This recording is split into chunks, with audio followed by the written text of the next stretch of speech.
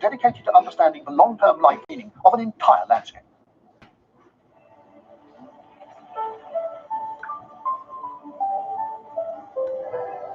I've had a team out there walking from dawn till dusk for 3 years, and the results are absolutely staggering. It's a long walk. I have walked personally further than from Land's End to Donner Groats. I mean, and that's just in these little fields up and down here. This is a flux gauge radiometer, which measures minute variations in magnetic signal under the soil. Imagine this field was untouched by human hand, and someone comes along and digs a ditch across it. And then that ditch fills in with various forms of material, stubble getting into the ditch. Then it all gets filled in again, and it looks like this. You can't see the ditch. When we come along, we walk over it, and we read the signal. So we get 0 all around it. Then suddenly it'll go up 1, 2, 3, 4, 2, 3, 1, 0, 0, 0. And we just walk backwards and forwards across that and build up this picture as we go. The radiometer picks up soil disturbances, which were made hundreds, even thousands of years ago. How much more have you got to do, Derek? Too much. We're over halfway there. Having said that, where's the end? Printed out, this is what the geophysics looks like. That must be the biggest geophysical survey in the country, isn't it? I believe it's now the biggest in the world. Good grief. This massive evidence, Dominic, surely tells us a different story about population in the area, doesn't it? Yeah, it must mean we've got a high population. The idea that hardly anybody living here is completely unsustainable. We end up with the same sort of density of settlement as we would have had 100 years ago. Once the surveys are done, Dominic and his team go to work. 4,000 years of history lie beneath the soil, just waiting to be uncovered. We're just coming out from the foot of the wall. Well, it's not quite steeply down to the wetland and the main area of occupation throughout Lake Queen Street. The geology of this part of the country is unique. A thick layer of wind-blown sand protects ancient remains, which in other areas of the country, the modern plough is destroyed. Dominic and his team were about to start digging an archaeological gold mine. Now, the first time we looked at the ladder settlement, we opened a 15-metre area, and there were 35,000 mines. British history from the Middle Ages, 500 years ago. But we know it's well preserved. Yeah, and that is very rare. In Britain, there are probably a few square kilometres of archaeology that's quite well preserved in the countryside. Dominic's excavations uncovered what the ghostly patterns of geophysics survey had hinted at. The actual remains of houses, trackways, and settlements which span 3,000 years of ancient history. This is the field we're working in at the moment. The ladder settlement comes through here, and we magically put layers and layers of the past on the top of this and top of it. There is the line of the ladder settlement going right the way through the field there. So what can the ladder settlement tell us about the arrival of the Anglo-Saxons? The archaeological remains of invasion are usually clear enough to spot. The Roman army in the 1st century and the Viking invaders of the 8th century both left their archaeological mark in the shape of war cemeteries and deliberately destroyed houses and religious sites. But Dominic could find no such evidence. What he did find was a village and a cemetery full of people who looked like Anglo-Saxons. The Anglo-Saxon cemetery is located here underneath the main road. We've got the cemetery. So we set off in search of the settlement, and we found the whole of the Anglo-Saxon village, 49 acres. The shadow of the balloon is now entering the site of the early Anglo-Saxon village, which extended right up into the foot of the hills, absolutely huge, much bigger than the present village. Dominic's meticulous surveys would have been able to pick up the massive disruption that an invasion causes on the landscape. But all he could find was evidence of peaceful and continuous settlement. Anglo-Saxon people there, Roman people there, Iron Age people, Bronze Age people, and of course, move into the field next door, and things go absolutely crazy. We can't argue that this is a farm. This has got to be some small village. Oh, yeah. And of course, just to the south of it, all these little blimps here, this is another cemetery. Well, it's sort of a loss for words. I mean, you have got a long-term settlement, you've got a cemetery here, you've got a complete way of life, and it's vanished. It's flat, dusty, sandy, and it looks like there's nothing here. And it goes on for kilometre after kilometre. Dominic discovered that the site had been occupied from prehistory until the middle of the 8th century. Neolithic cemeteries, Bronze Age barrows, Roman settlements, Anglo-Saxon villages were all part of this continuously occupied landscape. There were no gaps of occupation, no war cemeteries. There were no dramatic changes in the layouts of villages. In short, there was no invasion. What there was, however, was a change in fashion. Clothes, pottery, weapons and burial practices underwent a dramatic change in the centuries after the Roman government collapsed. These new fashions are very similar to styles found on the continent. But this change in fashion did not just happen at West Heslington. For decades, these burials have been taken as a key piece of evidence that a new set of people had taken over. But what were invading Anglo-Saxons doing in Dominic's peaceful landscape? Could it be that they weren't actually invaders? There'll be one here in this field somewhere.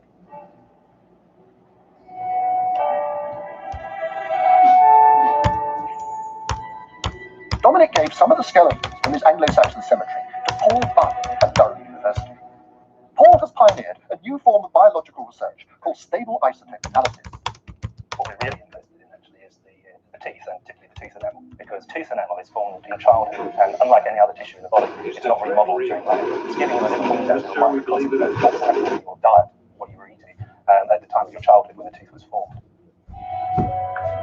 Paul's discovered that tooth enamel has within it materials specific to the person's location of birth. One of these materials contains oxygen isotopes. Your main source of oxygen is the oxygen that you consume as water. Because you're eating local food, this signal will find its way into your bones and into your teeth. By measuring the oxygen isotopes in a person's tooth enamel, Paul is able to tell what climate and in what part of the world they were born. This is a technique which offers the opportunity of identifying first-generation immigrants specifically, because you can look at people, you are going to see people who grew up somewhere different. Paul successfully analysed 24 of the bodies from Dominic's cemetery, and a few of these were indeed foreigners, but the other results were surprising. The things that we expected that we might see would be some continental immigrants at West Heslington. And in fact, we did see 4 individuals from the site who have drinking water which you can't really find in the UK. So were these rich, swaggering warrior-type people? The interesting thing about those 4 is that they're all females. They're very poorly furnished graves. And in fact, they're the only 4 females that essentially don't have any dress fittings at all. Household servants or something like that? Well, it certainly seems to be the lowest status people. The most likely candidates going to be sort of Scandinavian Norwegians on the coast up here, or possibly Sweden and England. What about the remainder of the population? They were all Yorkshiremen, were they? Well, you would think so. But the surprises didn't stop there. We did indeed find that about roughly sort of half the sample did look like they were sort of local to West Heslington. And then we had another half of the population associated with the western side of the country. Early East Yorkshire seems to be occupied by a large portion of the country, as far as I can tell. We've got a big immigrant component of the West Heslington population, but not coming from the east, coming from the west. So the foreign bodies in the cemetery weren't continental warriors, but visitors or economic migrants. The results did not surprise Dominic at all. There's a small number of people. There are a small number of continental Saxons, Jutes, Frisians, and so forth in different parts of the country. The majority of the population are exactly the same. It's a continuously evolving and cared for landscape. We see Roman sites with Anglo-Saxon components, Roman activity underneath the Anglo-Saxon settlement. There is no gap between the two. If there were, then we would have had a huge wodge of nice red ochre, red sand sitting between the two. And it doesn't happen.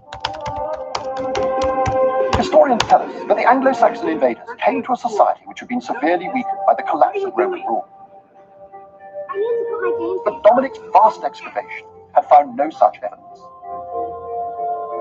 People are coming to appreciate the picture that we've thought was genuine for so long is seriously flawed.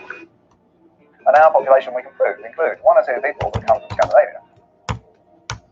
But this isn't an invasion. There is always resistance to change. Once people are happy with an established understanding, they do not want to change it. It's actually much more exciting to find that it's all wrong. The people of the 5th century cemetery at West Heslington looked like newcomers from the continent, and yet most of them were born in Britain. If this change wasn't the result of invasion, what was going on? There were profound cultural changes in the 5th century, but perhaps the most significant was language. There is no doubt that spoken language changed from native British, sometimes called Celtic, to English, which was a descendant of German. Surely this, if anything, has to be proof of the Anglo-Saxon invasion. Modern linguistics, however, are beginning to question this. Katie Lowe has been looking at the traces of native British grammar in modern English. It's come down to simply knows the fact that the Celtic languages just didn't really affect modern English. And I think that's basically stopped people looking. We just thought, well, there simply can't be any influence at all. But linguists have discovered a hidden code in our language structure, which shows a strong influence from the Britons. If you're a Celt and you're trying to learn Old English, just like any second language acquisition, you're going to make mistakes. I mean, if you go to France today, you're bound to make mistakes which really show structure from your own language. So, for example, you might make mistakes in syntax, you might make mistakes in vocabulary. Of course, your accent will be very strong as well. And it's thought perhaps some of the Celtic structural language affected English. In the process of learning English, the native Britons retained the structure of their own language, and these ancient patterns are still visible in the grammatical structure of modern English. Old English was really rather like German construction, and the way you constructed a sentence was based largely on endings that indicated what a word was doing in the sentence. Nowadays, wording is all important. If I say the cat chased the man, what do you say it was the other way around? In German, word endings and not word order would have told us who was chasing who. So why did the English language undergo this strange mutation? We've shifted to a different kind of word order within the sentence. Where's that come from? It doesn't seem to have happened quite so much within any of the other Germanic languages. Recent research has shown that What vomit? Tell your pappy. Tell your mama. Back in June, today it's completely different, and a couple of things account for that. One, from everybody that I've spoken to, from precinct managers all the way up to the Secretary of State's office, all of them are pointing directly to early voting. You know that we saw a record early voting turnout here in the state of Georgia. Some 3.9 million people cast a ballot. Here in Fulton County, more than 350,000 people voted early. So they're saying that has helped them tremendously be able to manage these lines, get people out in a good amount of time. And that's going to contribute, as I understand from the Secretary of State's office, an official told me that they are optimistic that they will be able to have the votes counted and tallied by either late tonight or early tomorrow here in the state of Georgia. Amen. All right, Blaine Alexander live for us there in Georgia. Blaine, thank you. That is the lay of the land from all of our reporters and correspondents. Let's now bring in former Senator Harry Reid of Nevada, who spent 12 years as the Democrats' leader in the Senate, including during the passage of the Affordable Care Act. Senator Reid, it's great to have you with us. Thanks again for joining us. So we just got the lay of the land from our team there on the ground. I'm curious to get your thoughts. Who are you checking in with today, and what are you hearing around the country? Well, we're in Nevada, we're in good shape. We have the strongest state party organization in the country. We have a culinary union, 75,000 members who have been out on the streets for weeks and weeks. And we have a tremendously good ground program here. Around the country, I feel really good. I think that people are beginning to understand why those of us that know Joe Biden care so much about him. His life story is something that we should all focus on and understand what a good man he is, man of character. We have this campaign, appears to me, to be based on character, the character of Donald Trump, that of Joe Biden. When you compare the two, it's a pretty easy choice to make. You obviously know Joe Biden personally. You're talking there about his character. You've known and served with Joe Biden for 22 years in the Senate, 8 years during the Obama administration. Do you want to share with us a personal story about the Joe Biden that you know that affirms the character that you're talking about? I had back surgery here in Nevada and was bedridden. And the doorbell rings, in walks Joe Biden with some flowers and sat in a little chair beside my bed, talked to me for an hour. That's Joe Biden. Yeah, if it's one thing that a lot of people have affirmed, it is his empathy throughout this entire election season. Let me switch gears for a moment, if I can, Senator. President Trump has hammered the legitimacy of a vote in many states, including your home state of Nevada. But for the first time in months, more Americans say they are confident that the election will be conducted in a fair and equal way than those who say it won't. That is something the president has been trying to discredit the election. Has President Trump, do you think, discredited voting in this country, at least created some doubt over the process?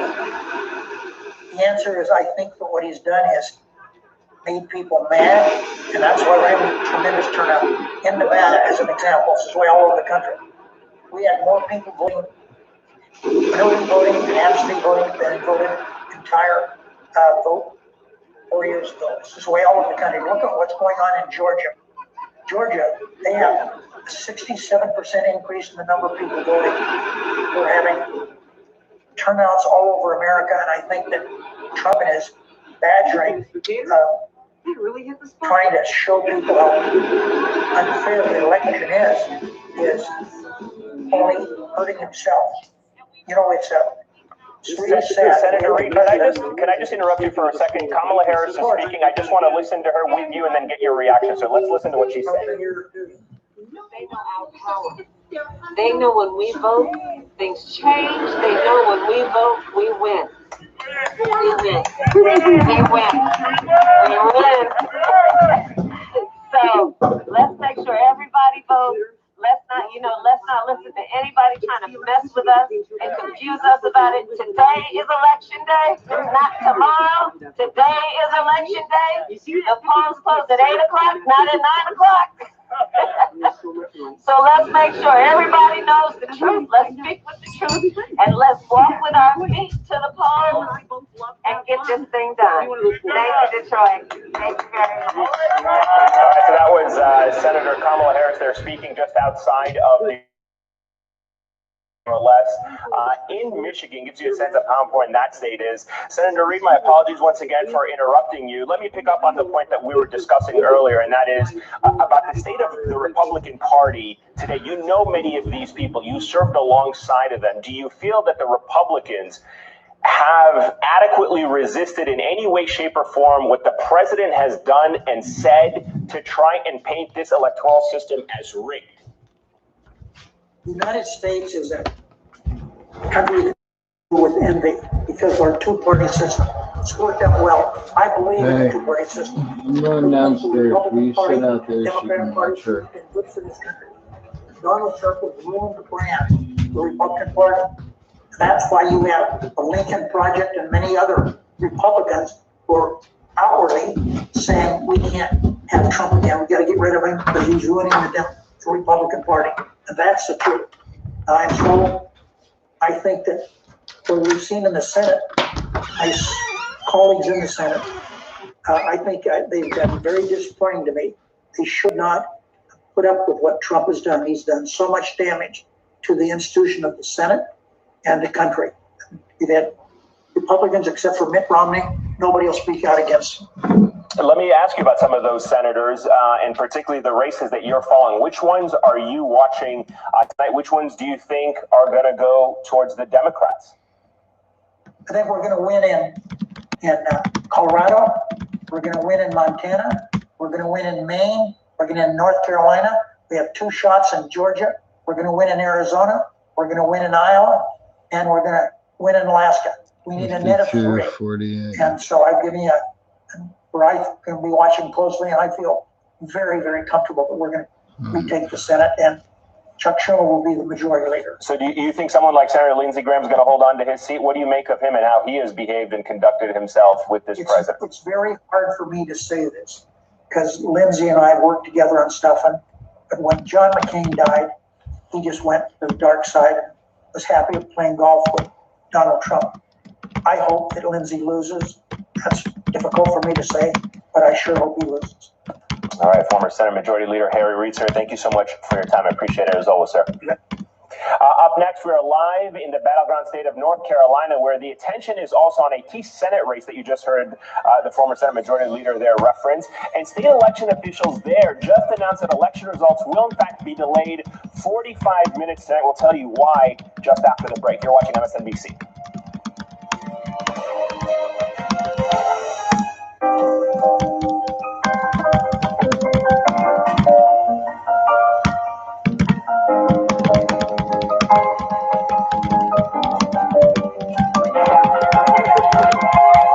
Since pioneering the SUV in 1935, the Chevy Suburban has carried many things. Nothing more important than family. Introducing the most versatile and advanced Chevy Suburban and Tahoe ever. Tackling climate change and providing energy isn't an either-or. We have to do both. America's natural gas and oil companies have helped the U.S. become the world leader in reducing emissions, all while keeping the lights on across the country. We've already made progress. Together, we can go further. Join us at energyforprogress.org. Sweetheart, do my forearms look bigger? They look the same. I've been spinning faster recently. I think they're getting bigger. Feel them. Yeah, they kind of feel bigger. Yeah, cool. Switch to Progressive and you can save hundreds. You know, like the sign says. This is Decision Tech. Find a stock based on your interests or what's trending. Get real-time insights in your customized view of the market. It's smarter trading technology for smarter trading decisions. Fidelity. Repair your enamel with Pronamel Repair. Our most advanced formula helps you brush in vital minerals to actively repair and strengthen enamel. So you don't just brush to clean, you brush to build. Pronamel Intensive Enamel Repair. At Cloder Farms, you're going to find a superior mattress at a great value. You look at the warranty, 20 years that it's guaranteed for. That's a long time for a mattress. During our Veterans Day sale, all mattresses are 25% off. Be sure to ask us about our free delivery in Massachusetts, Connecticut, and Rhode Island. You know you found the right mattress when you get a good night's sleep.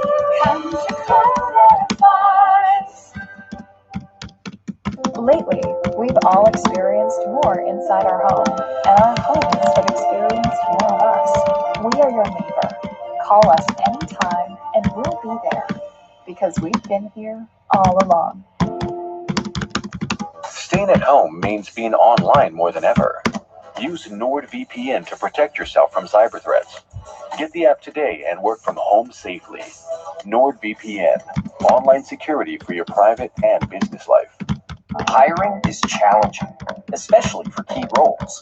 Finding the right people is a very difficult task. ZipRecruiter finds us the best people for the job. They sent my jobs to the top job sites and found people with the right skills and experience. We've hired everyone from accountants to project managers to field scientists. With ZipRecruiter, we get hiring results. ZipRecruiter, rated the #1 hiring site. Try it for free at ziprecruiter.com/star. Nearly 101 million Americans have already cast their vote, and millions more are voting right now. We have a team of reporters spread out at polling stations in key states across the entire country. Joining me now are Garrett Hake in Houston, Texas, Tremaine Lee in Durham, North Carolina, where there's also a hard-fought Senate race, and Kerry Sanders in St. Petersburg, Florida, where Biden and Trump are locked in a tight race in the most recent polls there. I do want to begin, though, in Texas. Garrett, let me start with you. You're in Harris County. It has been the center of one of the more important legal battles that has played out over the past 48 hours. What are you seeing and hearing today about the issue of drive-through polling centers? Yeah, Eamon, look, if Joe Biden's going to win in Texas, he's going to do it on the strength of this enormous turnout that we have seen already in Harris County, and it continues throughout the day here today. Over the last 48 hours or so, we've seen one last fight about drive-through voting, at which 127,000 votes were cast during the early vote period. The drive-through voting has stopped for today in all but one location after a series of legal challenges led the clerk here in Harris County to say he didn't want to risk the possibility that any more votes could be caught up in this. But the effort by a group of Republican activists and a couple of candidates to block that drive-through voting may very well have backfired for them. I've heard from a number of Democratic voters who were galvanized by this decision, who felt like these are people trying to take their votes out from under them, including a woman who I interviewed this morning named Tamara Bell, who was pretty worked up about this issue. Take a listen. Can I ask you this whole thing about the drive-through voting, the Republicans trying to throw those votes out? Did you follow that case? Did I? Okay, first off, when you in the car, okay, they don't ask you, are you in the car because you got chemo? You're taking chemo. Are you in the car because you have been in a wreck? You can't walk. They just say, oh, okay, you want to vote by car? Fine. They don't say, are you Democrat voting? Are you a Republican? So you're trying to nullify the vote. That is voter suppression at its highest. So, Eamon, folks in the community here have been acutely aware of this fight here over the last couple of days. I can tell you right now, we're not seeing big lines here in suburban Houston, but the goal here tonight, Democrats feel like if they can break about 1.7 million voters out of this county, that'll put them in very, very good shape. It is doable, but it's going to take a lot of turnout here in the next couple of hours. All right, Garrett Hake in Houston. Garrett, as always, thanks, my friend. Turning out to Tremaine Lee at a polling location in Durham, North Carolina, a state where black voters made a key difference back in 2016. What is the latest on the ground there at this hour, Tremaine? I'll tell you what, Eamon, the big story here is the early voter turnout.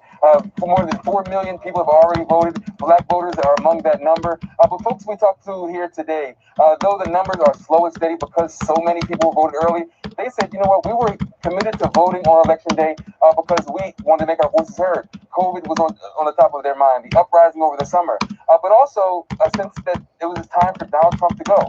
Let's take a listen to one gentleman I spoke with earlier. I would have voted for Peter Pan if we didn't get Trump out of it. So you know, like I said, I was a Bloomberg fan initially.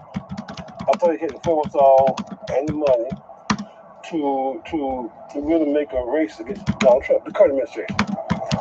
When Bloomberg did not, he got on opinion late.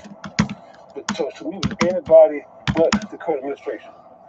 I'm trying not to call names, but sometimes it's tough. But yeah, Peter Pan right out of here.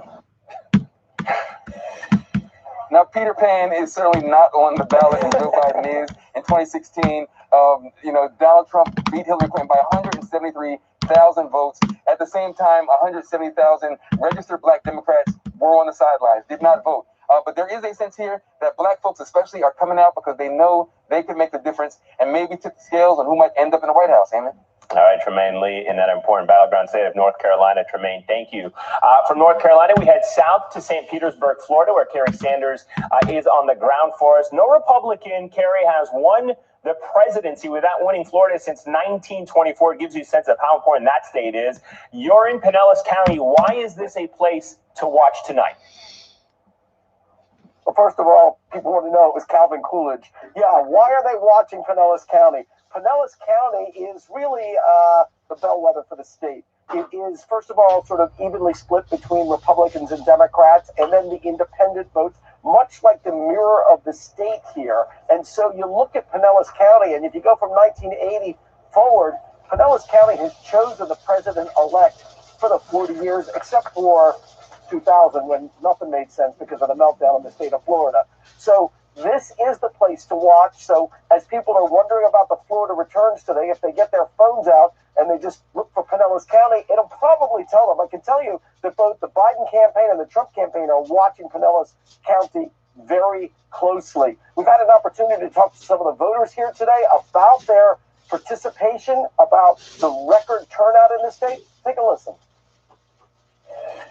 It feels good to vote for me, and I wanted to vote in person today because I didn't want to worry about slow mail.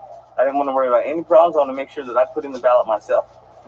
I said for me, there's a sense of camaraderie coming on voting day, so that's why I wanted to come this morning. Eamon, how important is Florida beyond the 29 electoral votes? Well, think about how much money that the campaigns have poured into this state. $264 million. So if you take every Florida voter, if they all voted, 14 million of them, that would have been about $18.85 per vote. So there you have the value of the Florida voter of their other states. It's a really important state here, Amy. I was going to say, I suspect that's the price of a decent lunch there in Pinellas. Kerry Sanders in Florida, Garrett Hake, Tremaine Lee, thanks to all three of you.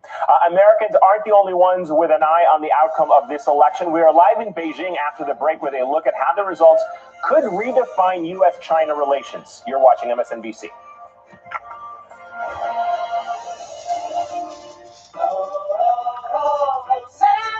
Once weekly Ozempic is helping many people with type 2 diabetes like Emily lower their blood sugar.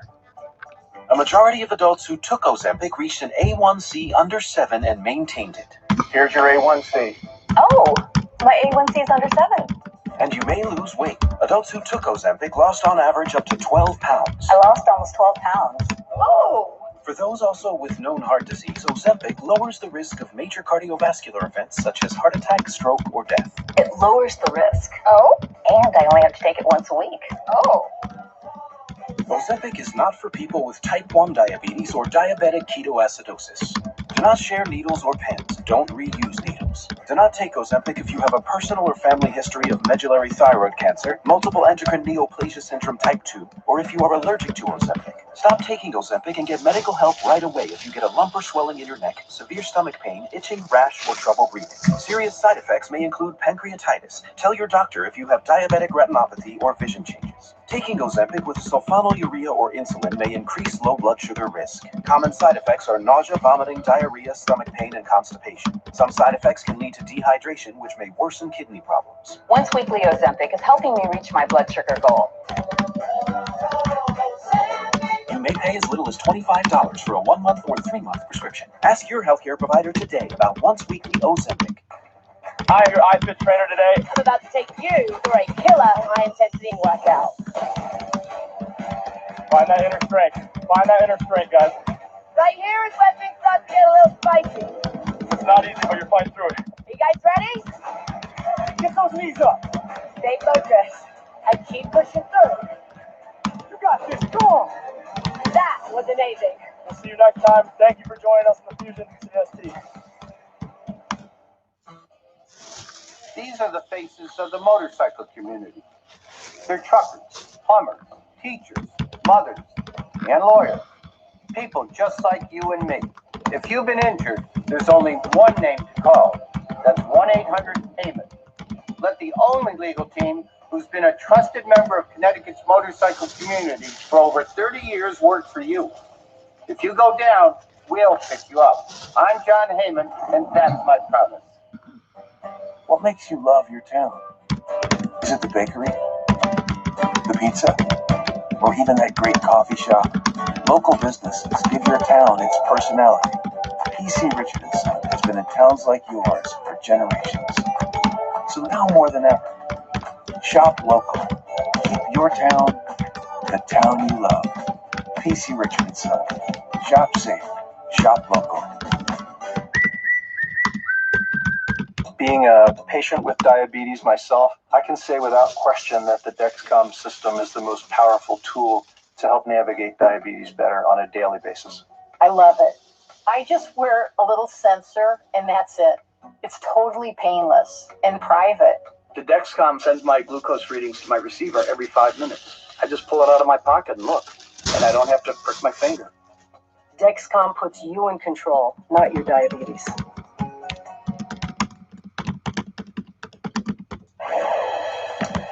After years of trade wars and confrontational negotiations between the U.S. and China, many Chinese citizens are paying close attention to who will become the next U.S. president. Joining me now is NBC News foreign correspondent Janice McIntyre, live in Beijing. Janice, good to talk to you again. We caught up with you a couple of weeks ago to get the pulse of how the elections were in the final weeks.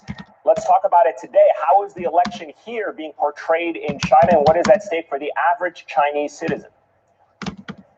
Well, the topic is trending high on Chinese social media, Eamon. There are literally nearly 4 billion views so far. There's intrigue with the process. Of course, a democratic election is not something that happens here. The real fascination, though, seems to be with this idea that there could be violence or unrest related to the election. State media is also really playing up these images that we've seen of storefronts being boarded up in Manhattan and Beverly Hills, extra police being deployed, the fact that lawyers are on standby.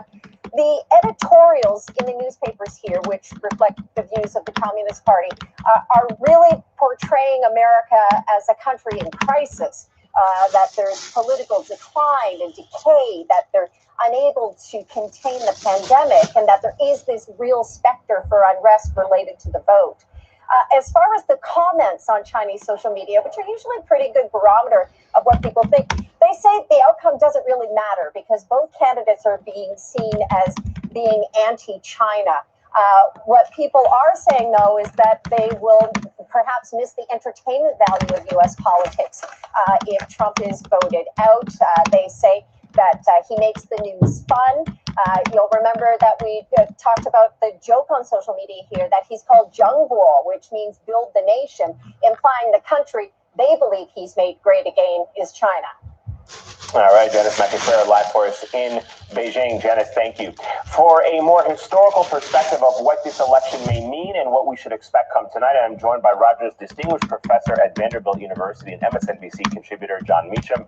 He is also the author of His Truth is Marching On, John Lewis and the Power of Hope. John, great to have you with us. So first off, as someone who has studied American history throughout their life, can you put into perspective what these next 12, 24 hours means for the life of this country?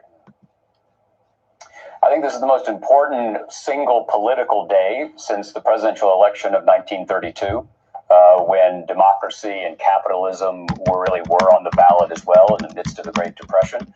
And before that, I think you have to go back to 1864, to the remarkable wartime presidential election, where Lincoln was so devoted to the Constitution, so devoted to the rule of law, that he prepared, because he thought he was going to lose, he was already preparing his cabinet and the government for a transition to George McClellan, who was going to undo the cause of the war. And so, if you're looking for a sense of the stakes are that institutions we believe in deeply are in danger, and they're on the ballot. So I was actually going to ask you about that. Looking forward, as a historian, it's obviously too early to tell who will win this election, but how do you think this race will have an impact on future elections in this country in terms of the way we've conducted them, and what, may appear to be exceptional this time around may become the norm in future cycles? Well, God and Dr. Fauci willing, we won't have another pandemic election. It's hard to extrapolate because of the pandemic. It's become so much our reality that in a weird way, we factored it in. I think the real historical story here is going to be less about President Trump and more about us, the American people, and why so many people were so frustrated, were so angry about the existing order, that they initially gave rise to Trump, who then attracted more traditional Republicans. The story, I think, is as much about the people as it is the president. So speaking of the people, we have seen incredible early voter turnout. Do you think this level of engagement, if it carries through the end of today, will continue in future elections? Or do you think because it is, as you mentioned, an election that the stakes are so high in, it will be an outlier? Great question, and I think it's a generational one. It's going to be the number I'm really looking forward to seeing is how many of the millennials turned out, and perhaps their level of engagement, having been set now, will continue. Jefferson once said that we should be participants in politics not simply on election day, but every day. And I think certainly the infrastructure of a more engaged public, both because of the digital world and because of the existential nature of this election, I think those two tributaries could combine to create a river of much more engagement. All right, John Meacham, always smarter with your words. Thank you very much. I appreciate it, sir. Up next, we are on the ground in 4 battleground states: Wisconsin, Arizona, Michigan, and Ohio. President Trump won in 2016, but looked like the... It's painful.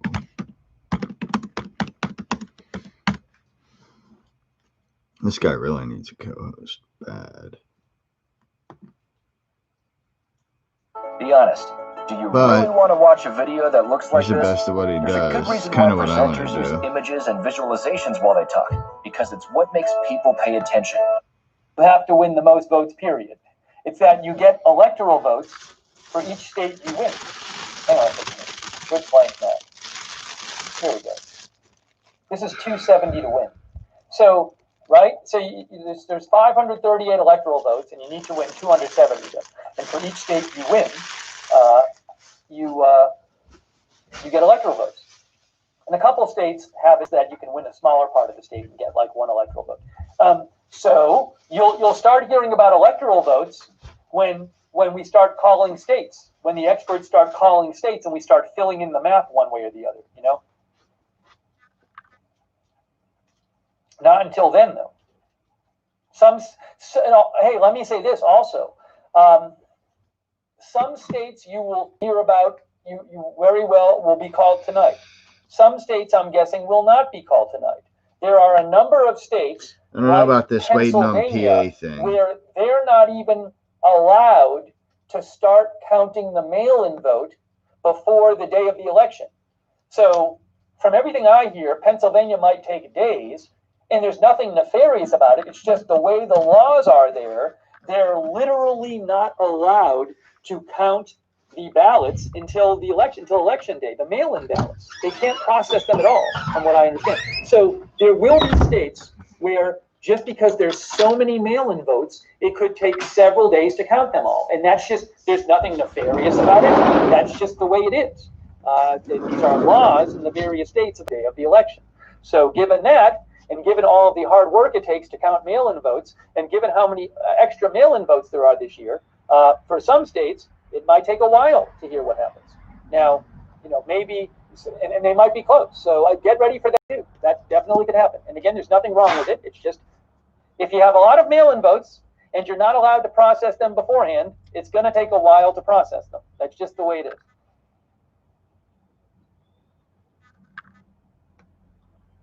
So I don't know about this whole waiting on Pennsylvania tonight thing. I think it's a little iffy. For one, if we're waiting on Pennsylvania,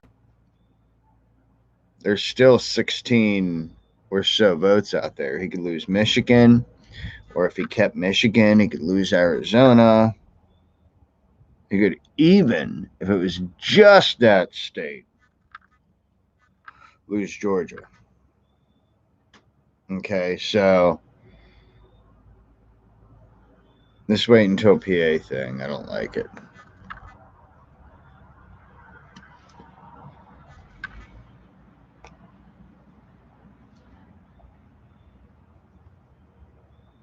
Thank you, Kenneth Man, Colton. you really need Kenneth, a I asked that dude. people be respectful in the chat. If they can't be respectful in the civil, the mods are great. They will take care of it. So thank you, Kenneth Colton. Thank you also, Alan Coleman, for your support. Thank you, Sonny. He says we will be waiting on Pennsylvania at the night's end. Thank you, Sonny. I thanked Matthew Barton. But I'll thank Matthew Barton again in case I did. Matthew Barton, thank you. Way too much info. Thank you. Saranya C. Thank you. Saranya thinks Michigan and Pennsylvania won't have counted all ballots for a week, probably.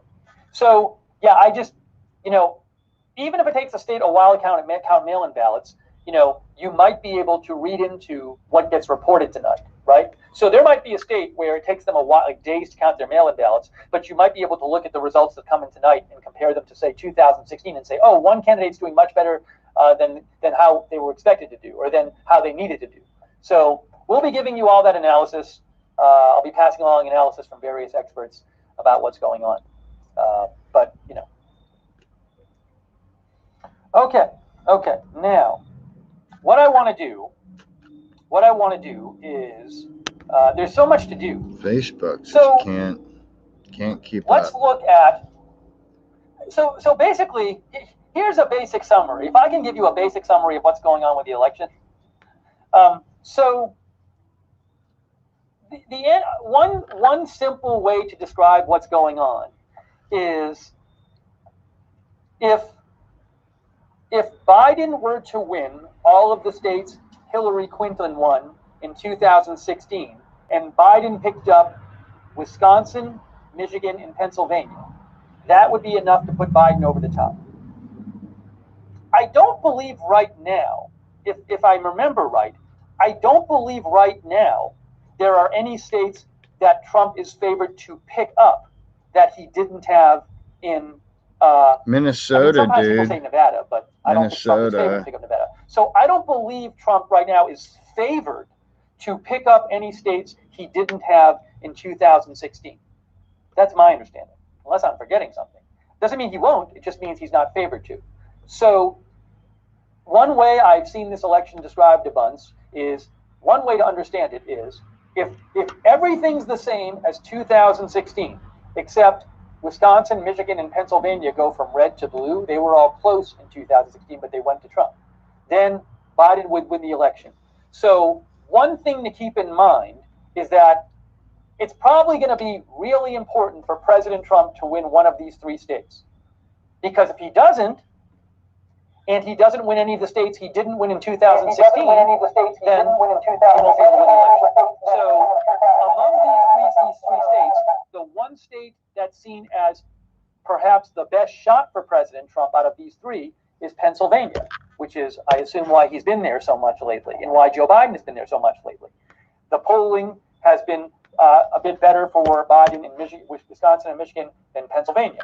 So that's why Pennsylvania is seen as so important. Okay, so one way to look at this election is, one common way I'm seeing is focus on these 3 states, because if they all go to Biden, then President Trump would have to win some states he didn't win in 2016, and I don't believe there's an obvious candidate in each state. Now, another thing though is, so aside from these 3 states, right, Michigan, Pennsylvania, Wisconsin, there's some other states that are close. So there are other states that are, where the polling's been close, where it's seen as a possibility that Biden could win a state that he didn't win in 2016, such as Georgia, or North Carolina, or Florida, or maybe even Texas, or Arizona. So, for example, though, if I'd have to do all the math here, but the point is that if Biden were to not win Pennsylvania, he might be able to make it up by winning some other states that President Trump won in 2016. So we'll be focusing, I don't think we're going to be focusing much on states like Carolina or Arkansas, because Arkansas is going to be red. California, I can't speak. Arkansas is going to be red, and California is going to be. We could keep going here. Alabama is going to be red, and Oregon is going to be blue. So it's generally it's not as clear what's going to happen.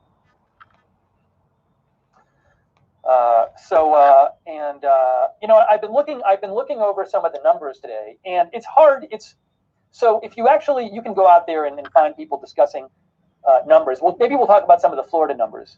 So what a lot of people are doing is some states, you can see how many people have voted today. And actually, it's interesting. In Florida, the various counties actually they don't report the vote totals, but they don't report the actual votes yet. But in Florida, various counties in real time will say, well, we've gotten this many votes from this many parties. So I've seen lots of detailed discussions online saying, oh, look, in Florida, this county has this many votes in, and this many for Republicans, and this many for Democrats, and this many for independents. And people try to figure out, like, how well does Trump or Biden need to be doing, plus given what happened in the early vote, to win the state.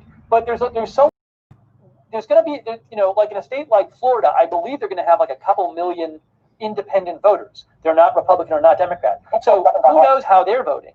And then also, like, we just don't know. It's also, we don't even know how, what we know right now is for some states, we know of the early voting and mail-in voting, how many people from each party voted that way. But we don't know how they actually voted. So there's a lot of guesswork going on. I don't think I'll end up doing too much of that because, I feel that smartly, you really have to know what you're talking about. It's very easy to start looking at numbers and saying, oh, the turnout is up in this county. That's good for Trump, or that's good for Biden, when in fact you have no idea what you're talking about. So I've been trying to look at some of that stuff today, but I think I'm going to stick to I'm not going to try to do that myself because I feel like I'll be going into a place where I don't really know what I'm doing. So, but there are some, if I see like some expert who said, at this county, how the early vote is going, I'll let you know. But I do see, like, if you want to see that kind of stuff, go to Predicted.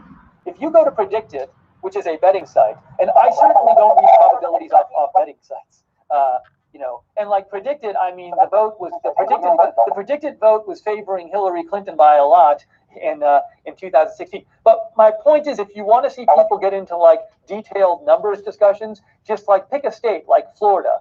And if you start reading the comments in Predicted, it's a betting site, you start reading the comments, you'll have everybody, like some people say, oh, look at this county's numbers. This county's numbers are good for Trump. And somebody will say, look at these county's numbers. This county's numbers are good for Biden. And it's just like a big, it's like a, what do you call it? Like a rabbit hole.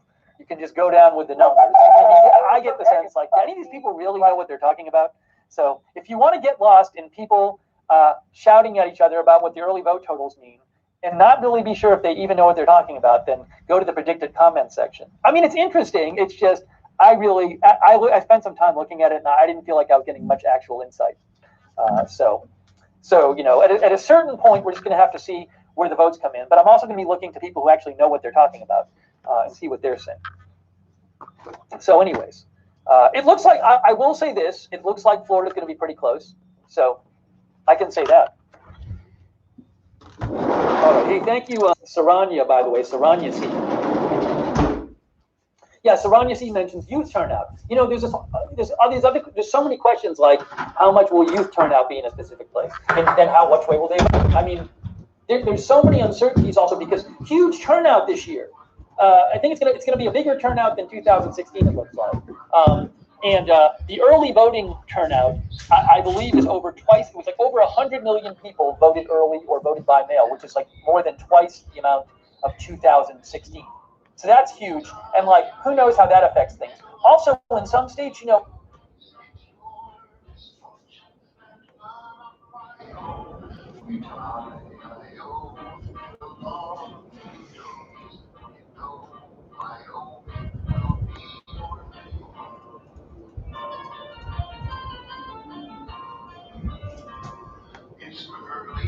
In Texas, before today, even before today in Texas, they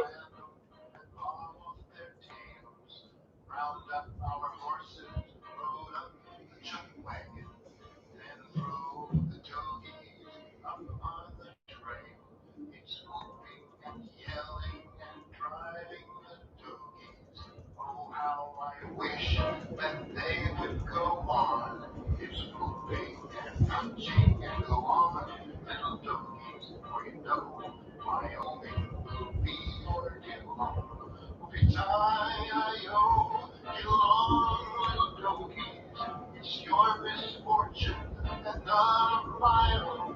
Whoopie-tie-I-O, get along, little donkeys, for you know, Wyoming will be your new home.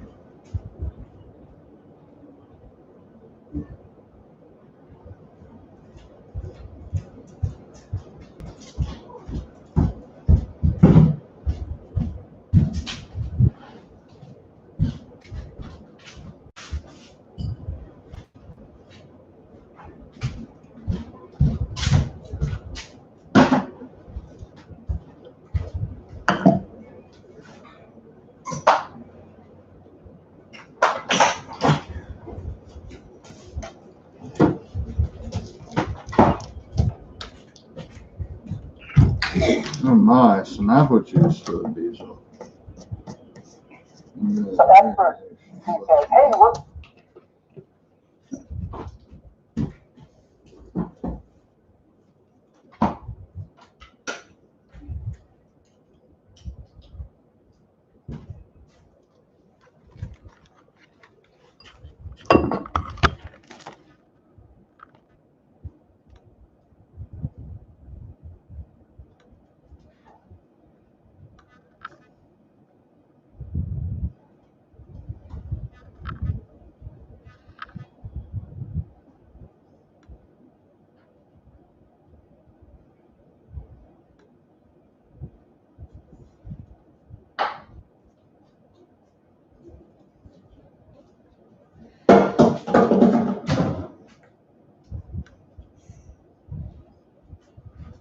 Alright, I'm gonna publish 2pmshow.com.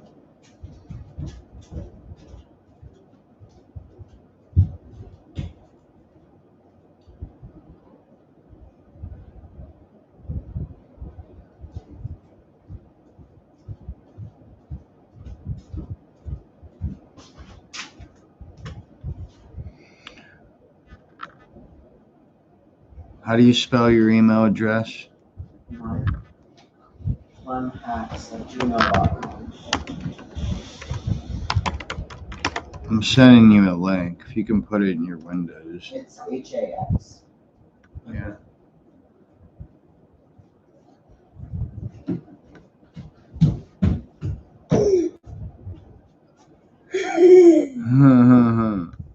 You can listen to that music, Bezel. Hey, go listen to your music. Yeah. Go listen to it.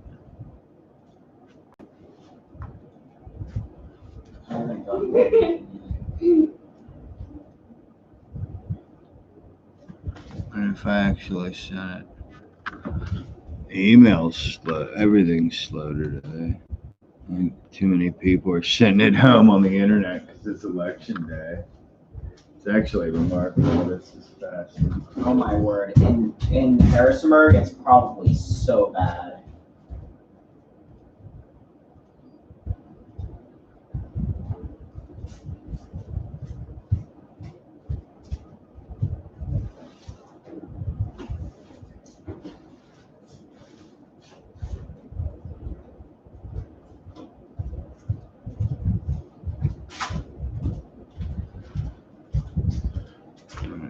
So, Are all three of those you?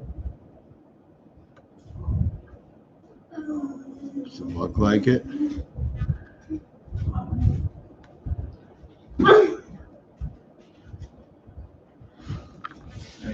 Are they stalling out? It's 4 people watching.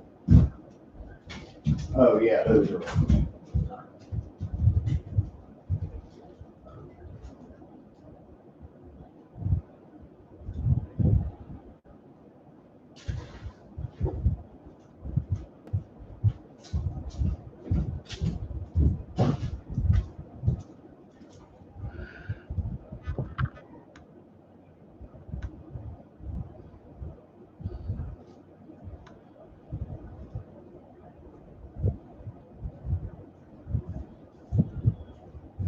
I'm leaving, Bezel. I can't take it.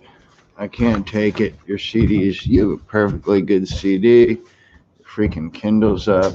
Deal with life. Like the rest of us.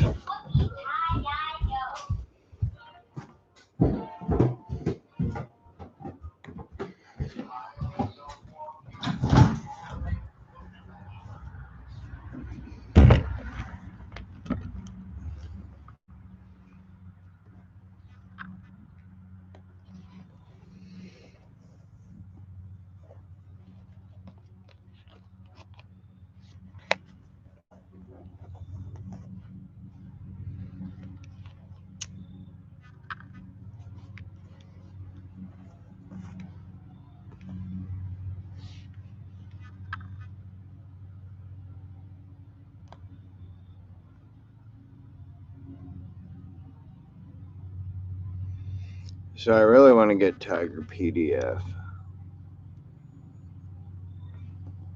You know, the majority of Americans, this was for Vapor.com for a return. We'll see if we have them in a future segment or not.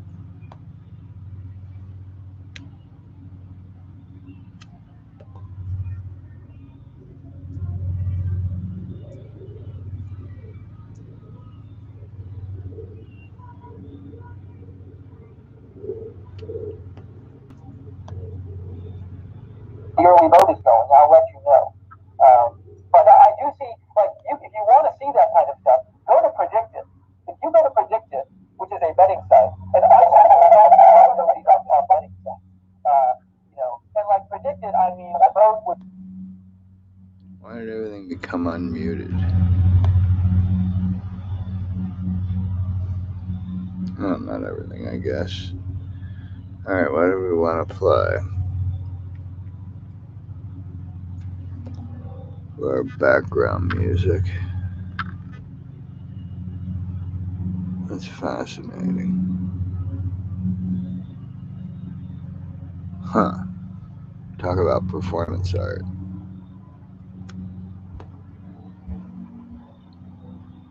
You could almost watch that all day.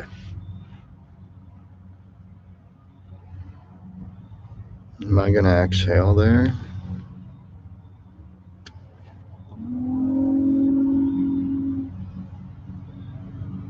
Oh man. Can you imagine if he loses after 10? And all that making fun of Biden. Ay.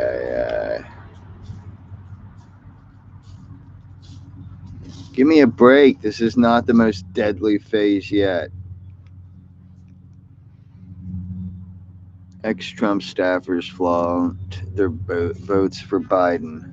Who? I don't know what's happened to Drudge. Publicly silent, privately disgusted.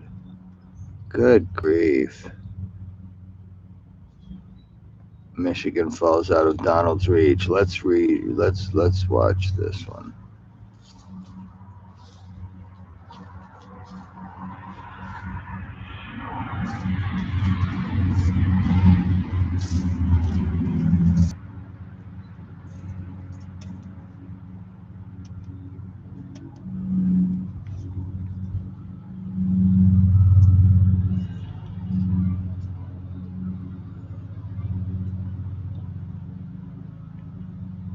Biden plus 13 in Michigan.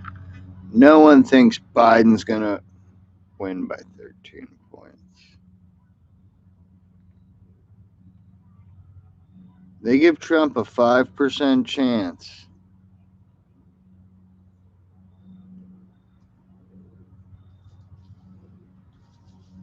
And look how close to a tie they all are. That's ridiculous. And some of the Biden scenarios have Trump at like 60%. At 22%, give me a break. What? I don't know what they think they're doing with these models, but that's... Oh, let's listen to some RT. See how much election coverage there actually is. Man, is the computer slow all of a sudden.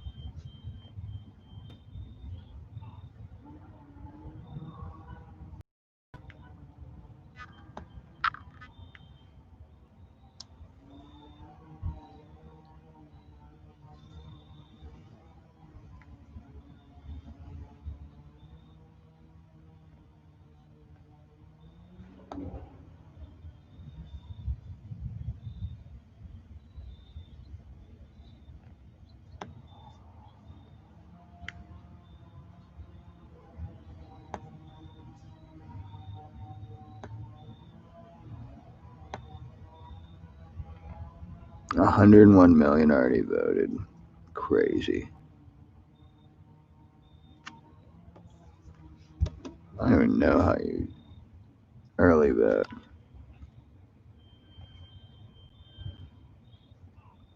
President starts election day going on Fox News to complain about Fox News. Biden attends church, visits son's grave.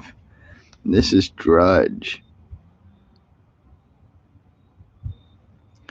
Up to 30 inches of rain in Central America. That's no fun. Gambler bets $5 million on Trump and biggest ever political wager. I want to see what he wins if he wins. See, I bet 10 million, right? Then you get the world record, you get a media thing. It's a great vote. It's a gambesting principle. Take your best option and vote it.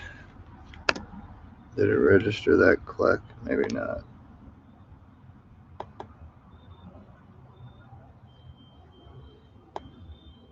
Man, this is slow.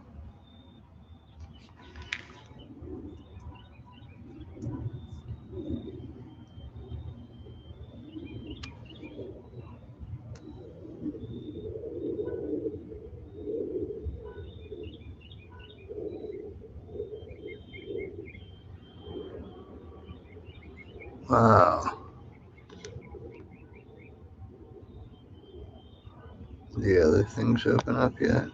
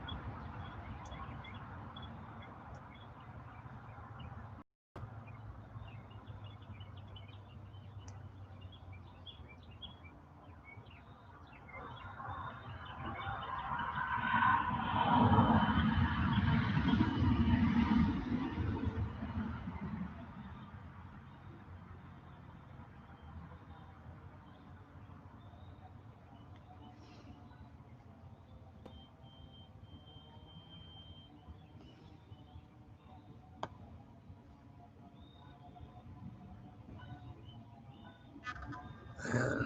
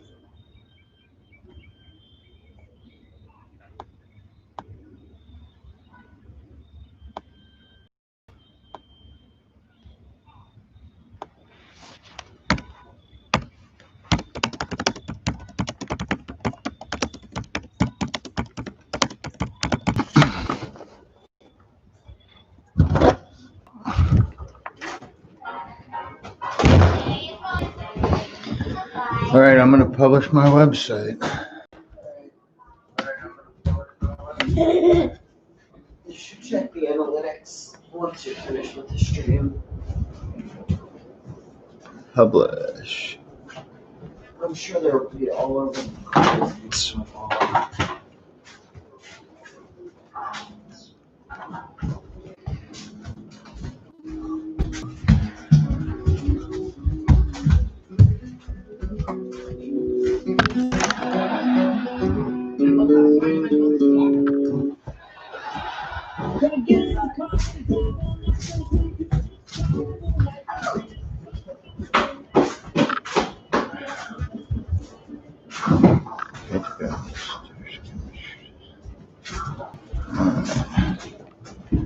Man, is the internet slow.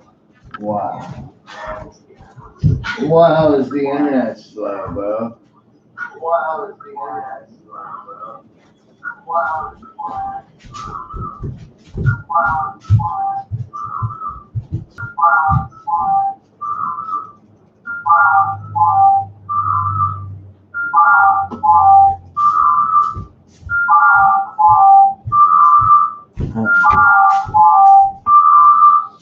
What is that background feedback? What's that? That was, Which site is almost I guess an echo because I'm also in the same room. It happens sometimes with Discord and stuff.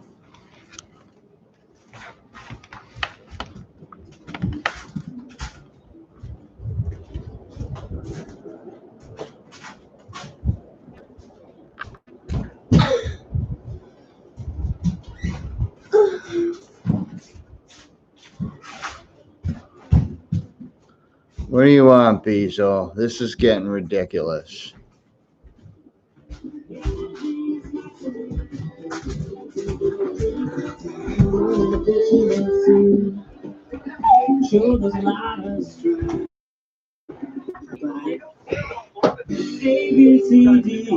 Alright, so next, the website's up. Hopefully I get at least one person to tune in. That'll really help.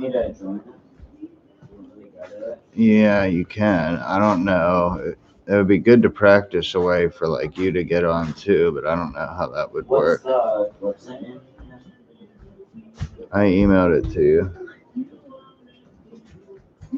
I mean, you got on it somehow, right? I assume you got the email. No, I mean, oh, is it in no, I mean like your website.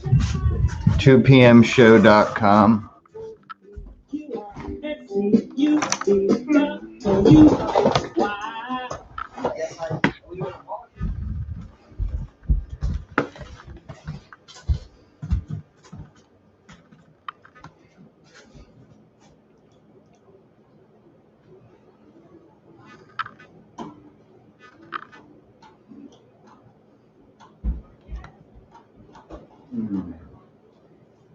I wonder what the easiest way to get this searched on. Oh, probably isn't searchable yet. Did you go to 2pmshow.com and it wasn't up yet? No, it is up. How many people are watching my thing? 4? Yeah, that's what I have too.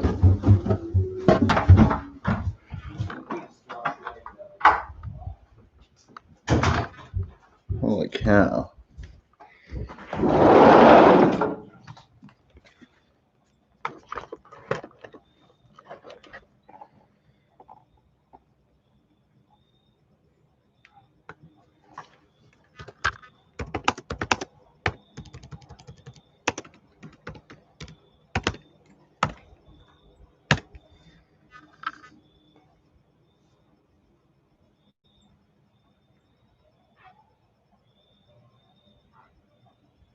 My word, why is it showing that?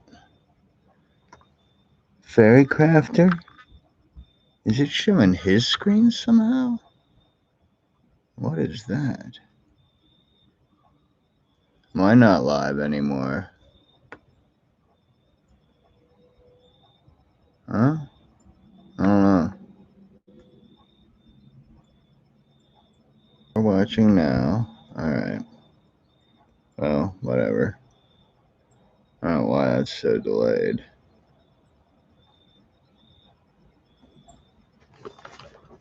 So what I'm looking for now is, you know how in the movies they do the shots with like the guys brushing their teeth and stuff? It's really weird. I don't know why they do it, but figured I would try it because why not?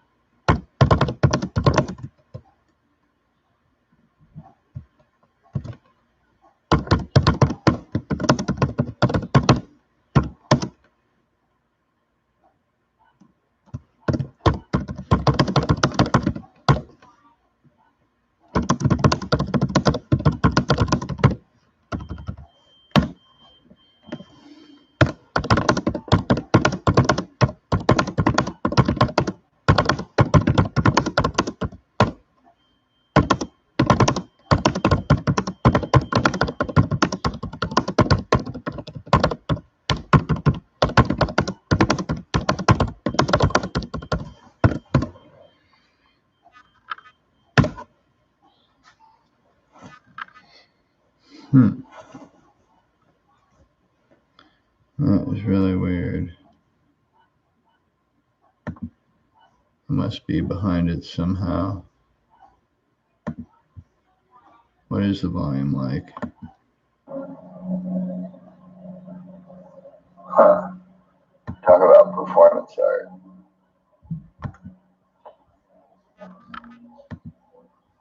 Could almost watch that all day. Am I going to exhale there?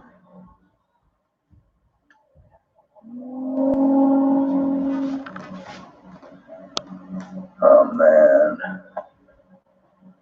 Can you imagine if he loses after 10?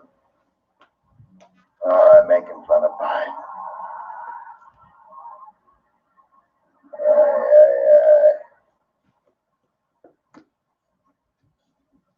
Give me a break. This is not the most deadly fate yet. Ex-Trump staffers flaunt their votes for Biden, who, I don't know what's happening, Drudge. Publicly silent, privately disgusted. Good grief. Michigan falls out of Donald's reach. Let's watch this one.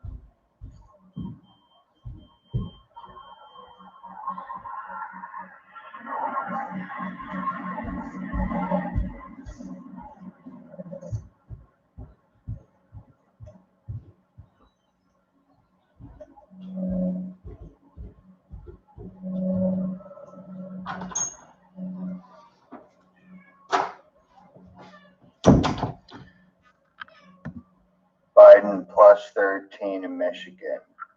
No one thinks Biden's going to win by 13 points. Uh-oh, 6 watching now. Sorry if you're watching because I'm not set up quite yet. My election coverage is more geared towards the evening. Look how close to it But, they all are. Alright, I'm just testing the sound here. And then I'm going to test the sound of what background noises sound like. So, please give me a minute, and then I'm going to go to the movie prep shots, as you'll see.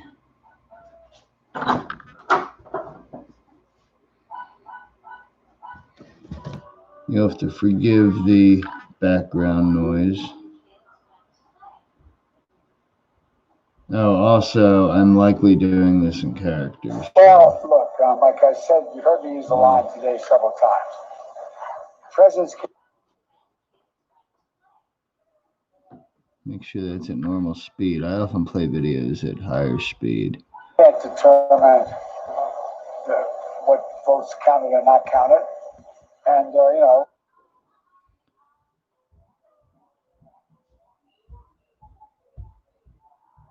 Man, I don't know. voters determine who's. I don't know. Listening to him talking to Trump talk, or listening to him talk 15 years ago. They almost convince you of the craziness. So, we did the 100-day challenge back in the 3rd week of July, something like that. And it's still watching the same thing on a loop.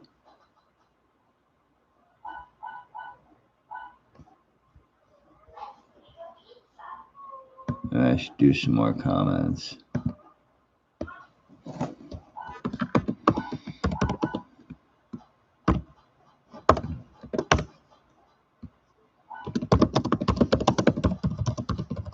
How about this picks up?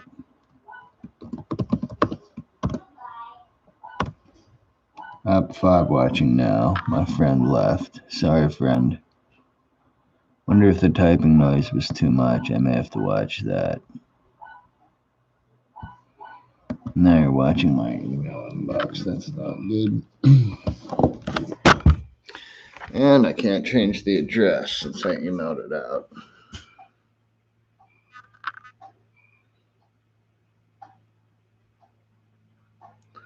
So, should we play stacks? Let's play some stacks. Since the headlines today are just a big old bummer. Big old bummer. So let's do stacks.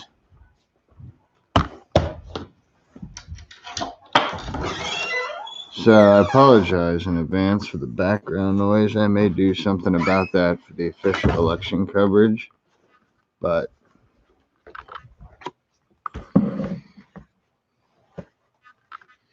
so, stacks of stuff. What did this stop playing? All right.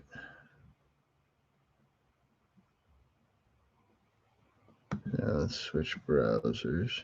Oh, I never sent it.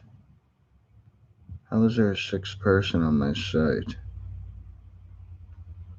Well, that's weird.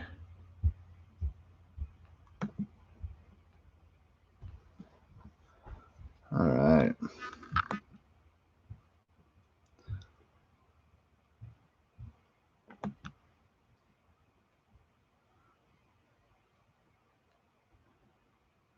So,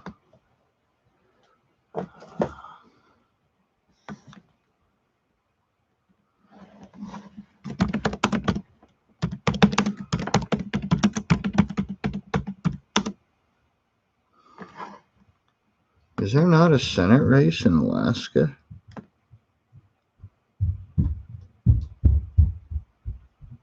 Is it a gubernatorial race that's tight and contested?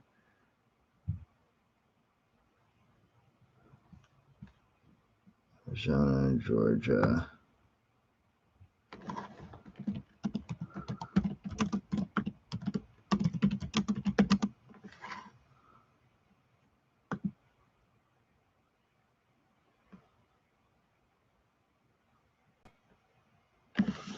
Montana is worth mentioning. That's worth looking at.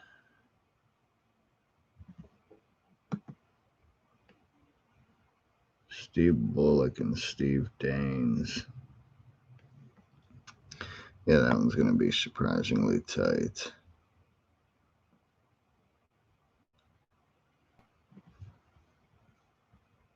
Nothing in Texas.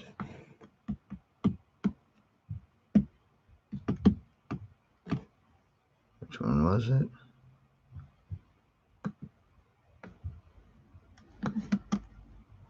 Oh, Montana.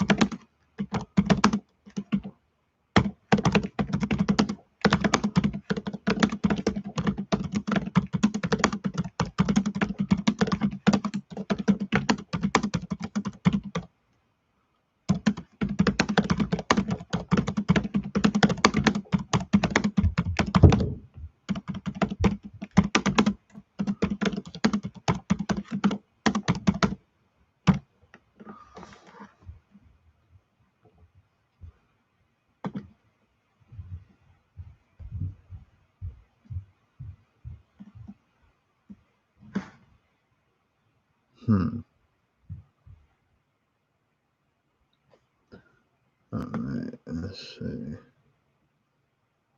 How do I undo this?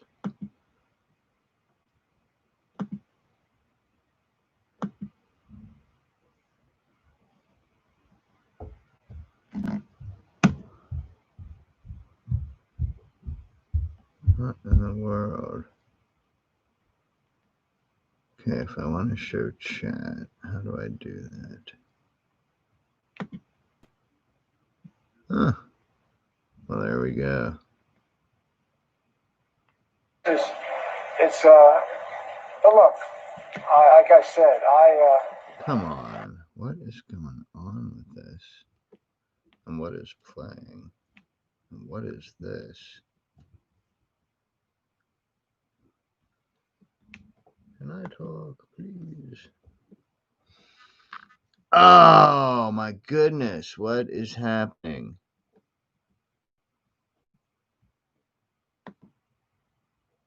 The internet's super slow. That's what's happening.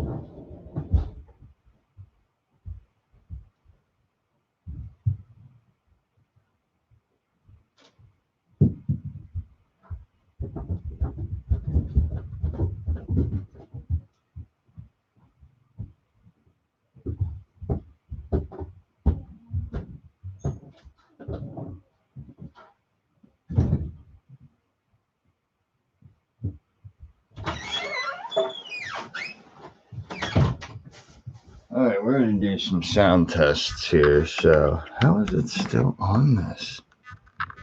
I don't understand. Shouldn't be that much of a delay.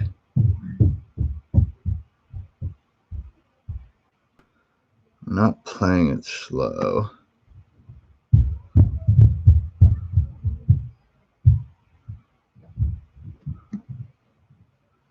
Really?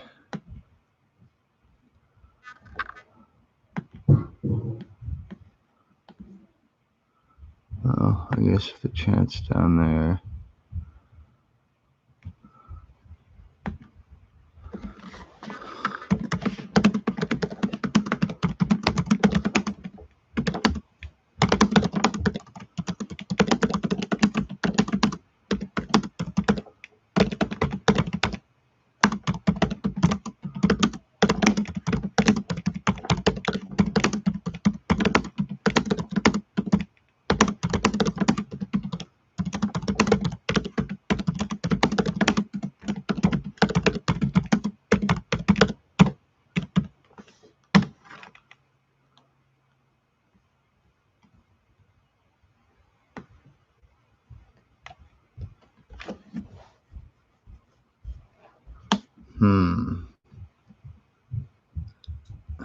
I hate the way Opera does that. If you have multiple tabs, it can be really testy.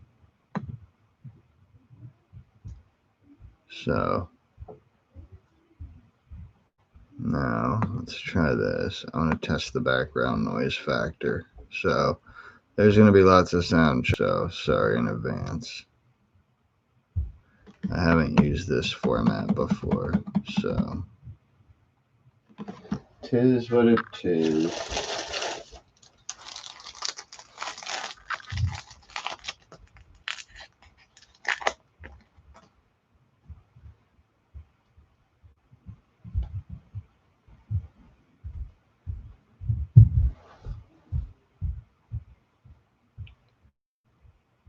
Nothing is working real well today.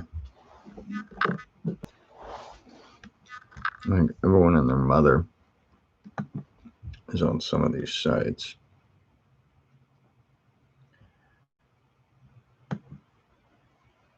It's making it tough.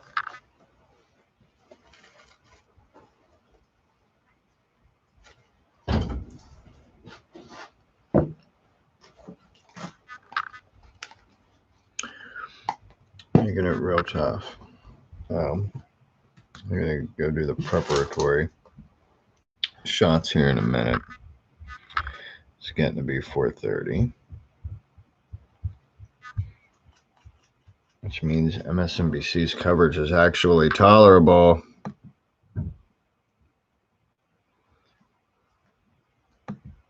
All right.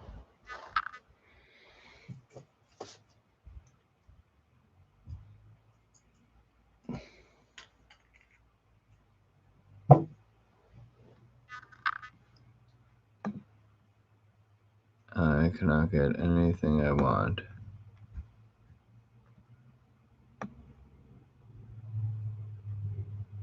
And there we go. Not. I'm sure I'll see ads for them again.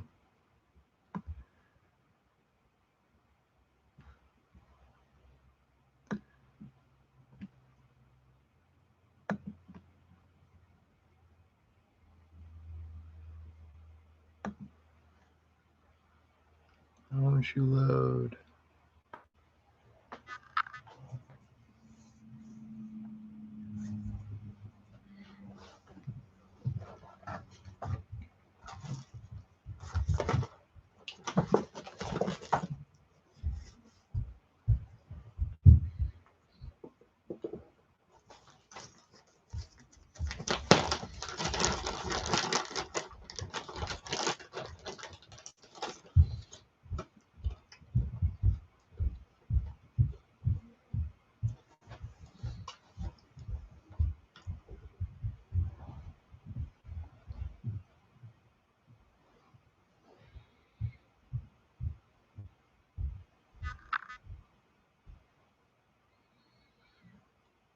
This is unbelievable.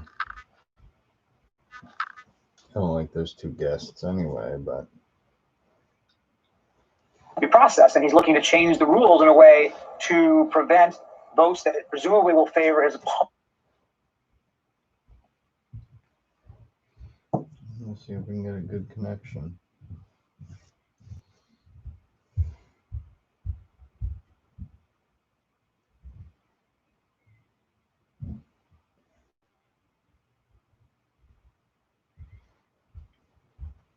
where the count is close, where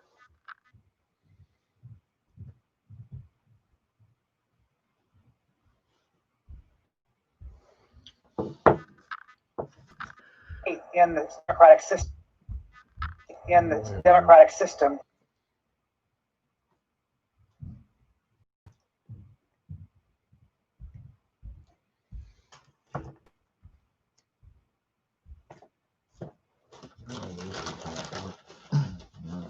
more than 2 centuries. You know, Jeremy, if I hold my breath until my brain's deprived of oxygen and try to see the world the way Donald Trump does, you can see his exasperation.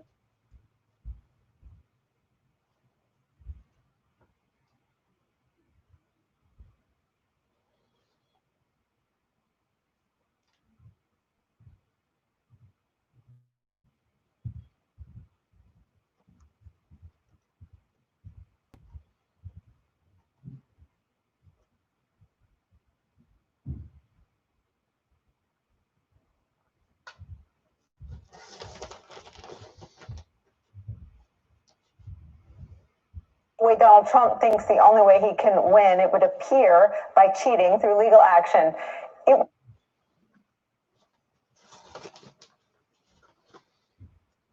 Would anything surprise you at this point?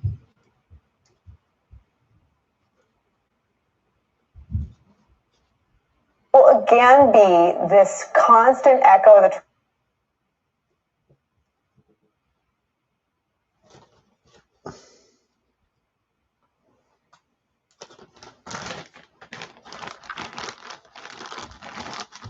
Trump presidency that he needs to cheat to prevail.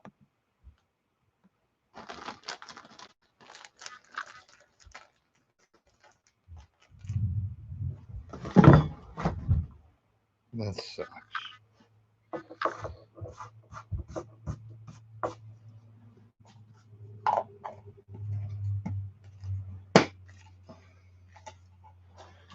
I do kind of have a bald spot back there, don't I?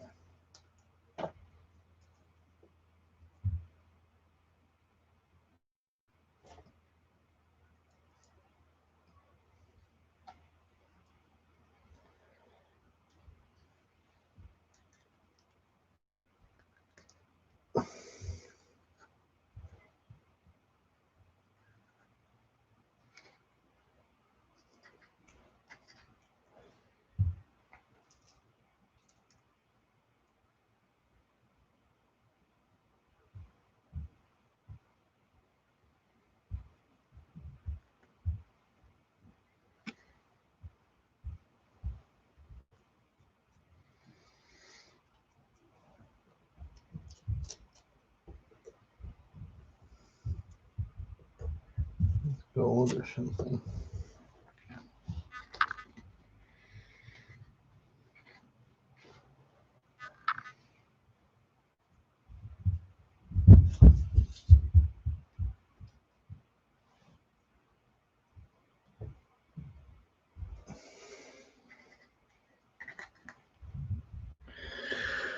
All right.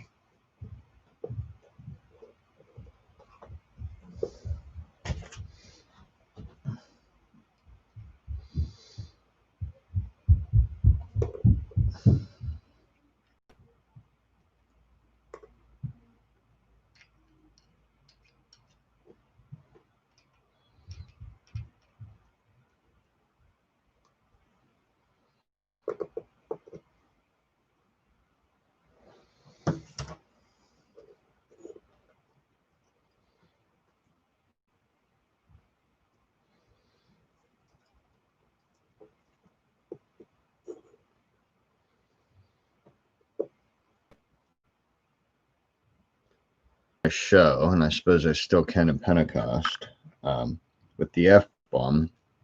I couldn't figure out how to do it. You can, is an option. But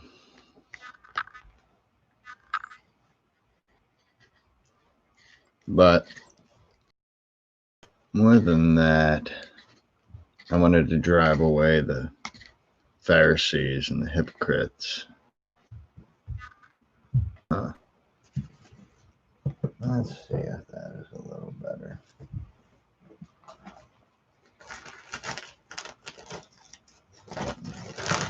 Getting sad.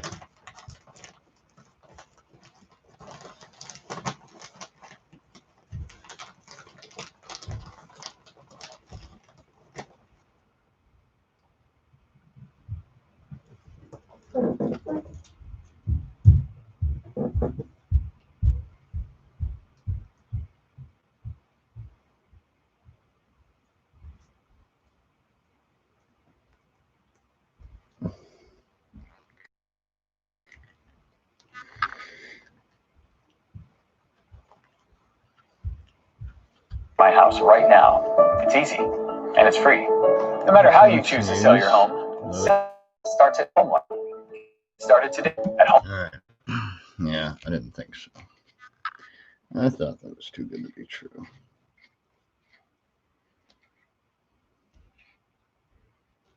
All right.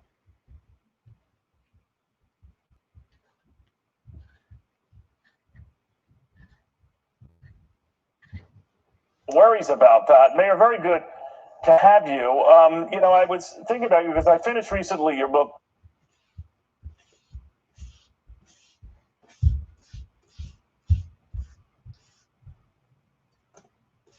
Up, worried that it could get nasty.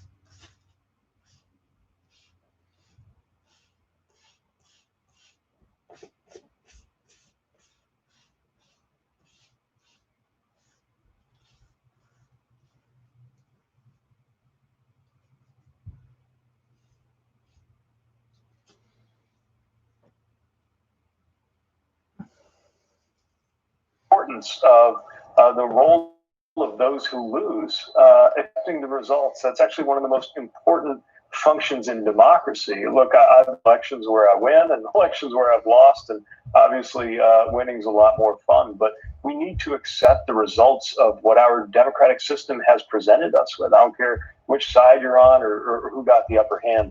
That's just fundamental to who we are. I do believe that we're capable of doing this. Look, this country's held elections during pandemics, during wars, and we've come through it. But there are going to be a lot of people, either way, who will be upset. And I'm also concerned that if we don't get the results right away, you know, some folks might get more and more agitated. We got to remember that if it's taking a little while to get a final result, that's because people are doing their job, counting the ballots with integrity, making sure every ballot gets counted.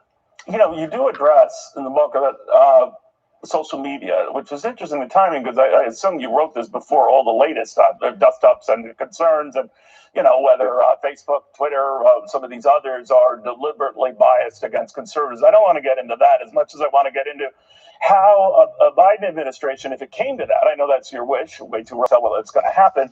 Should they be policed beyond just the bias issue, or to the fact that they've gotten too big for their britches and that they feed this uproar on either side? Yeah, so there's a whole set of issues around tech that are going to have to, they're going to require a lot of policy work. One of them is the monopoly issue, right? The fact that they've gotten so big that they're using that to crush competition. There's a case against Google on this basis, but they're not the only tech company. And we do need, I think, to get more serious about monopoly law. That's kind of separate from the other issue you raised, which is what's going on with obviously some really complicated First Amendment issues here because free speech is so important. And at the same time, I think these companies really have to bear some responsibility for what they amplify in the same way that your network or a newspaper or a magazine bears some liability if they publish something that's slanderous or libelous or inciting. The tech companies kind of want to have it both ways, right? They want to say, oh, well, we're just like a bulletin board. We don't take any responsibility. We're just, where people put things and it's to do with us. And at the same time, they actually make more money when it's more controversial because that's what our eyeballs go to. That's how the algorithms work. I do think we're going to have an updated theory of liability, not a government saying what you can or can't do or say. That would be wrong under the First Amendment, but just a different level of responsibility for these companies on this sorts of push, especially if it's misinformation doing harm. When we talk about the results tonight, Mayor, and how long it could drag on, and you say it's incumbent on each side, obviously, to practice and really try to live up to just waiting till the results are final. But this could drag on for quite a while if there are lawsuits. I was reading somewhere, I could be wrong there, that there are better the 200 lawsuits that have been filed in various states to challenge whatever the results are. That means this could make the 2000 experience seem like a cakewalk. How do you urge both sides just to calm down? Yeah, I think, again, it's partly by appealing to our American values. The idea that even as bitterly divided as we've gotten to be politically, we have a fundamental commitment to the idea of democracy, that the voters decide. And, there is going to be a lot of noise. My hope is we'll have a decisive result fairly soon, but, that really comes down to a handful of states, and we just don't know yet. And so I think it's a matter of remembering that we're going to get through this. Of course, I'm worried about the president's supporters who may struggle to accept the fact that he's always been underwater on approval, and yet I think many of them would be shocked to see him lose. On our side, of course, there would be enormous concern about people who feel like their safety as Americans is at stake if there were to be 4 more years under this president. But at the end of the day, this is why we have an election, and I believe this is why we're going to win the election. But at the end of the day, this is about the voters, not about who declares what or what kind of noise politicians make. I'm also concerned about the court cases, especially if they have the effect of trying to stop valid voters from having their votes counted. I think that's obviously only a strategy you would adopt if you think you're not going to win over most voters. And my hope is at the end of all this, we reach the conclusion that the best way for campaigns to strategize is around persuading voters, not discouraging or discounting votes. Yeah, and everyone's staying calm in the process. Mayor Pete Buttigieg, it's very, very nice having you. Thank you for taking the time, sir. Mayor Thanks for having me. I appreciate it. All right, Mayor Pete Buttigieg. All right, the read on how things might be going in Wisconsin right now, a true battleground state. The president won it 4 years ago. How are things looking now? State's former governor on that after this. I'll deal with that later. You can worry about what could happen tomorrow, or you can plan for it. Either way, tomorrow's coming. Stay focused on the long term with personal financial advice from an advisor who knows you and today's markets. American Financial. Man, that's not slow. Everyone and their mother's on it. 5 watching still.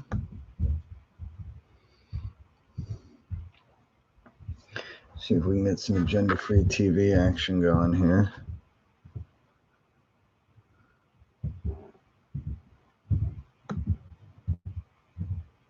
There we go. All right.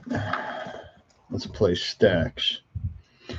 In nomine Patriot, Filiat, Spiritus, Sancti, most gracious Virgin Mary, thou who wouldst crush the head of the serpent, protect us from the vengeance of the evil one. We offer our prayers, supplications, sufferings, and good works to thee, so that thou may purify them, sanctify them, and present them to thy Son as a perfect offering. May this offering be given so that the demons that influence or seek to influence the members of the Auxilium Christi Uranum and Jerusalem Orthodox Church do not know the source of their expulsion and blindness. Blind them so that they know not on whom to take vengeance. Blind them so that they may receive the just sentence for their works. Cover us with the precious blood of thy Son, so that we may enjoy the protection which flows from his passion and death. August Queen of the heavens, heavenly sovereign of the angels, thou who from the beginning hast received from God the power and the mission to crush Satan, we humbly beseech thee to send thy holy legions, so that under thy command and through thy power they may pursue the demons and combat them everywhere, suppress their boldness and drive them back into the abyss. O good and tender Mother, thou wilt always be our love and hope. O divine Mother, send thy holy angels to defend us and to drive far away from us the cruel enemy. Holy angels and archangels, defend us, guard us. Amen. In the name of the Father, and of the Son, and of the Holy Spirit, one God forever. Amen. Mary, seeker of the lost, pray to God for us. Virgin most powerful, pray for us. Saint John the Baptist, pray to the Lord for us. Amen.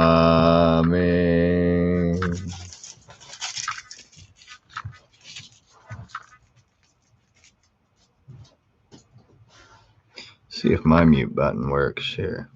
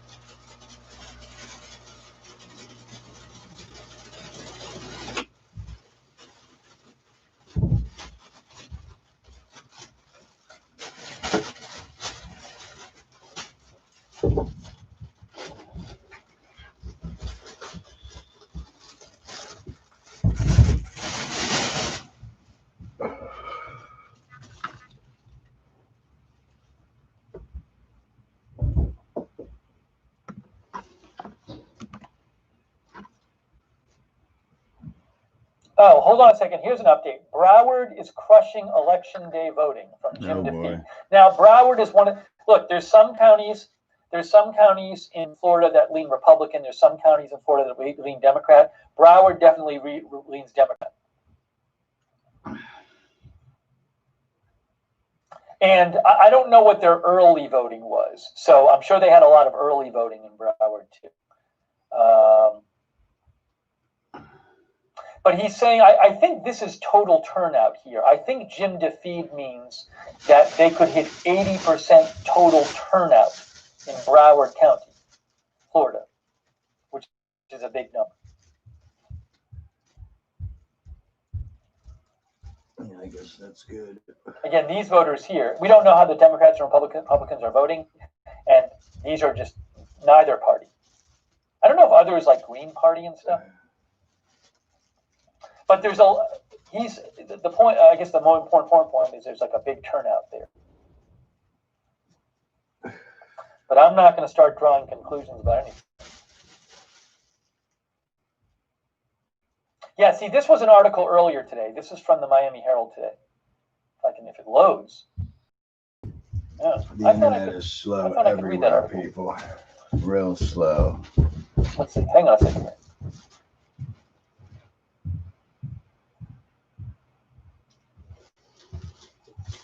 Hang on.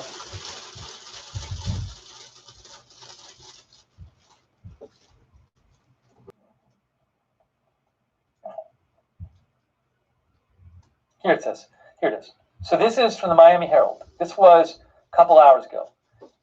What's voter turnout like on election day so far in South Florida?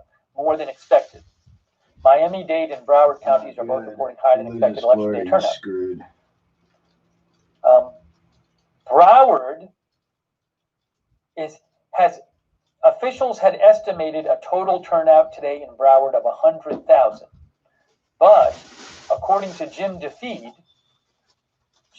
said they already are at 102, almost 103,000 with several hours left.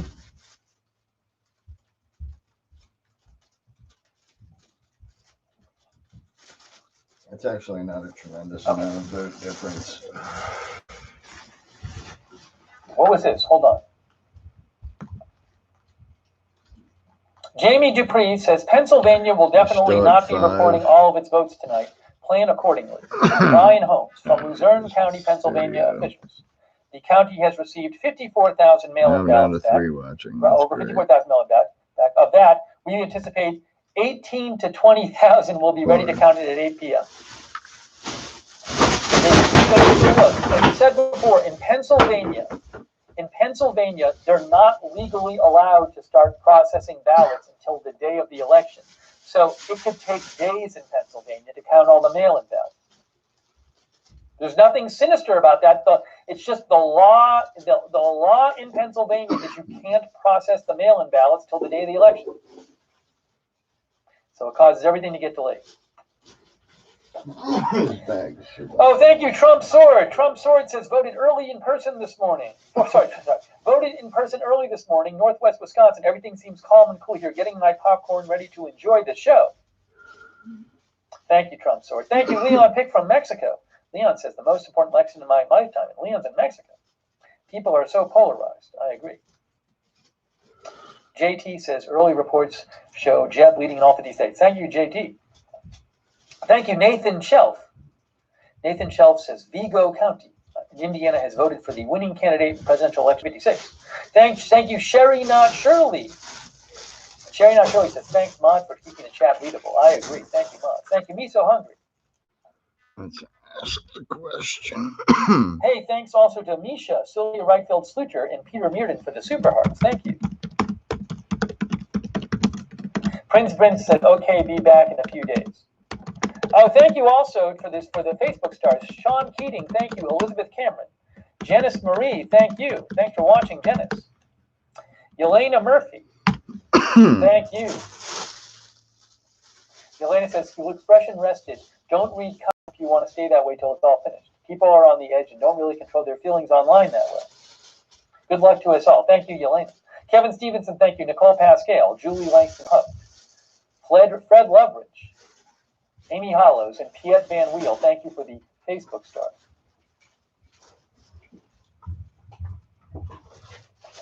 All right. Send me your comments if you have them at Lookner on Twitter. I will be giving you analysis. Oh, hold on a second. What does Nate Silver say?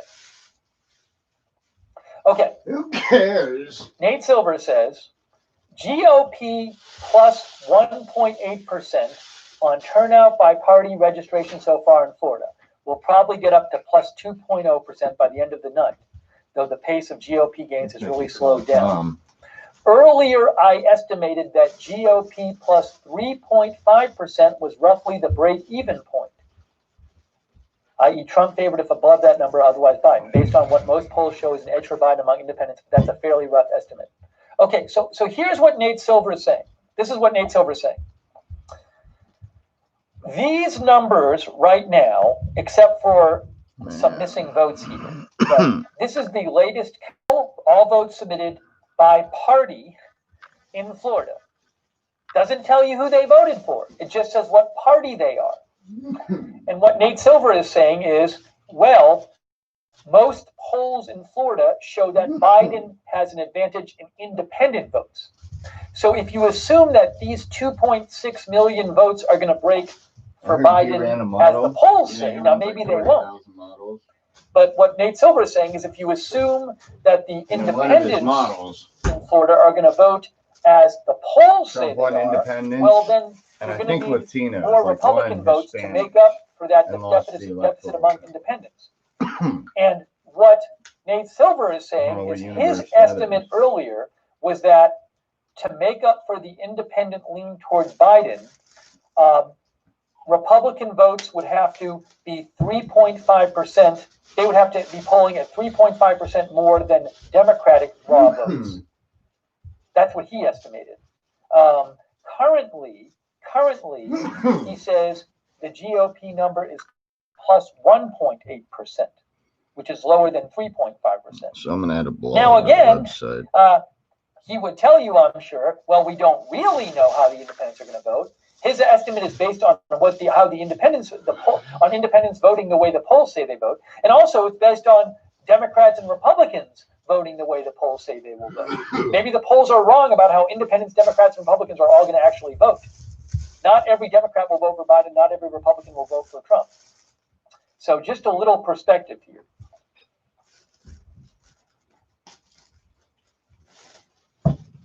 So he seems to think that given the polling numbers we've seen so far, that the Republicans need to extend their lead by raw party vote in the last few hours in Florida. So that's a little analysis. What percentage He's not of saying he Florida knows definitely what voters will happen. He's have just to saying vote this is Trump my earlier estimate tonight based as far on as what walking? polls show as an edge for Biden among independents in Florida.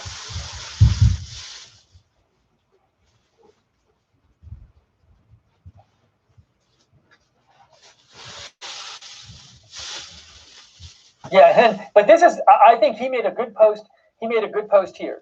This was him. This was Nate Silver this morning. He said, you're not going to learn anything useful about the election outcome on here until 7 p.m., i.e. when they start counting votes.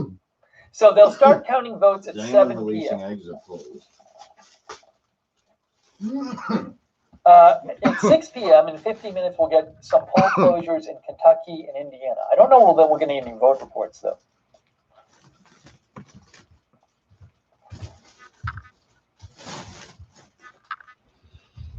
Hey, can we remind everyone? Can we just remind everyone? I want to repeat this again because I think it's so important. Oh, thank you, C. Riley, for your support, C. Riley. I very much appreciate that. Thank you. All right, I just want to remind somebody. I just want to remind folks of something again because I think it's so important. I'm going to keep saying this. So remember, this is so important. When polls start closing, we're going to start getting vote totals from different states. But don't read too much into the raw vote totals that first come out. Why? Well, for example, one big reason is sorry, I don't want to cough on you and give you COVID, so that's why I'm going off screen. Where Republicans tend to vote more on the day of the election. That's the way it's going this year. So if you have a state that right when they close the polls, they report all of their mail-in votes. My head right. Well, that's going to be a number more favorable to the Democrats. Makes the chance of you getting COVID like because Democrats vote more early. On the other hand, if you have a state, the polls close and they haven't counted their mail-in votes, but they report their day of votes, the votes from today, that's going to favor Trump more. So you could have in multiple states the initial vote favoring one candidate or the other, but then the other candidate catching up over time because they first reported the mail-in votes and the early votes, and then they're reporting the day of votes, or vice versa. Also, sometimes votes come in from one part. When do Virginia polls close? And the one part of the state they're in from could be favorable to one candidate or the other. So just don't read into early vote totals. You really need to what you need to do is what I do is I go to people like Dave Wasserman who know what they're talking about. And they can look at not just the vote totals, but where those votes are coming from. And they can provide well, this is what you'd expect it to be, or this looks good for a candidate or bad for a candidate, given what you expect. But don't just look at raw vote totals and think that's the first raw vote totals. If you don't have context about where they're coming from, what to expect, it's going to mislead you. So that's just the way it is. And there's going to be differences this year, significant differences in some states between what the day of vote looks like and the early and mail-in vote looks like. And those might not be released at the same time in the state. You might have one way before the other. So just keep that in mind. Please keep that in mind. It's very important.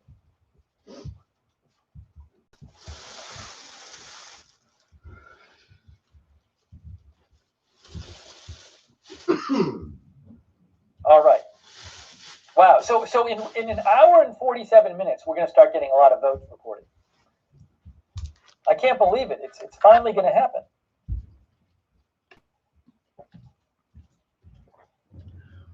We're taking your comments on the air. At Lookner on Twitter. Give me a shout.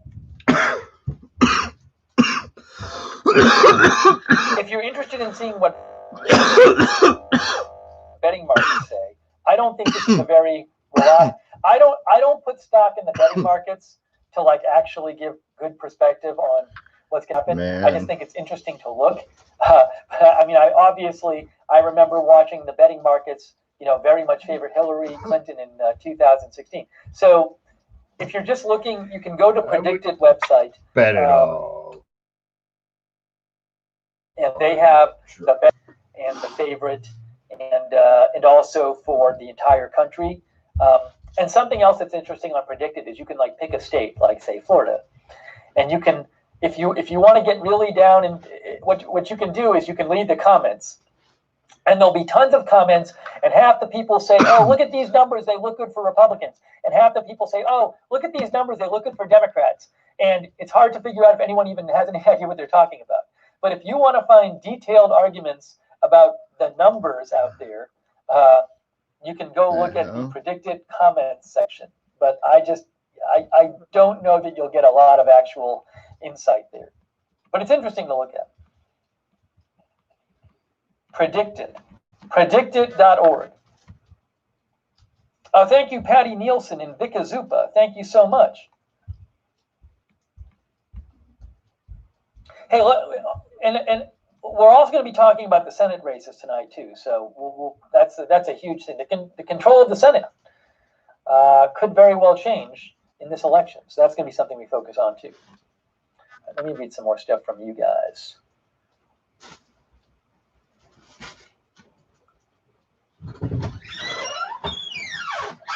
Tony sent me this. Tony Del Monte. Postal Service fails to meet deadline to sweep facilities for undelivered mail-in ballots. A judge had asked Postal Services basically to make sure there weren't mail-in ballots undelivered lying around certain postal facilities. Let's see this. Order issued to USPS to ensure no ballots are left behind. The USPS failed to meet a deadline to conduct a sweep of facilities in dozens of districts, says Fox News, around the country for undelivered mail-in ballots and to deliver them last minute on election day. Earlier today, a court judge, U.S. District Court judge, had ordered the Postal Service to conduct a sweep of its facilities between 12:30 and 3 p.m. The USPS said, given the time constraints set by this court's order and the fact that says polls close on a nationwide basis at 4 p.m. in unable to accelerate the daily review Maybe it's because it's Pacific time zone, so 7. Well, hopefully it won't make a difference either way. I hope. Good grief. You can read more about that at Fox News. I just put on my coat.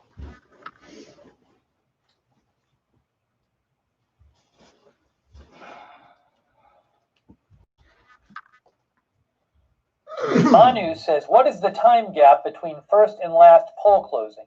So the first couple are at 6, but those are small. 6 p.m. That was scary. The first polls will close at 6 p.m. Eastern time in parts of Indiana and Kentucky. The last polls in Alaska shut down at 1 a.m. Eastern time.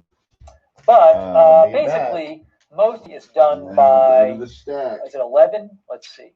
11 p.m. Eastern time is Pacific Coast. Now, and also, these are all, Washington, Oregon, and California are going to go Democrat, and Idaho will go Republican. Unless I'm misremembering something. But yeah, so that really, none of the states with polls closing at 11 p.m. have competitive presidential or Senate races. In Alaska, it's possible that could be a competitive Senate race. I didn't think Alaska had a Senate race. That's not until 1 a.m. Or it says 1 a.m. is Alaska. But I mean, a lot of the biggest battleground states are all the first 3 hours. 7 p.m. you got Georgia, Florida. 7:30, Ohio, North Carolina. Although North Carolina is going to be delayed till 8:15. Also, the rest of Florida, I guess. Oh no, I'm sorry. Florida isn't done till 8. Florida isn't done till 8. Completely done. Then 8 p.m. Texas, Florida, Pennsylvania, part of Michigan, and then by 9 you have Michigan, Wisconsin, Arizona. So yeah, but basically and then Nevada's at 10. Well, we should know a lot we'll see which way it's going, I think, in the first few hours.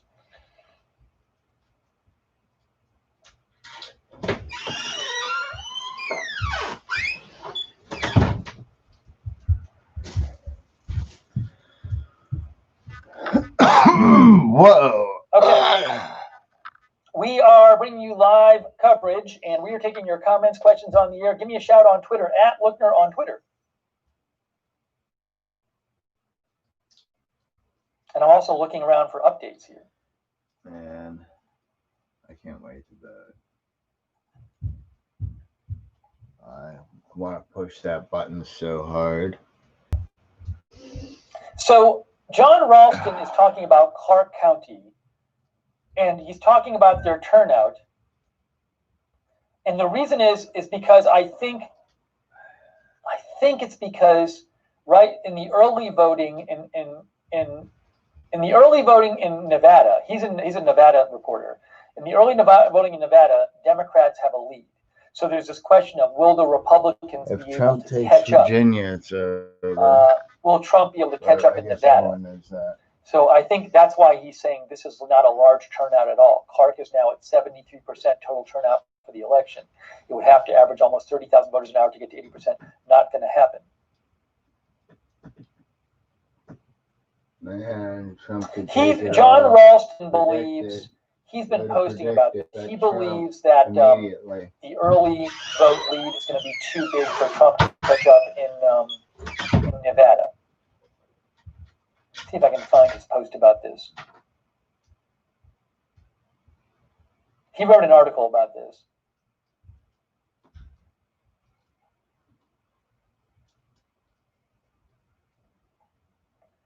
I can find it here. He's good to follow for Nevada stuff.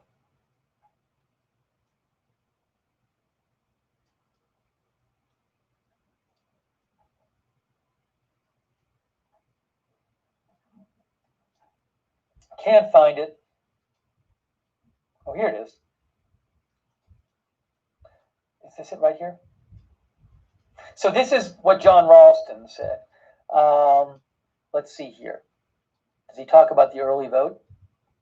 He said, this is what he says about Nevada. He's in Nevada. He says, I don't want to rehash all the numbers, analysis, and calculations I have done on the blog. The math is simple. Now, Hillary Clinton won Nevada in 2016. So Biden is favored to win Nevada. The math is simple. The Clark Democratic firewall at 90,000 and counting, because more mail is coming, should be more than sufficient for a Biden win, even under the most optimistic Trump scenarios. It's almost impossible for Trump to win the rurals by as much as Biden will win Clark, and that leaves Washoe County. Biden will probably win Washoe or come close. There also are not enough votes left to change the dynamic for the GOP, which had hoped for a huge election day turnout to overcome the Democrats.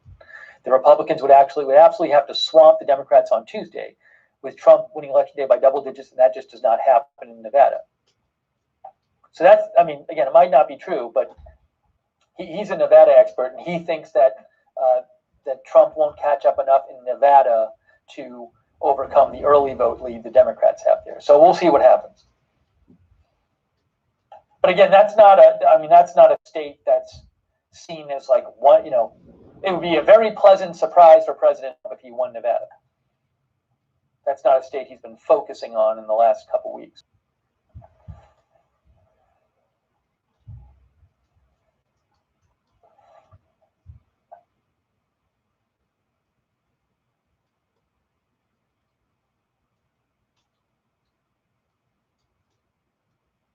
We'll see, though. You never know what's going to happen. Maybe Trump will surprise and win in Nevada.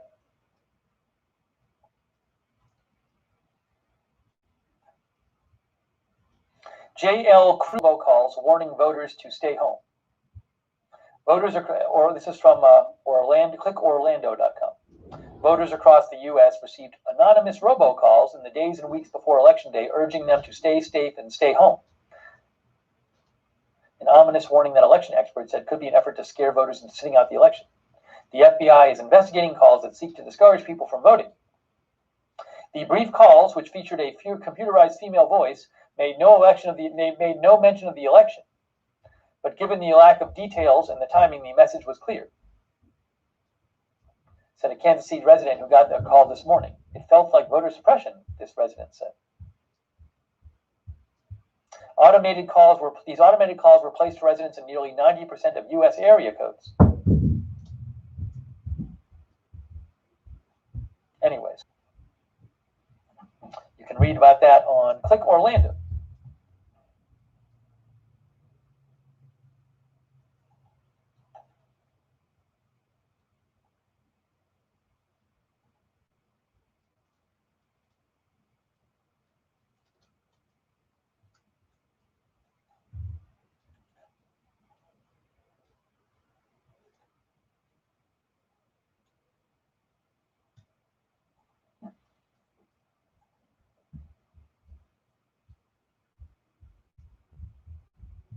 River de los Muertos says, one thing about betting markets, they aren't in the game to lose money. It may sound funny, but I trust them more. They have way more to lose. I understand what you're saying, River de los Muertos. But on the other hand, specialized knowledge you would need to have to really know what was going on. Also, another thing about the betting markets is, who's betting in them? Maybe there's a few people who know a lot more than the others, and they're kind of like holding back and jumping at specific times. There could be people on those betting markets who more know about what's going on. So I know what you're saying, but like I feel like let me say this: the people who I trust, who spend their life analyzing voting numbers, and know a lot about it, like. I don't even know that they would feel comfortable betting on this stuff, but it's a lot of. I don't know that the people. I don't have confidence. A lot of people on the betting markets really have the expert knowledge that people have who spend their entire life doing this for a living and studying stuff and knowing the different there's so much to know about, and who votes where and what different counties are like and how it's going to be different this year and all that stuff. So I don't really look at them as reliable indicators. But hey, maybe you seem to think differently. I respect your disagreement, so that's fine.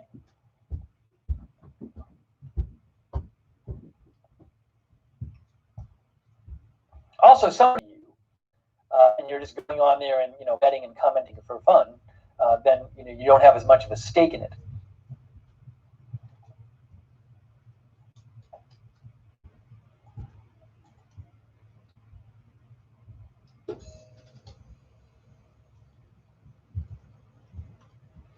Oh, I should say something about exit polls too. So you might ask about exit polls, right? So exit polls aren't going to be. It's from my understanding, you poll them upon the exit. But the thing is, exit polls this year, most people will have not voted on election day.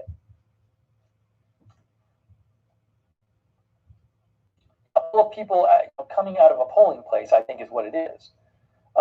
So the thing, I actually heard 538 did a good video on this, but one of the people on 538, what she said was, well, look, if you're doing an exit poll this year, when an exit poll, there's such a segregation between the kind of people who vote on election day, the kind of people who vote before. So this year, there's that the early vote is seen as much more Democratic, and the election day vote is seen as more Republican. So, and for all you know, there's like different types of people who vote early and late. So it might just, if you do an exit poll today and you interview people coming out of the polls, you might not get a good representative sample of American voters. You're getting a sample of the voters who voted today, but that might be very different than what you get if you sampled everybody. All right, I'm ready to go vote. How do I look? A representative sample of everybody who's voted, not just people who voted today. So I'm not going to be paying much attention to exit polls today.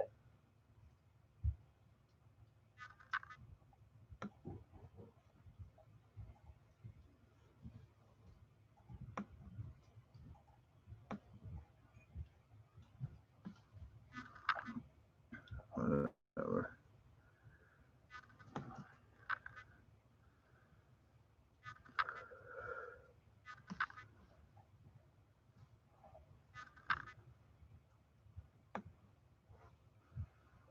Oh yeah, perfect. Okay, let's see here. Hey, we have a half an hour until some of the polls close in Kentucky. Not all of them, some of them. How about that? And an hour and a half until we start getting full state closure. That's exciting. Tell them about the 2 p.m. show.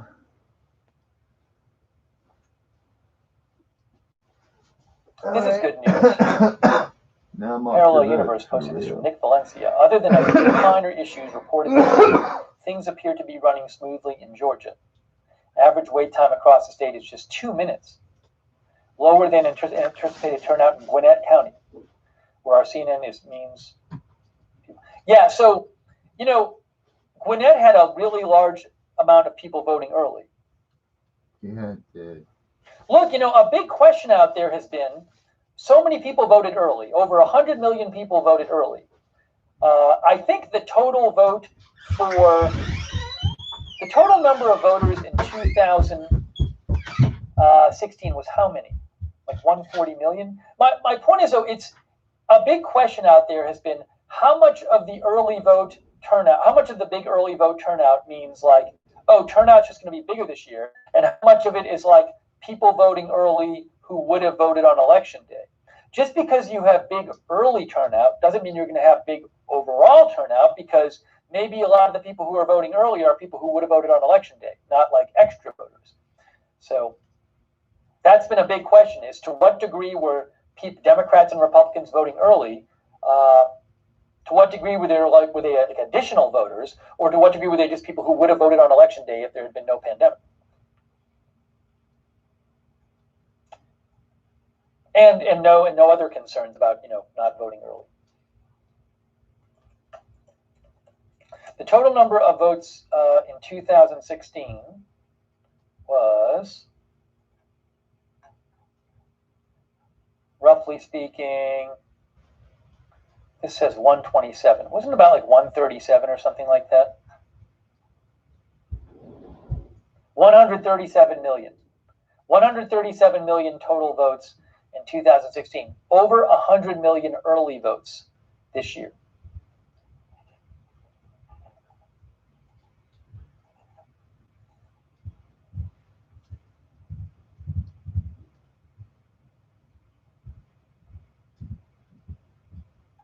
Jamie Dupree is posting about Ohio. He says, while turnout in Cleveland has not exceeded 2016 yet, it's a different story in Cincinnati and Hamilton County. Jacob Smith says, Hamilton County turnout has passed 2016 turnout with 2 hours to go. 409,000 voted in 2016 versus 409,000 and more now, and growing by the minute. In Obama +6, Clinton +10 county in Ohio.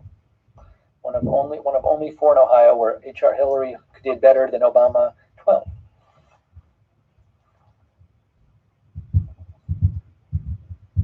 When do polls close in Colorado? You can actually go look up. If you Google, you can find articles about when to expect election results and when polls close.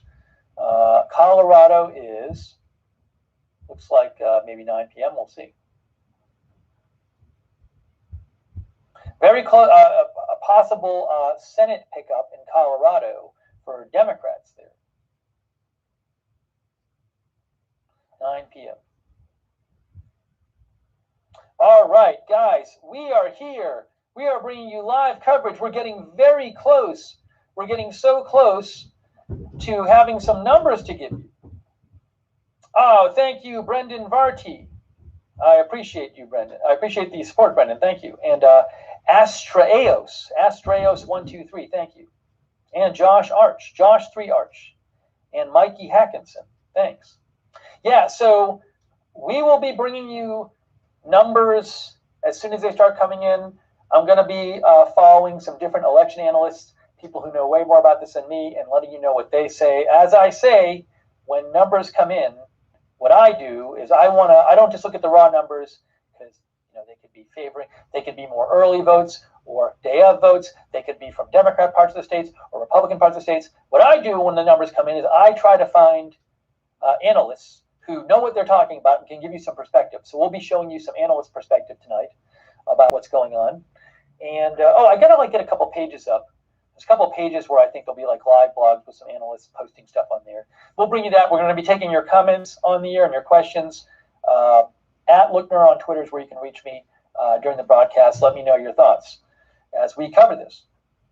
Let's do this. Hold on.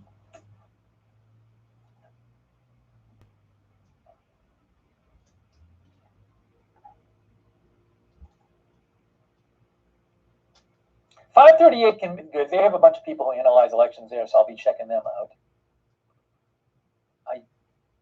Yeah, see, look, Laura Bronner, why we won't be focusing as much on exit polls this election. Exit polls are usually a key part of election night reporting, especially before actual results come in.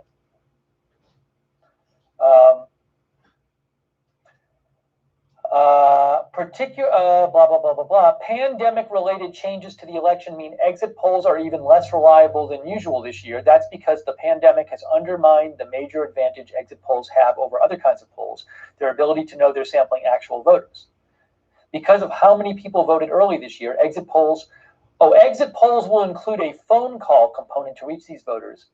And in some states, there will also be exit polls of early in-person voters. Oh, I see. But this has pretty severe limitations for 2 reasons. First, the phone poll will have to guess whether respondents who said they voted actually did.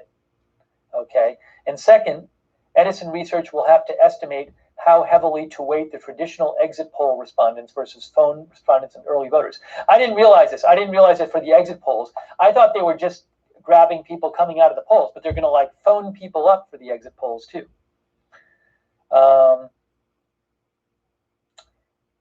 Yeah, so what she's saying is that they're trying to do exit polls by not just grabbing people coming out of the polls, but also calling people who might have voted early. But she says there's a lot of uncertainty to doing that.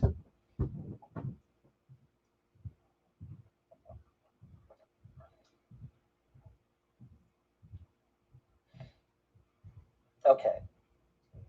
There's more uncertainty than usual in the election night exit polls. So there's more to be said here. I don't to really understand all this, I think you'd have to get into all the numbers and how they actually figure out for an exit poll who they ask in the poll. But I trust her. She's basically saying that because so many people aren't voting the day of, then it's going to be harder to get a good representative sample for your exit poll. I'm sorry, though. I didn't realize. I thought they were just grabbing people coming out of the exit poll. That makes more sense that they would try to call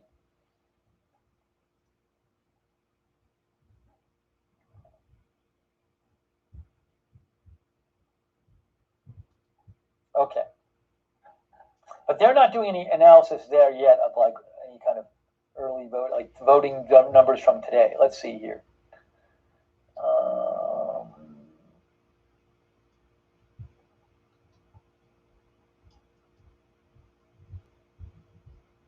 I'm just looking for some updates here. Finally, we will be able to get some actual numbers in. I can't wait. That's going to be, I think it's 7 p.m. Eastern time.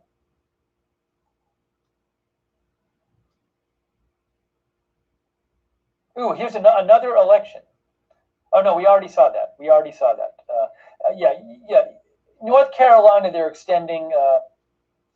Casimira sent me this. We reported that. Casimira sent me this. Yeah, North Carolina is the results are going to be 45 minutes late because there were some areas that had some issues earlier in the day, and they extended the voting 45 minutes.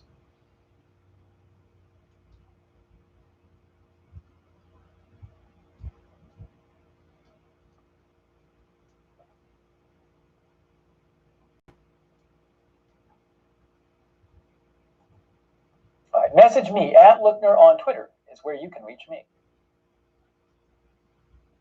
Becca M says, I just drove by 2 polling places in my county in North Carolina. No line, in one place there were no cars either. Look, I know some places where I am. I'm in Atlanta, which is Fulton County. Normally, in a normal year, you'd have gigantic lines. But there were some places I know in Fulton County with no lines. Why? Because so many people voted early. In Georgia, I believe the early vote total in Georgia was 95% of the total 2016 vote total. So I'm not surprised that in some places you have, places where you might have no line where you usually have a line because so many people voted early.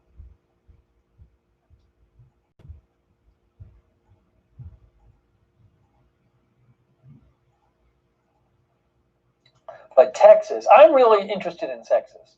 I am really interested in Texas because of the crazy early voting there.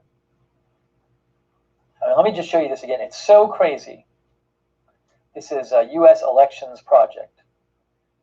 General early voting statistics. It's so crazy. Look at this.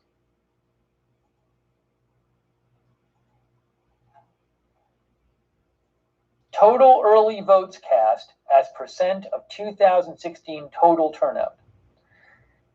As I said before, in Texas, the number of early votes cast before today in Texas is 108.3% of the 2016 total. That's before today. That's before anyone went to the polls today.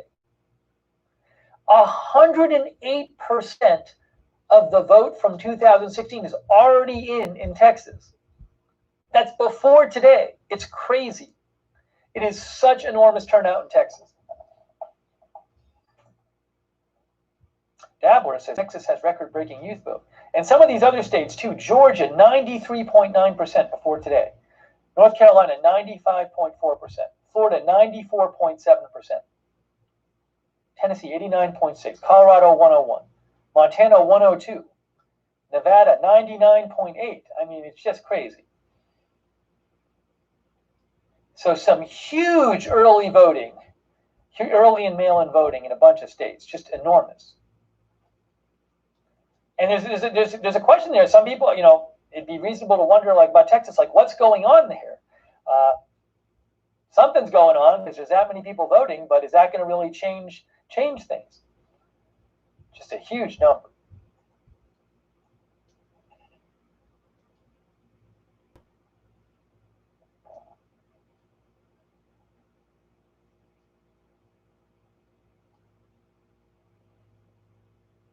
18 minutes until the first polls close in Kentucky and Indiana, but not the whole state.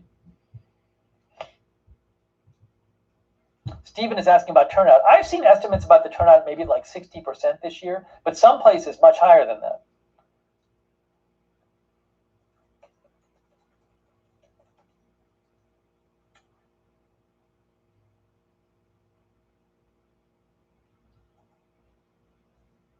Yeah, this is the New York Times. 4 states already have more votes than they did in 2016. Hawaii has really greatly exceeded it, 484,000. I assume the population hasn't gone up that much there in 4 years. 484,000 have voted in Hawaii compared to 429,000 in 2016. Texas, Hawaii, Washington, and Montana have already exceeded their 2016 turnout.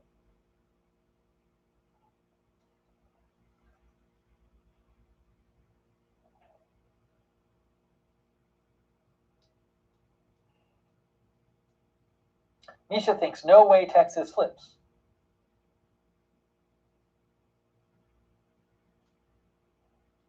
We will also be doing this tonight, which is, we have our, a cool map you can go to is 270 to win. If you go to 270 to win, they let you, actually have to do this, I think. There's a map you can use, which you can actually fill in the map, and like if you go to reset map down here, you can make it blank. Hold on a second here. Blank map. You can make it blank. You can fill it in ourselves. Whatever. I'm just doing this randomly, but it's kind of cool. It's at 270 to win, and you can also start out with, here's the 2016 actual. That's what happened in 2016. So you can see how people voted. As we said earlier, if you take the 2016 map and you switch Wisconsin, Michigan, and Pennsylvania, then Biden has over 270. So one big question is, will Biden win Wisconsin, Michigan, and Pennsylvania? If he does, and President Trump doesn't pick up any additional states that President Trump didn't win in 2016, then Biden has enough to win. So that's one huge thing.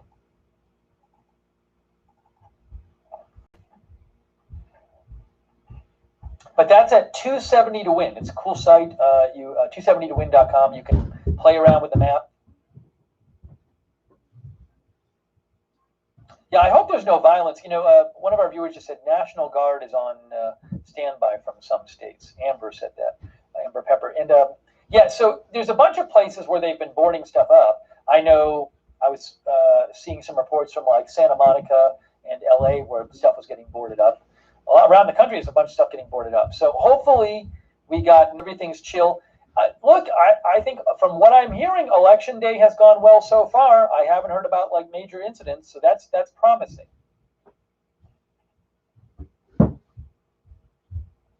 Promising to me. John Musk says, I voted early 3 weeks ago, waited about an hour.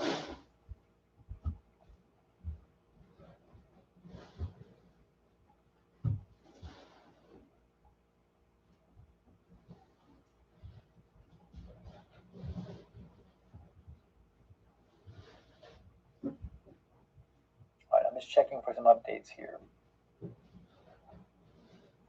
Gabe Gutierrez says, hundreds of election workers are scrambling to count absentee ballots in Milwaukee. They plan to be here well past midnight. In some places, there are these weird rules where, like, in some states, like the poll workers you're not allowed to bring in a second shift of ballot counters. You're not allowed to bring in a second shift of ballot counters in some places. There are some weird rules, and the people stay up for like 24 hours and they count all the ballots. Fun thing about that.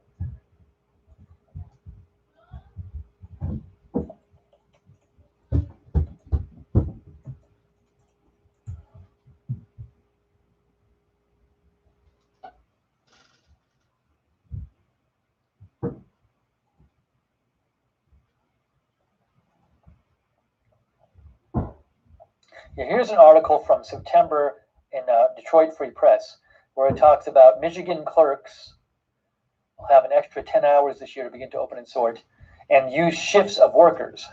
Some places you're not allowed to use shifts.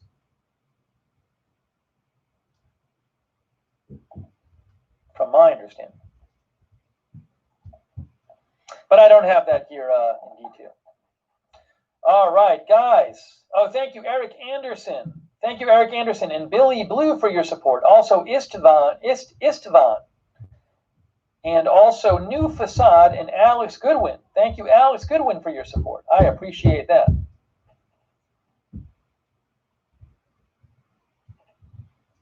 All right.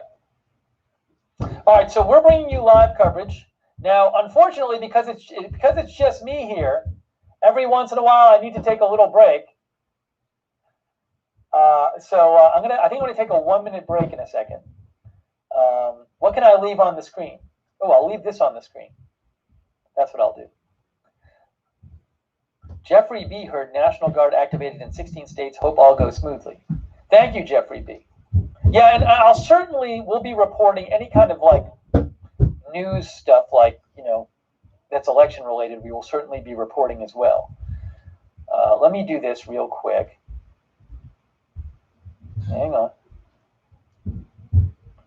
But let's see here. I'll do it like this.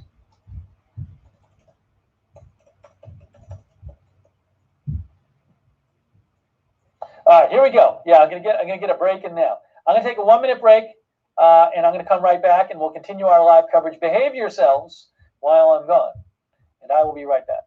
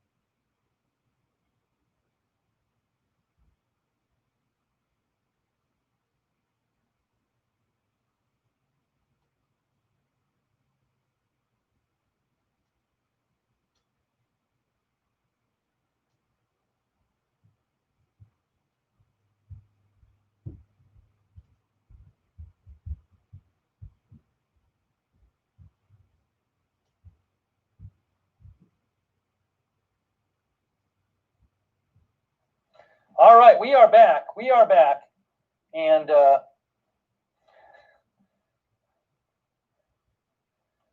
let's see here. Guys, this is the 2016. There's a lot of commotion in the chat room. Yeah, this is the 2016 map. This is obviously not the map from this year because the polls haven't closed yet. That's the 2016 map. Okay, so I actually saw, so some of the polls in Indiana and Kentucky are closing in 8 minutes. Intel Doge, who I, second here. Give me 1 second.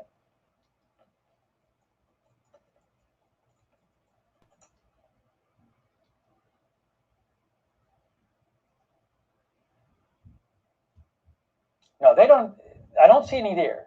He heard that they were purporting some votes. Indiana, Kentucky. First polls close at 6 p.m. in Kentucky.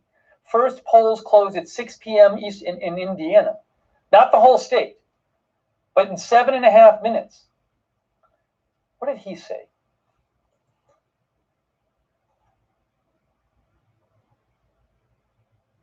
Yeah, so look, he's getting these numbers from Indiana. Where did he get these from?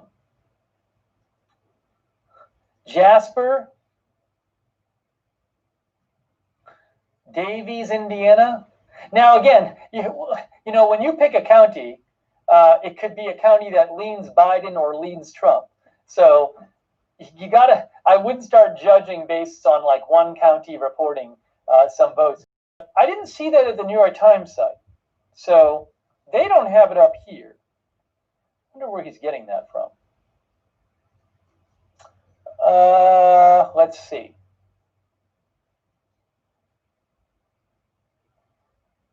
Where else? Where else would it be? How about Decision has those votes in? Decision Desk HQ. Election results. Oh, look, we got some votes in. We got votes in. There we go. Hey, guys, there's some votes in. I don't know why. Oh, so yeah, there's a few votes in from New Hampshire last night. There's two places in New Hampshire that well, overnight.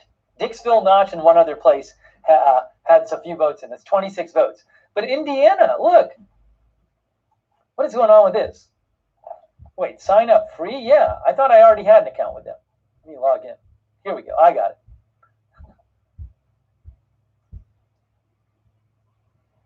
But they're not here.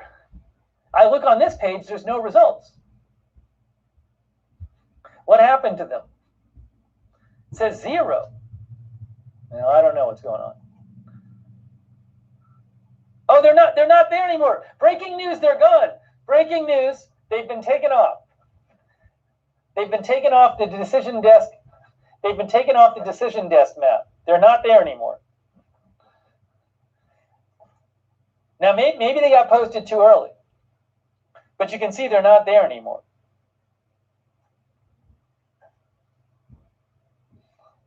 So we'll keep an eye on that. Okay. Hey, thanks to a Multicorker. Thank you, Multicorker. From Canada, thank you. And Patty Banks. Patty says, election 2020, what could possibly go wrong? Thank you, Patty. Hey, thanks for the Super Hearts. Globot, Texas Legends, Brian, Natalie, Misha, Sylvia, Rightfield Sluter, Peter Mearden, another one. Lee Garside, thank you. Thanks for the Facebook stars, too. Karina Siguenza Luciano, thank you. Thank you, Karina. Thank you, Mahmoud, Yasin Mahmoud, and Piet Van Weel and the others for the Facebook stars. Hey, you know who we got to thank, guys? In 4 minutes, the first polls are closing. Before the polls close, let's thank the moderators because they got a busy night tonight. They're all volunteers. They got a busy night babysitting you. The moderators are spending their election night babysitting you. So thank you to our moderators. Who we got right now? We got Sarah55 is there in our YouTube chat. Sarah Joy. Thank you. Our Periscope moderators, Misha, Texas Legends, Brian, Linda Belk. Hope I'm getting everybody there. Peter Mearden. Our Facebook moderators, I saw Dan Lindquist there before. Thanks, Sean Keating, for the stars, too. Thank you, Sean. Oops. What happened here?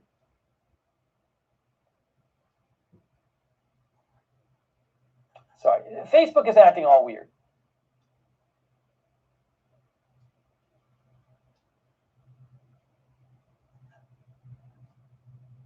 And also our Twitch moderators. Hey, thanks, Twitch moderators. Only 3 minutes till the first polls close. Daily Disclosure, Eliza, Idaho Star, Rip Track, Skipfu, Sort of Wonderful, Tariak, and Sully. Thank you. So, again, some of Indiana and Kentucky close. Here you go. Look at here. New York Times. Some of Indiana and Kentucky. What does it say exactly here? Indiana. Well, so again, some of Indiana, Kentucky. CBS. 80 eastern counties. Most of Indiana closes at 6 p.m. Eastern time. Are we going to get those results? Or do they wait until 7? See this? Okay, get ready, guys. Get ready. 2 minutes until the first polls close. And then when the first polls close, remind me, I got to change the headline because then I'm going to say next polls close. First state results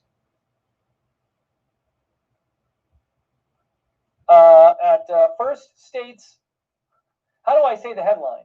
First states completely closed poll results.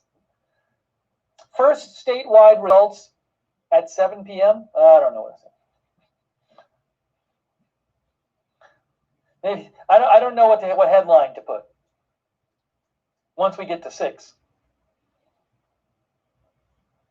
Oh, I know what I'll do for the headline. I'll list some of these.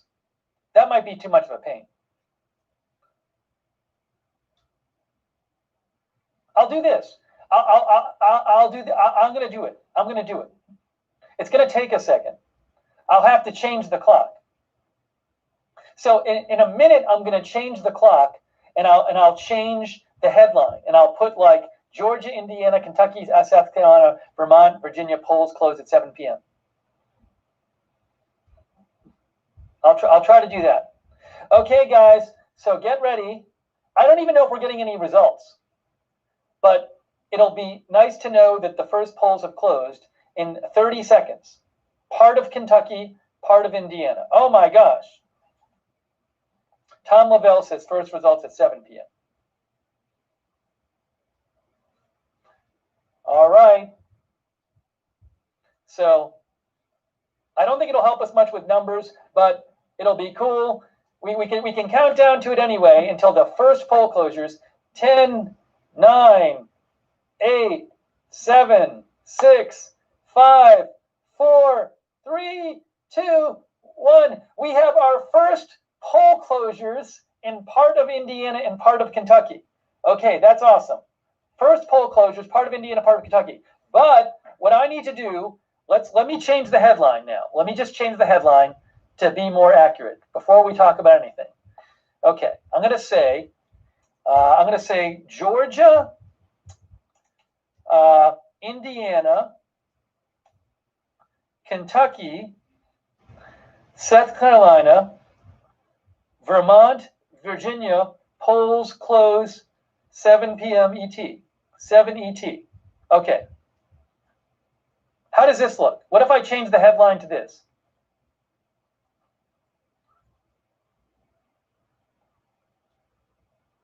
Maybe I should put commas in there, huh? I'll put commas in there.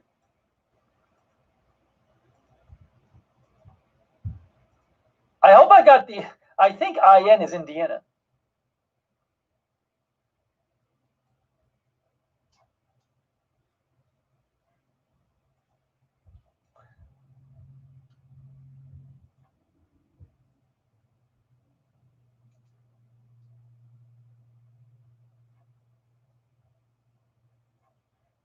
Here we go. There we go. I think I did it right. Why is it so far over? Hang on, I need to do something real quick. I need to move this over. Is it fun watching me change the headline?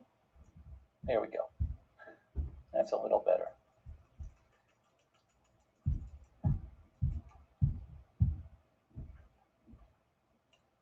Did I get the Indiana state abbreviation? What is it? IN. I got it right. Okay, good.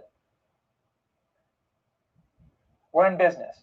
Georgia, Indiana, Kentucky, South Carolina, Vermont, Virginia polls close at 70. Okay, I did that. And then the next thing I have to do is change this. Ooh, hold on. There's so much to do. It'll be better. I'm almost done here. Trust me. So I'm going to change this headline. That's wrong. Paste. Change this headline. That's better. And then watch what I do now. Now I have to say next polls close in. Watch this. Uh-oh. Oops. I didn't want to delete all that. Next polls close in. Okay, that's good. And then I'm going to reset the clock. Oh my gosh, this is fancy. We're getting fancy. 30.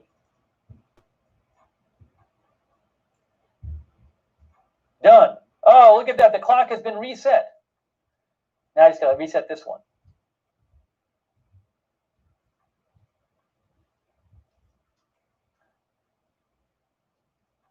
Oh, good. And then the last thing I got to do is just this, and then we're in business.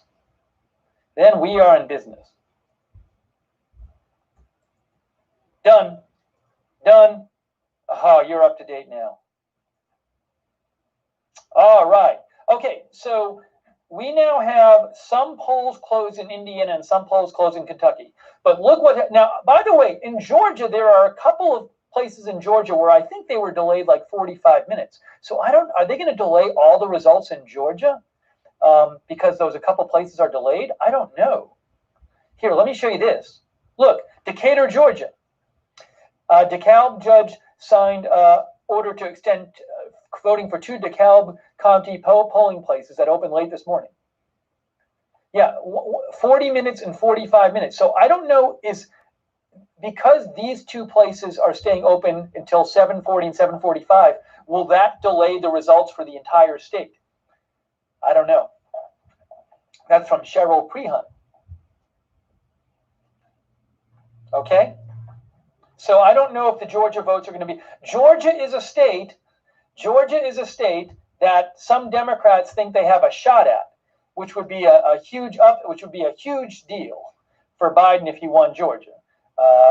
Huge early voting numbers in Georgia. I think about 94. The early and mail-in vote is equivalent to 94% of the 2016 total. Hey, thanks, by the way. Brainy Janie, Tom Lavelle, Brent Solomon says, and it starts. Thank you. SC, Acid Energy.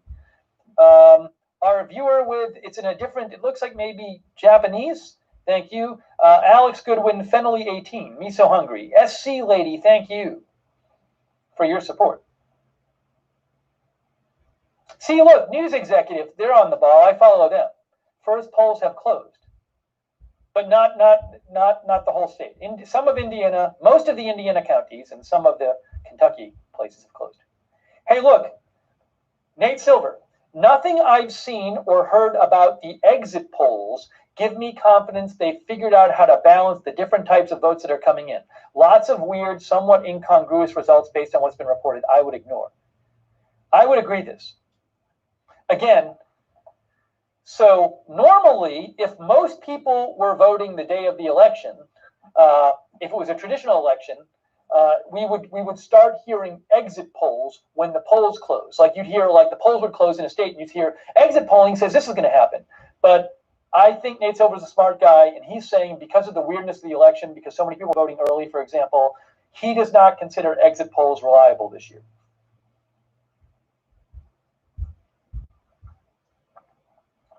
Okay.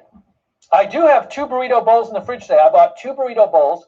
I had like half of one before I came on the air because I figured I would need food at some point. I hope I don't get too hungry while I'm on the air. Thank you to RV Cruisin' and Zijuo He, by the way.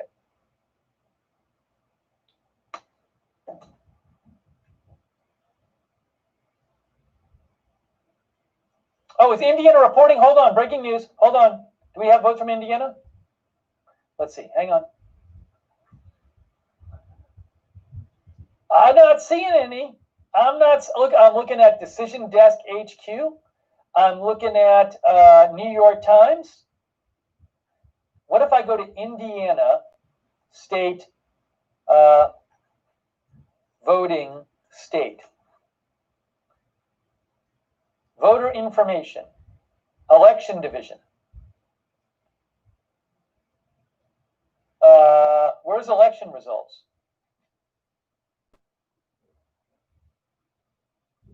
Shouldn't there be like an easy link to election results? 2020 general election results, Indiana. Zero reporting. I'm literally on the state site. Wah, wah.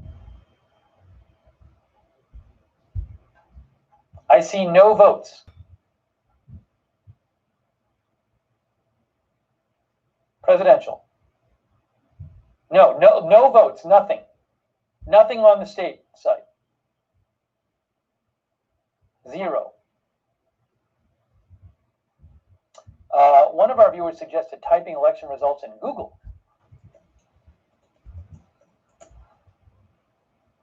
Oh, look, Google has a map. Where are they getting this from? Where is this coming from? Where is this coming from on Google? Does anyone know? It's not on the state site. It's not on Decision Desk. Where are they getting this?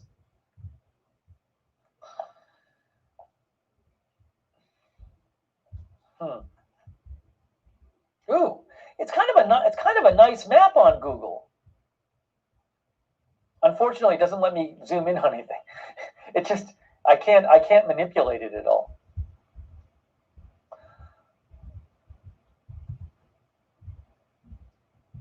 Sappy says AP is reporting straight to Google under election results. All right.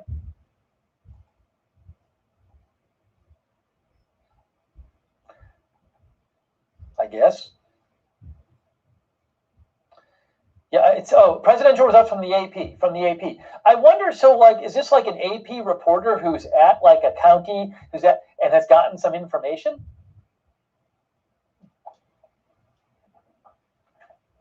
Yeah, it says Associated Press.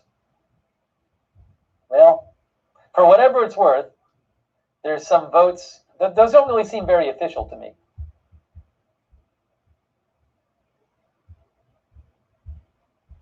See, look, Maggie Astor. The first polls are closing in much of Indiana, Kentucky. Polls in the western parts of both states will be open for another hour. Oh, thank you, Comments Mom. I appreciate that. Thank you, Comments Mom. Thank you. And thank you so much for your support.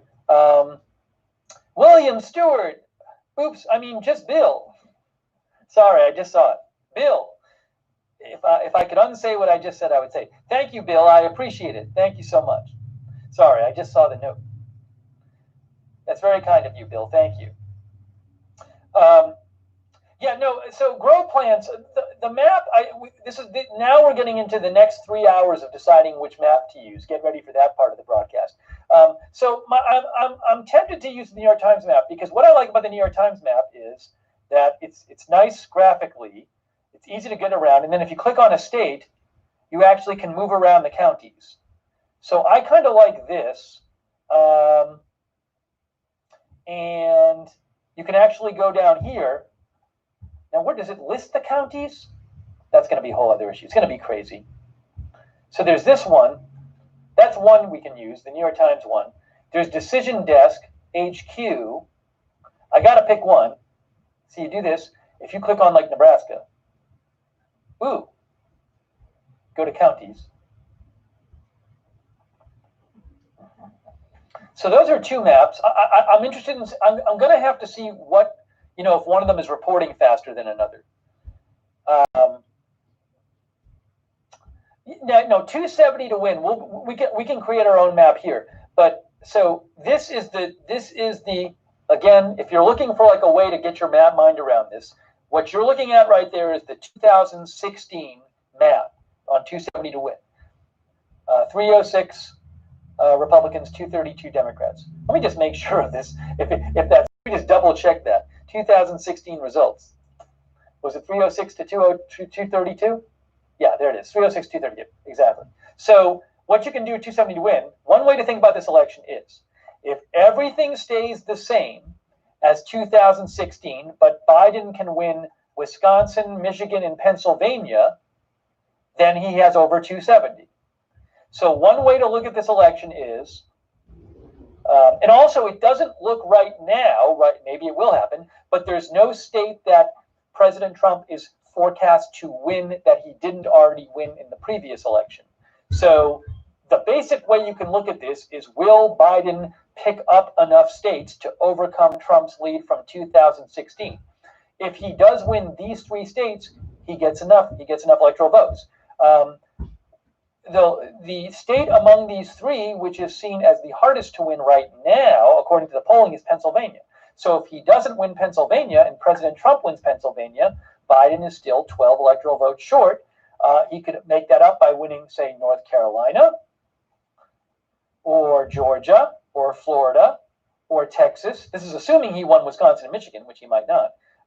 Or Arizona, and he could pick up an electoral vote in Nebraska because Nebraska awards 3 electoral votes based on who wins each of one. They have 3 districts in the state, and they give 2 to the state winner and 1 to each person who wins one of 3 parts in the state.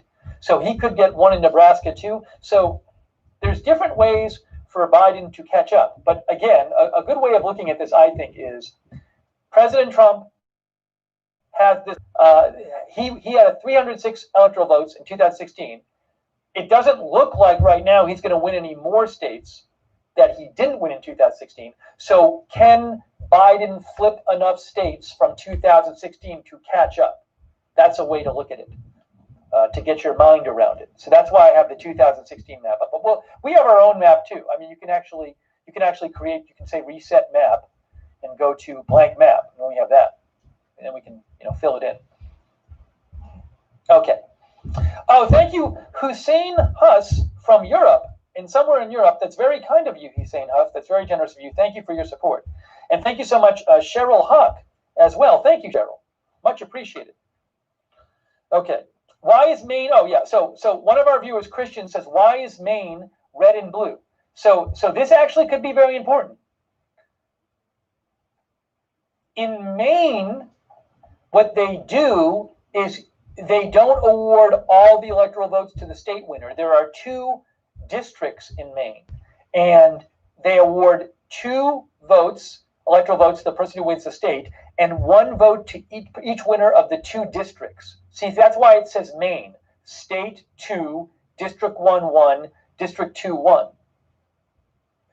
The only 2 states where they don't award all the electoral votes to the state winner are Maine and Nebraska. And in those, they divide the state up into these districts, and you win some electoral votes for winning the state, and then you win 1 electoral vote for winning each district. So what happened in Maine in 2016 is Hillary Clinton won the state, and she won District 1, but President Trump won District 2.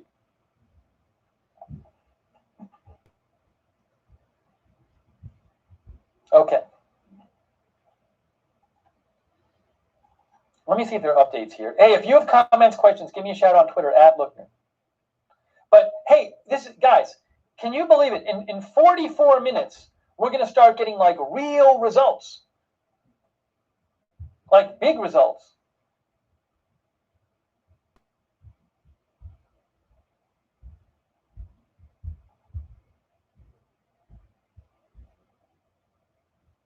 All right, let's see here.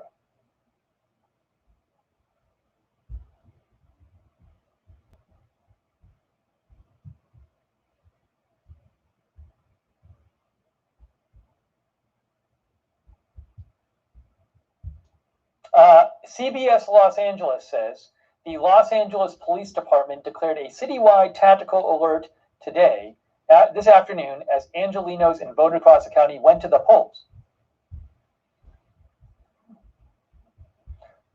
Okay, hang on.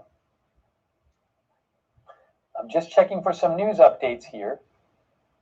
I am not going to be showing exit polling stuff because I have reason to think it's not very trustworthy.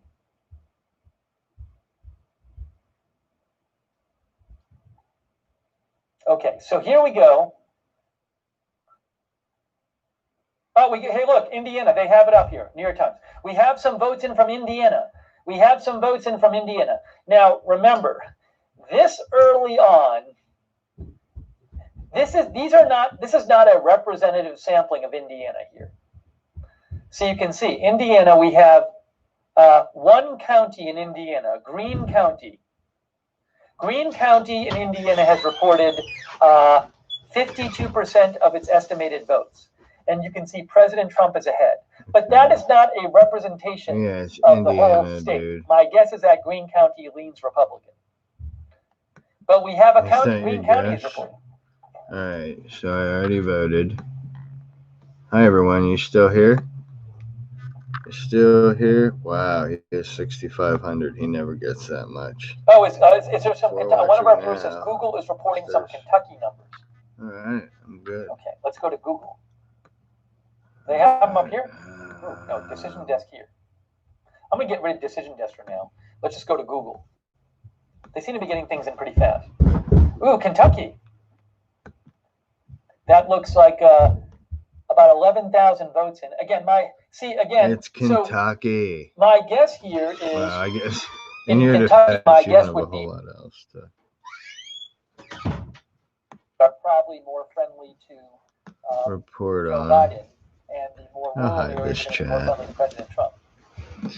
I have a feeling it's less than When the New helpful. York Times has it, will actually go to the. It's a little loud for him, but of course, nothing's coming on. So there are Can you some see votes what's in clogging Kentucky. that? President Trump favored Wow. Kentucky. It'd be a shock if he lost it. President It's Trump probably just the favored fact that everyone in the Indiana. world It'd is be a shock on the if he internet. lost it. I believe Everyone. This might be the most anyone's been on the internet since, I don't know. What do you think the highest COVID day was? Someday in March or April. Oh, I need to take some. It's probably. And that so they're worried now about there's a worry about Arizona. Well, I didn't hear an answer.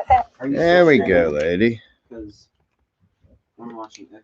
Only Yeah. 40 minutes until we have our first big post where somebody is posting information and it's like from a source who says this, and it's got to be a reliable source. So I'm going to be careful about that. Oh yeah, it's not like it gets any quieter, kids. Just so you know. Many called a kingmaker.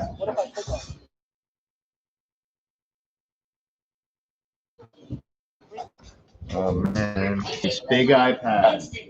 Hey, big iPad. Plug it in. Nice map.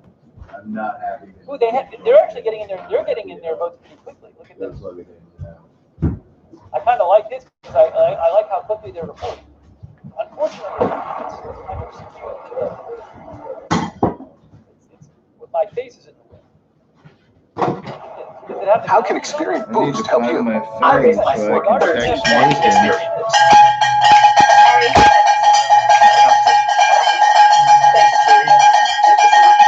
Boost your credit scores instantly. Free.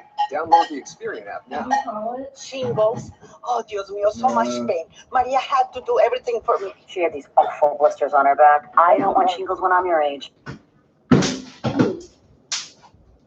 But we don't have many votes in here. Again, it would be a shock if President Trump. It'll be interesting to see what happens in 2016.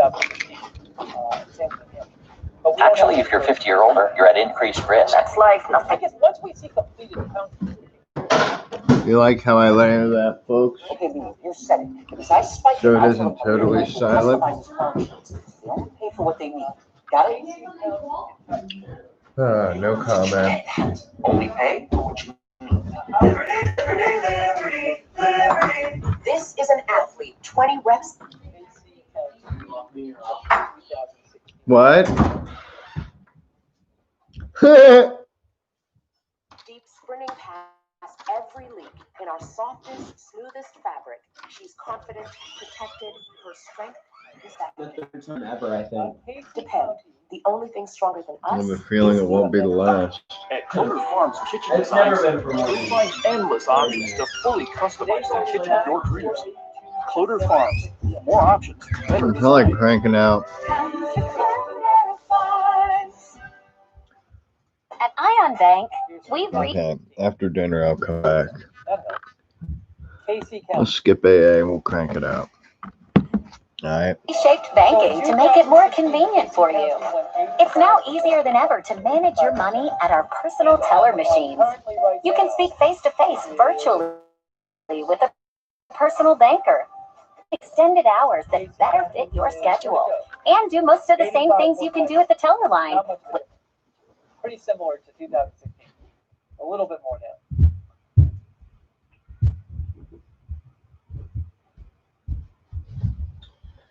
How about Indiana? We get some more votes in Lee County. I'll have to wait until we have like I want to wait until we have like counties that are like fully reporting. But when they're fully reporting, you can compare them to 2016. They sent my jobs to the top jobs. sites and found people with the right skills and experience. We've hired everyone from accountants to project managers to field scientists. With ZipRecruiter, we get hiring results. ZipRecruiter, rated the #1 hiring site. Try it for free. Oh, I get what they're doing on at ZipRecruiter.com/star. Is dark red like Police murder of unarmed. Is light red like less votes than dark red? Maybe? I don't know. SMBC. All right. Here we go, guys. 36.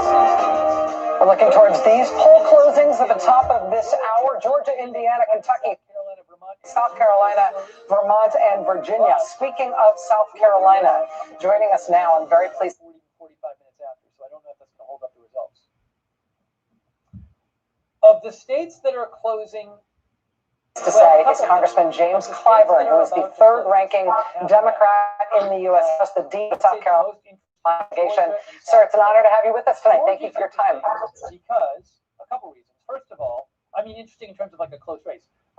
The polling's been pretty close in Georgia, actually.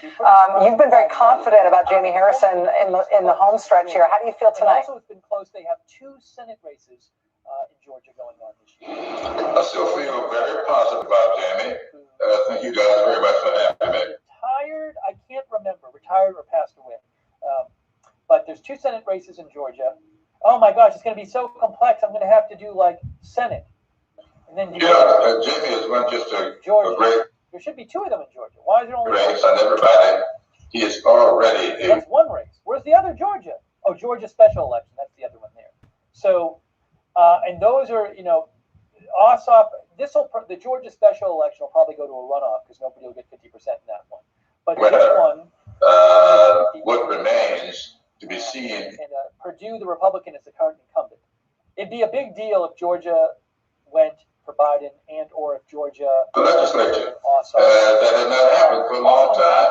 It's because of the work that Jimmy was doing, and so he knew exactly what was taking place in the state, and he laid a real solid foundation for his campaign, and he went out to raise the money, and he did a real good job of it. And why I'm so impressed is because this was done with a lot of young people who had been laying out of the system. And he told me when he first decided to go this route that he needed to bring young people into the party, all ethnic backgrounds, religious persuasions, and he did it. And they got to work with each other a long time before they got into this campaign. So when you ask why have they been so effective with this campaign, it's because they knew each other. They've been working together now, many of them, for 4 or 5 years. And so you didn't have the kind of stuff that goes on in campaigns when everybody is jockeying for the attention of the principal or trying to get their own agendas out there. These people knew each other, they respected each other, and they had been working together famously. So Jimmy's a winner, and he's shown us the way to go going forward. Congressman James Clyburn of South Carolina, sir, we know this next half an hour is going to be fraught as we wait for the poll closings and those first results. Thank you so much for making time to us on this on this momentous night. Thank you for having me. All right, we have just actually got some of our first votes in for today, so let's go right over to Steve Kornacki. Steve. So let's take a look here. These are votes, not many, but this is Indiana, and we're getting a scattering of counties here, just 4 counties here in Indiana. You see overwhelmingly Trump. This is just a very, very small amount of the vote. Indiana, a state that the president carried by nearly 20 points 4 years ago. Obviously, Vice President Mike Pence. This is not a Joe Biden. His home state. I can tell you, as the Indiana comes in a little bit this hour, and not all of the polls in Indiana are closed, but as it comes in, one place we're looking at is right here in the Indianapolis area, because this. What is going on? is the area of Indiana that has been moving dramatically. This is Marion County, where Indianapolis is, and if you go one north there, where Hamilton County is, this is an area here that sort of typifies what Democrats are hoping is going to happen nationally over the course of the night. It's densely populated, fast-growing metropolitan area where already Donald Trump lost ground in 2016 from what Republicans have typically done. The congressional district here with an open seat race tonight. We want to see when these votes come in early tonight if we're seeing an early trend in Indiana along the lines of what Democrats say is going to happen in metro areas just like the Indianapolis metro area around the country tonight. So we don't have anything to report there, but before we get going in all these other states, maybe we'll see something in here. Maybe we'll be able to take a look at that. But again, just a scattering of counties in deeply red Indiana right now, as well in Kentucky, another state that Trump won overwhelmingly in 2016. We are starting to get a scattering of counties. Nothing surprising here in these initial reports out from, again, these are heavily Trump counties too, basically, that are reporting here. But there you see the early votes. And as well, we mentioned exit polling. We do have some initial looks at the electorate and what might be informing the choice here, and we will get those to you shortly. Steve, thanks. Very interested in suburbs of Indianapolis as well as northern Kentucky when that comes in. Tremaine Lee standing by in one of the big prize states of tonight, Greensboro, North Carolina. Hey, Tremaine. Hey, Brian, I'm in front of the old courthouse in Greensboro, which is in Guilford County, where later this evening, election officials will be counting the ballots. Now, the reporting of the actual tally will begin 45 minutes later than expected because of a few issues that a couple polling locations had in opening. Still, election I shouldn't need to refresh that webpage. Officials tell us that they expect tonight to have 97% of the vote counted. Now, that's in stark contrast to some other states that are talking about starting tomorrow or later than that. It's the betting site. In case you're wondering which way the bettors are leaning. Oh, predicted? I can't even open predicted. I bet too many people are going there. A break for us, I'm told. More coverage when we come right back. I think the website I think the website's breaking down. This number has gone up a little bit for Biden. I don't really put any stock whatsoever in the predicted betting markets. Oh, do I register to vote? Can we vote by mail here?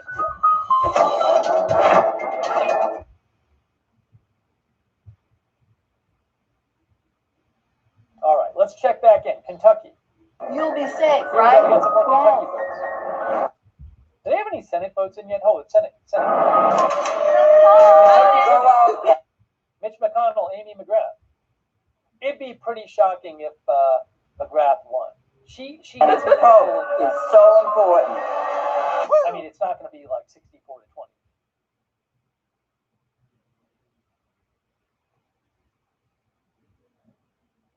Introducing the all-new Chevy Trailblazer.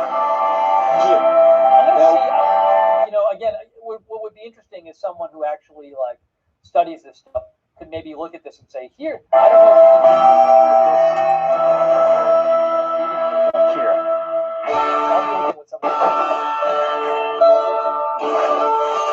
When the middle of nowhere is somewhere.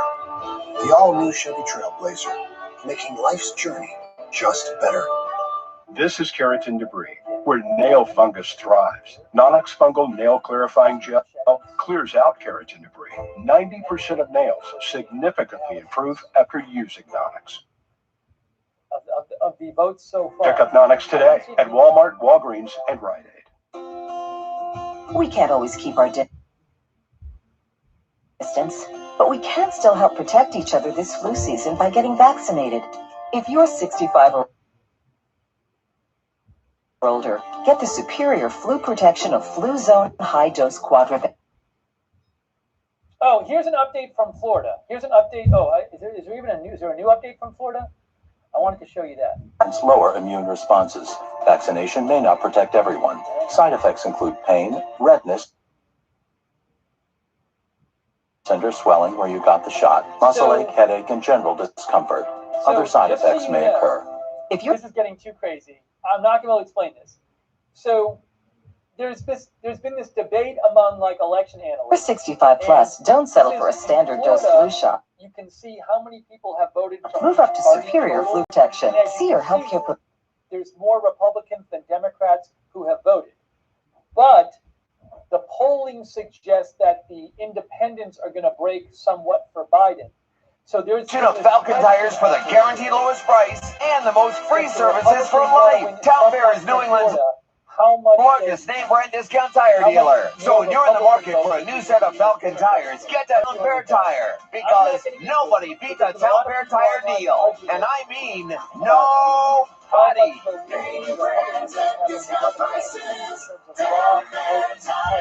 To offset the independents.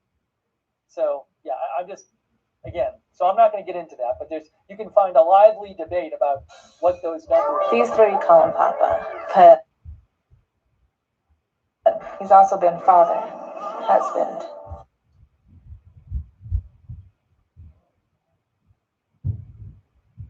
And captain. Oh, here's an update from. Get our special TV offer, a 4-week trial plus postage and a digital scale. Go to stamps.com/save and never go to the post office again. Winning with lower margins, but Casey has dropped 95% of the 2016 votes. Whoever wins, Donald Trump, okay, so Mr. Biden, whoever he's looking at some of those Kentucky counties and saying, how are they doing that are reporting now, and saying, how we really need you to know that we're coming to that table this time. We're not just going to give you our vote.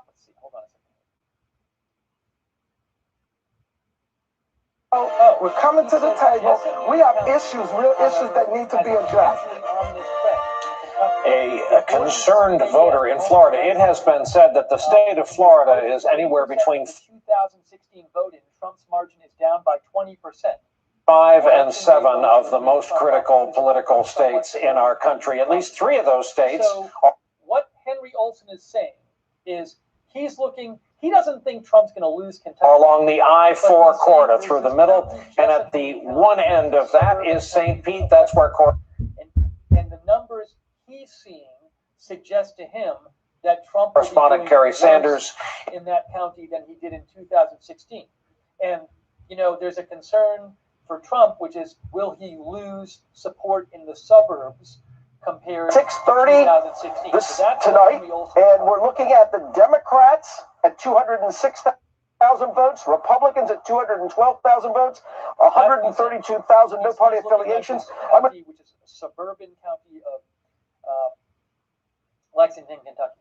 Again, just one. I'm going to do a little quick math here for you. With about 79% of registered voters in Pinellas County actually voting, that breakdown is about 44% Republicans, 45% Democrats. Early votes. Trump is behind his 2016 margin in all of them, with the share of 2016 vote reported between 36% no party affiliation, and that is room for him to improve on election day tallies.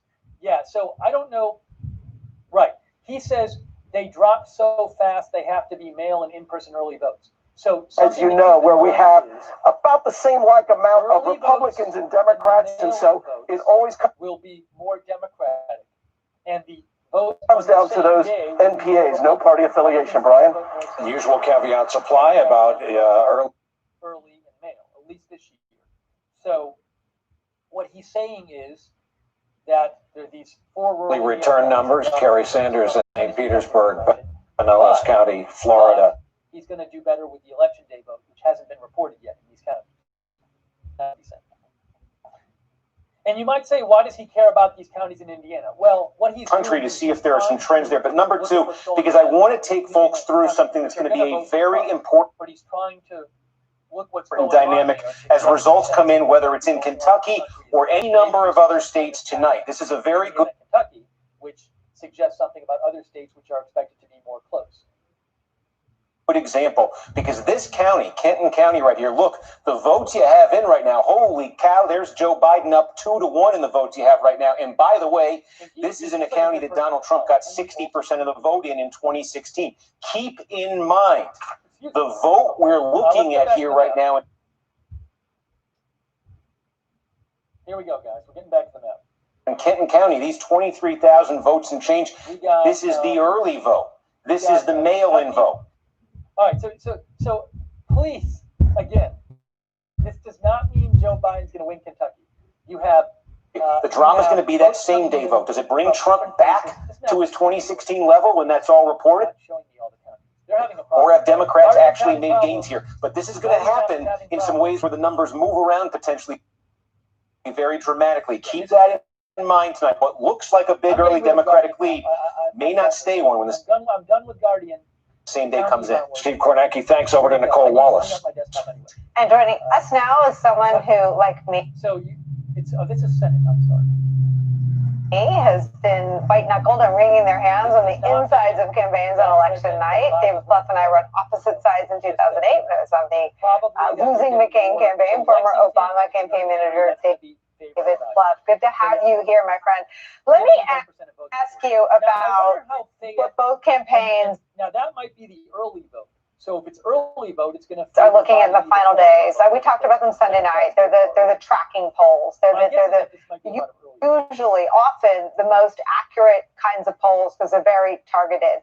What does it say to you that both? It's my reporting that both campaigns inside tracks say about the same thing. That Joe Biden is ahead in those three states we talk about so much: Wisconsin, Michigan, and Pennsylvania. Compared to 4 years ago. So that's the kind of analysis I'm going to be trying to find. Well, you know, a campaign's number one job is to understand where the vote. Thank you, by the way, Jonathan Yesovich. I do not have a strong voters are, because that's how you make decisions, right? So if they're being honest about the numbers, I'm not surprised that there's a confluence there. And Nicole, we've also had an unprecedented amount of state polling by media outlets, which is great after 2016 to really provide. What is this? Us more detail about what's going on there. So I think we have.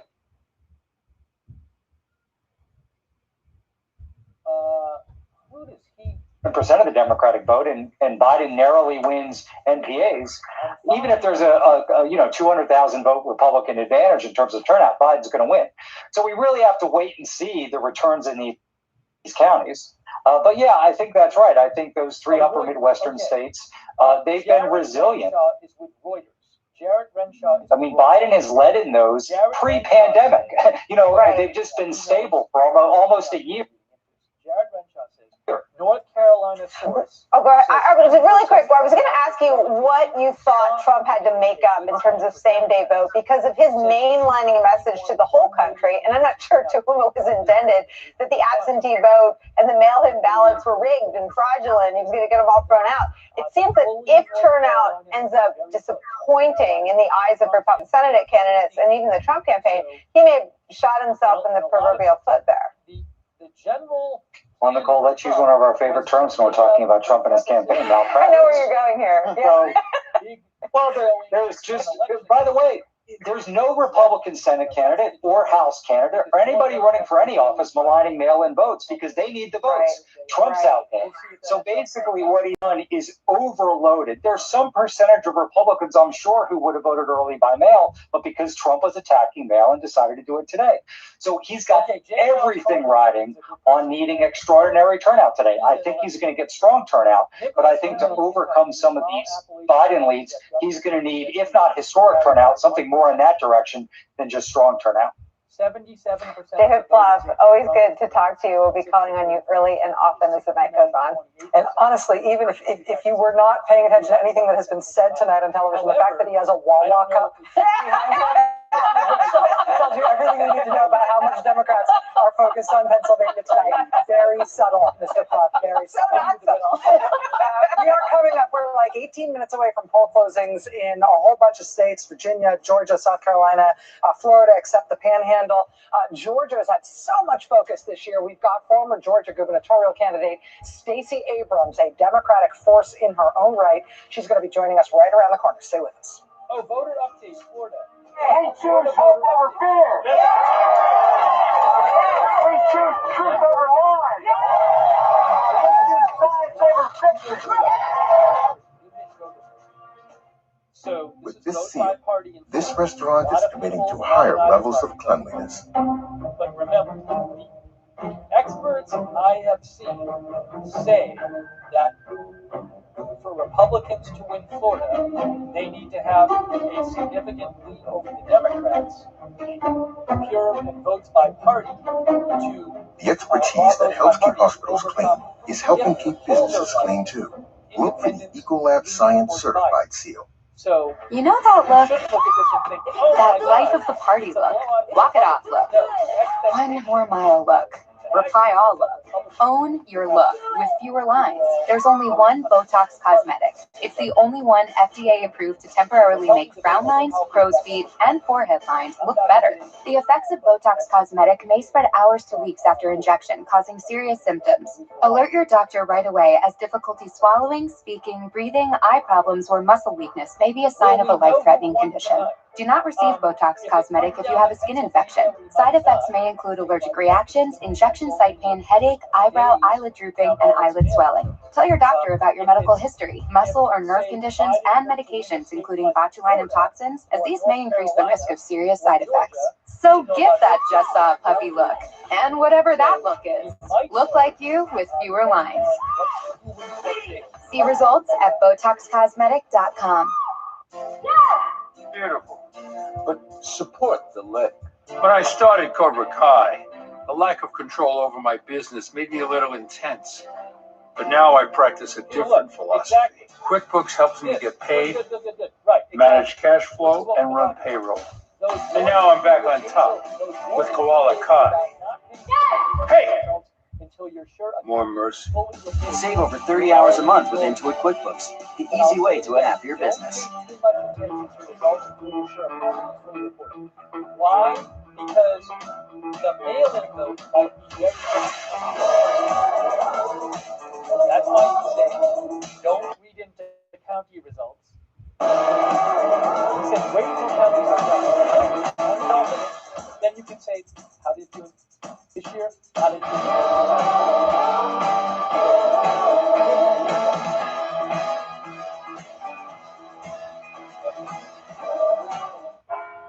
Deep sea driving, I see. Something like that. Well, here's something else. With your farmer's policy perk, new car replacement, you can get a new. That's something else. Get a whole lot of something with farmer's policy perks. We are farmers. The best eggs in so many ways. Which cage-free eggs taste fresher and more delicious? Only Eggland's Best. Which organic eggs have more vitamins and less saturated fat? Only Eggland's Best. Better taste, better nutrition, better eggs.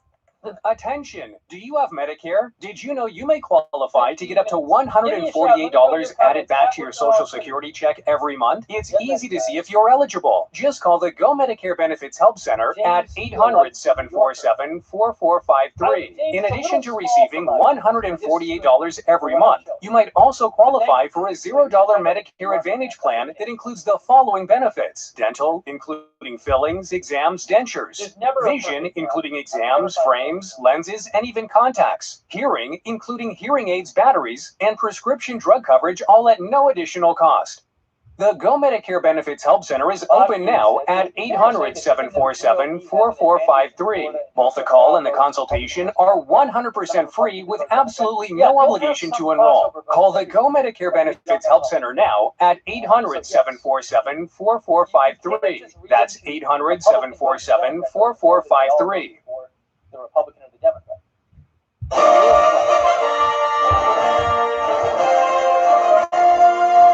6:47 Eastern Time. Welcome back. Voter suppression is not on the ballot anywhere in our country, but it is thoroughly a part of the storyline tonight, along with legal issues. Those will be the purview of our chief legal correspondent and MSNBC host, Ari Melber, who is standing by to talk with us. Hey, Ari.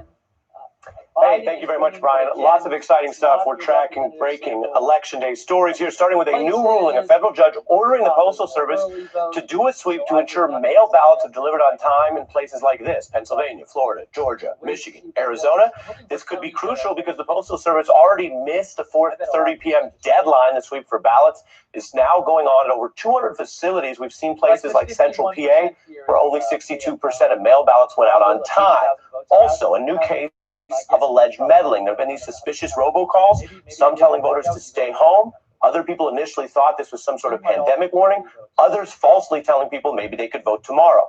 Well, moments ago, I just caught up on Zoom with Michigan's Secretary of State about this. Do you have a sense of how many voters were reached or impacted by those robocalls? They were consistent enough to be concerning. We're not talking about one or two reports here. We're talking about a significant handful. We're not going to have near full results tonight. Interesting, coming from, of course, the top elections official in Michigan. We also know some of the timing tonight will be driven by state law. For example, take a look. There are states that enable earlier processing of ballots. They could have more thorough results earlier, like Florida and Minnesota, while other key states, like we just heard from in Michigan, Wisconsin, and Pennsylvania, can only start processing later under the law. Officials say, as we just heard there, they may not get fully final results tonight. So 2 final points here on turnout. If a candidate is winning in a state by a blowout, some of these details matter less. Winners declared. But on the rules, some states must start later and take longer. Let's be clear tonight. Not only is there nothing suspicious about that, it's the law. Rachel? All right, thank you for that. That story about the judge ordering the Postal Service to go sweep for ballots. Postal Service essentially not doing it. Now the judge being like, well, you're going to have to come back to me and explain why you didn't do it. And well, that's happening on election day while polls are still open. It's just incredibly dramatic. Let's bring into the conversation now Stacey Abrams. She is the founder of Fair Fight Action and the co-founder of the Southern Economic Advancement Project. Stacey Abrams, it's a real pleasure to have you here tonight. Thank you so much. Thank you. So Ari was just talking there about states that go fast and states that go slow in terms of when we're going to get vote totals tonight. And the whole country is feeling very impatient. What should we expect about Georgia in terms of results tonight and timing? So Georgia is one of the states that allowed pre-canvassing. So they allowed processing to start earlier, October 19th, but tabulation doesn't begin until polls close. We should have some results starting to get numbers around 8 p.m., but it's going to take time. We have more than 56% of our voters, we had almost 56% turnout in early voting. So a little under 4 million voters. That's a lot of early voting and absentee balloting that has to be counted. But what I would say for Georgia voters and for voters across the country is that we want slow and accurate, not fast and wrong. And we know that Georgia is one of the states that's going to come in probably earlier than some states. But because Georgia allows you to cure absentee ballots, fix mistakes that may have been made with signatures and other issues, then we need to remember that there might be ballots that aren't immediately clear. Give me a break, Stacey Abrams. Stacey, while we're talking to you, for we're seeing free. some images here about long lines to vote. These images happen to be from Atlanta. Earlier today, we have seen in recent election cycles, including the one where you were running for governor, just absolutely atrocious voting system dysfunction and people being forced to wait in unacceptably heroic lines in order to get their Only votes 4 cast. people watching. How have things been along that I'll say I'm score starting at 7. today and during the early voting period in Georgia? Things have been much better today. We only have a handful of precincts in a few counties that are being requested to stay open later because of slow starts today. We were able to, through Fair Fight and other organizations, to get out good information when we knew there were problems. But I will say that a lot of the changes that we see in 2020 came about because of the litigation that we filed in 2018, because of the work we've been doing through Fair Fight and others to expand access to polling locations, to make certain that counties were given the poll books they needed, to its drop boxes. That's a lot of the work that Fair Fight's been focused on for the last 2 years, and we are seeing some of the results tonight. Dun, Let me just ask you, Stacey, I know that what you're talking about is voting rights and voter enfranchisement and making sure that people can participate in the democratic process the way the Constitution envisions. I also just want to ask you about what you are expecting tonight in terms of outcomes. You guys have in Georgia those 2 incredibly crucial and interesting and complex is anyone releasing exit to a polls? hard-fought presidential campaign. After all you've seen and all your experience, what do you think is going to happen at the end of the night? Is anyone releasing exit Look, I don't do polls? predictions. What do you if I think did, I'd she's spend going my to time say? in Las Vegas, not in politics. But we'll do this. We had extraordinary turnout during early voting. Why would we you had not a do a strong set of prediction numbers there? heading into tonight. And look, I'd rather be Democrats and Republicans in Georgia tonight. Revan Passion The founder of Fair Fight Action, co-founder of Southern Economic Advancement Project. Ms. Abrams, it is always great to have you here. Thank you so much for making time. Thank you. All right, we are, of course, approaching the top of the hour, about 7 minutes away from 7 p.m. on the East Coast. Polls are about to close in some key states, including Georgia and Virginia and South Carolina. We've got a look at the newest results coming in just ahead. Stay with us. Can't do my performance art without a cigar. Every morning I'm Couldn't find any of those that would pass muster, but these are organic. I was like, I only need vitamin C drops or something, right? Don't that old bell make you sick? Hard times in the middle, my love. You can be muted. Because I can still talk over you. Change the title description and added some tags. Like say North Carolina. I didn't add all 500 words, but I got as far as I can. Yeah, I need to make a sheet where I can copy and paste tags.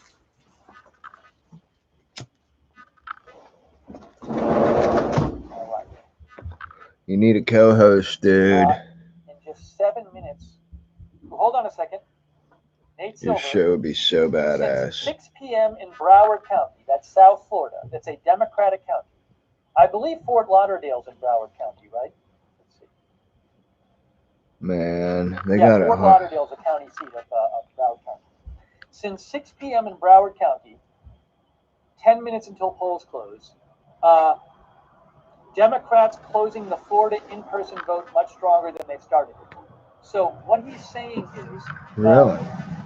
From 4 to 6 p.m., the partisanship in Broward, Democrat 43, Republican 22. A very big blue shift over the course of the day. So what he's saying is in Florida, if you look at Broward County, and I believe other places as well, he says the morning numbers were much more favorable. Why would that be so high? That's what he's talking about. He's saying how many people go through 10 minutes till polls close? That number doesn't mean anything. Nothing. Nothing. He said earlier, one thing that does seem sorry, dog. In the election day numbers, people voting today, is that the GOP voters came out early in the I'm just yelling at the media. over the course of the day. And then he just posted this. He said in Broward, we have this last few hours of voting of the day in Broward County, which leans Democratic. You're getting a much bigger Democratic percentage. Maybe because Democrat voters came. One reason is if Democrats voted after work, for example. If a lot of Democrats voted after work, they would show up late in the day. What do Republicans? Anyway. Oh, we're 3 watching now. That's see. Look, this is Broward County. From 7 a.m. to 30 a.m., the vote was Democrat 38, Republican 34. 38 to 34. By the way, it should be. It's Broward 45 to 17. freaking county. Reason, more Democrats are showing up in Broward County at the end of the day compared to Republicans. Why wouldn't they? They should actually be alarmed at those percentages. Pawn Spy says, don't most Democrats vote later? That I can't tell you. That I cannot tell you. I can tell you what the media is saying, and the answer is no. Okay. See, that was good. What part are we at? I do actually enjoy this commentary. Like, it's like you're talking right to him. 3 hours and 30-minute part. 4 minutes. I can send him this clip. We're going to get poll closures in a bunch of states. Oh, my gosh. All right. Is anyone releasing exit polls?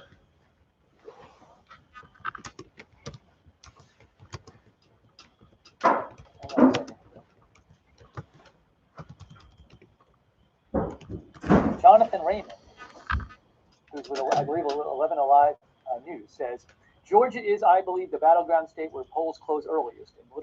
Actually, and now, he posted this an hour ago. Going to have a lot of eyes on Georgia as our returns begin adding up. Oh, guys, now it's really going to start. It's really going to start. We're going to get our first full state closures in 3 minutes and 50 seconds. Oh my gosh, there's going to be so much to do. I'm trying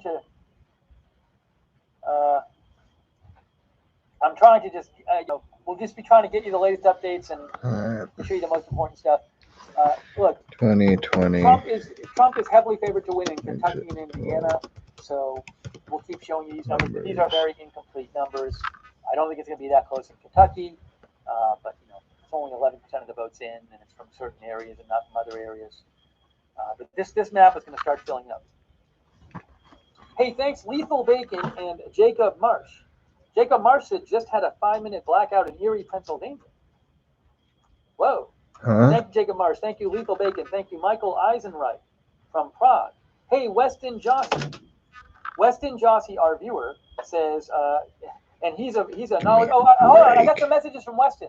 I got to read some Weston message. Our viewer, Weston, and our supporter is actually a very knowledgeable election person. So I'm gonna have to go through Weston's message. Yeah, he should be co-host too. Maybe he can be the invisible guy. Thank you also, call Jimmy McGill and Christine Zed. Okay, and Kirk Spaziani. Thank you, Kirk. Hang on a second here. Thanks also real quick to Mariah Levant. Thank you, Mariah. I'm sure BBC's not going to have any exit poll results. Damian Sanders. Thanks for your support, Damian Sanders. Yeah, Weston messaged me about the Broward County. Weston said that Nate Silver posted something about Florida. Maybe the Broward County crap that meant nothing. So many things to check. The last 10 minutes was 45%. He says it looks as though Republicans will wind up with around a net plus 2% on party registration votes.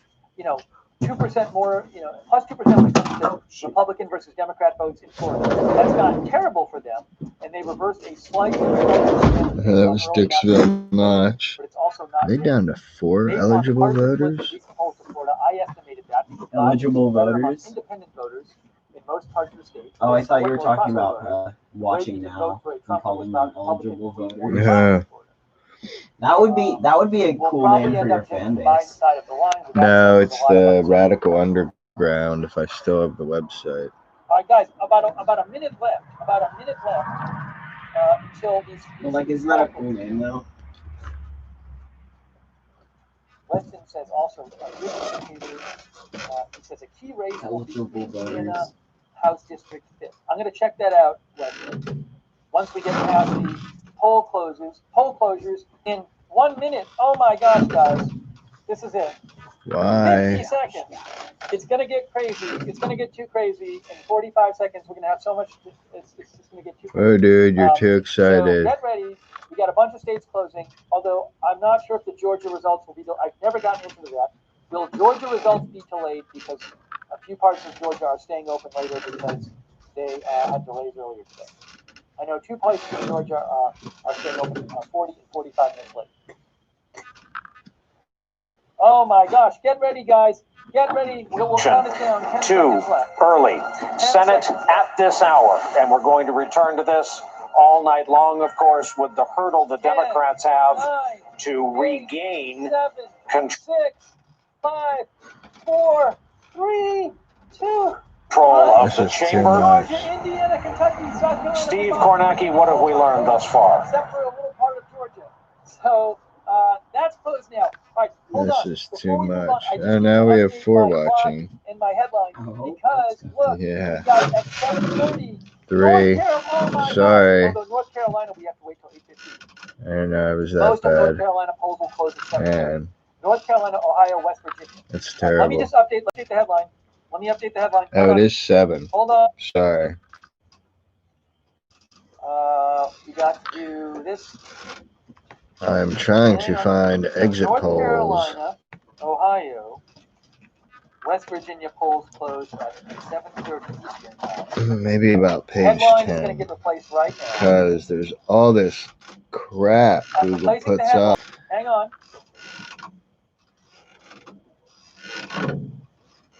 Still news junk. Headline has now been replaced. And then what I need to do now is let me just change the clock. Grief. Let me update the clock. We have our next polls closing in minutes. Oh my gosh, it's about to get real. It's about to get real, guys. You can't find anything. Yeah, that clock is updated. And Nothing. This clock has to get updated right here. We'll update this clock. At the end of 10 pages, it says repeat the search with there we go. Okay. relevant ones omitted. Okay, we got a bunch of states just closed. We're going to get you results. We're going to get you analysis. If you have comments, write to me on Twitter @Lookner. We're not going to do anything at this hold rate. on a second here.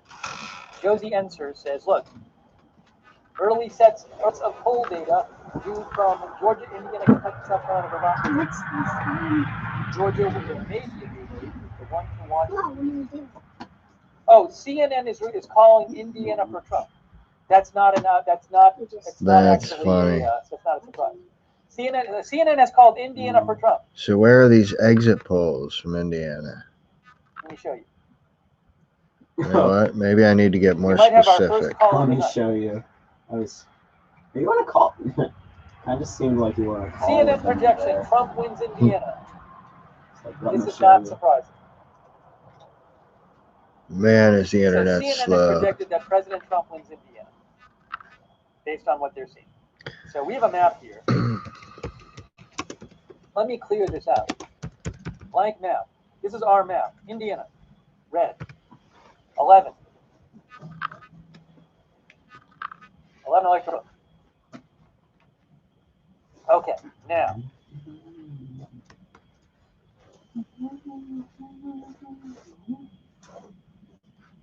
Oh, did they call Kentucky? President Trump wins Kentucky. New York Times projects that President Trump will win Kentucky, which is in no way surprising. And New York Times says Joe Biden wins Vermont, which is also in no way surprising. Pilot chick won't beat McConnell then. And Kentucky, that sounds good to me. I mean, those both sound like reasonable calls to me. Could be.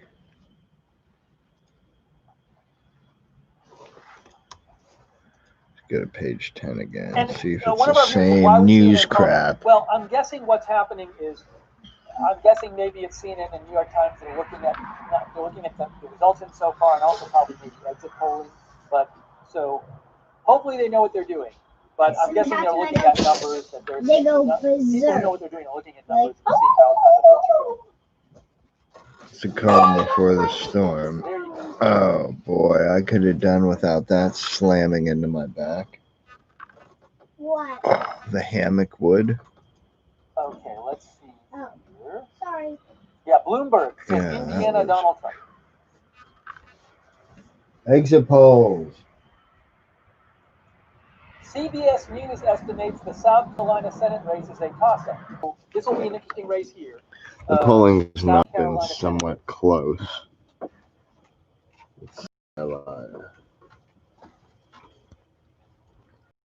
Okay. I think I'm going to try to set up inside. And I'm going to be looking for analysis here. Oh, sorry.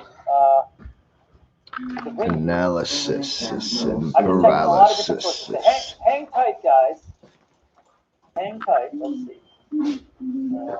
Getting my comfort coffee in me.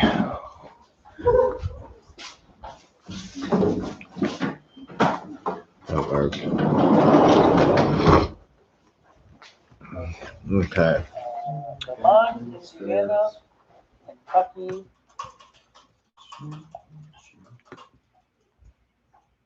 Kentucky has 30. Yeah, there's not that many votes post-reporting. Can you get off stuff now? So I'm focused on the analysis. Thank you. And try to shut down the tab. We are getting basically Republican areas reporting right now. We want to see these Democratic areas. We want to see Miami-Dade, Broward, Palm Beach, what Biden's looking like there as this vote starts to come in. Again, Gulf Coast, especially in this region right here, this is where you really saw that surge. By the way, you saw this surge for Trump in 2016. One of the reasons for the surge, retirees who live here. Where are they retiring from? Often the Midwest, Wisconsin, Michigan. This was a harbinger in 2016 for what was to come later in the night when we got to those Midwest states. So that's why I'm paying such attention there. But again, I'm just looking here to see if anything else has come in. Continue to monitor this. Again, I expect the next half hour, 45 minutes, this thing is going to be lighting up, Rachel. Well, I'm going to ask you to do something I think that's a little bit unfair for me to ask, but it's second order math. As we have been talking about, we have been studying, we have been preparing our audience for, and as you just described, the advanced voters, the absentee ballots, the mail-in ballots, ballots that we're getting first, were expected to skew Democratic. The day of votes, people voting today, that's expected to skew Republican and toward Trump. Given that expectation, can you tell already from these votes that are coming in that are, again, absentee and mail-in ballots, if they are matching expectations in terms of how well Biden expected to do with those voters? Well, again, I'm interested in this one here because this is where St. Petersburg is. And, you know, we have a little tool here I want to check. Again, this indicates we're looking here at the vote, 6.5 point improvement over Hillary Clinton here. And again, if Biden lands at 50 in Pinellas County, that's good news for him. So there is, I think, a little bit of a pad here potentially for Biden as this starts to come in. Again, Pasco County, if you're the Trump campaign, where you're trying to get this up to here is 59%. He's not. We've seen some not far off that. If you take a look up at Citrus County, you're looking at needing to get up 1 point there. So, you know, for the Trump campaign in like a Citrus County, that's not a bad plums in. This is going to be fascinating to watch these votes race in over the next half an hour, even as we're getting more poll closings both in the middle of this hour and at the top of the next. Brian. Steve, just yell, wave your arms, usual drill if you got stuff that we need to come to you for. Michael Steele, former chairman of the Republican Party, former lieutenant governor of the state of Maryland, these days affiliated with the Lincoln Project. Stand by. And Michael, I know you've been watching and listening, and you wanted to get on the board based on what you're seeing thus far in Florida for the sake of our viewers. The important thing that I think to note that Steve pointed out is the level of underperformance by Donald Trump relative to 2016. This is the problem when you go out and your strategy is to just work the same day vote. In other words, if Donald Trump had placed an emphasis, his campaign had placed an emphasis on some of that Fox early just vote instead of projected voters, Virginia. vote by mail was a bad Oh thing. man. A lot more seniors would have probably participated. A lot more I always voters probably think would he have can win participated. here, and So he you're never now can. beginning to see the failure of that strategy as he's got a drop off of 4 or 5% in some of these early vote counties. So the question now becomes, how do you make that up same day? And typically across a statewide race, you're looking at maybe, I think Donald Brazil can tell you from 2000, you know, they were lucky if they got a 3% makeup in terms of closing the gap between where their opponent was and where their campaign was. The reality of it is it's going to be hard to make up these larger gaps of 45 to 55 from the last time, or 55 to 59 this time.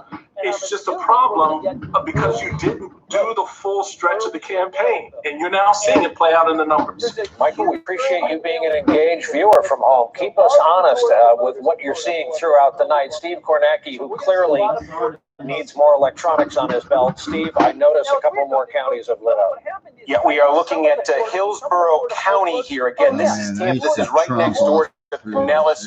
And again, you're looking at Biden here jumping out. This is a 12-point edge. Again, let's take a look. This is a Democratic county from 2016.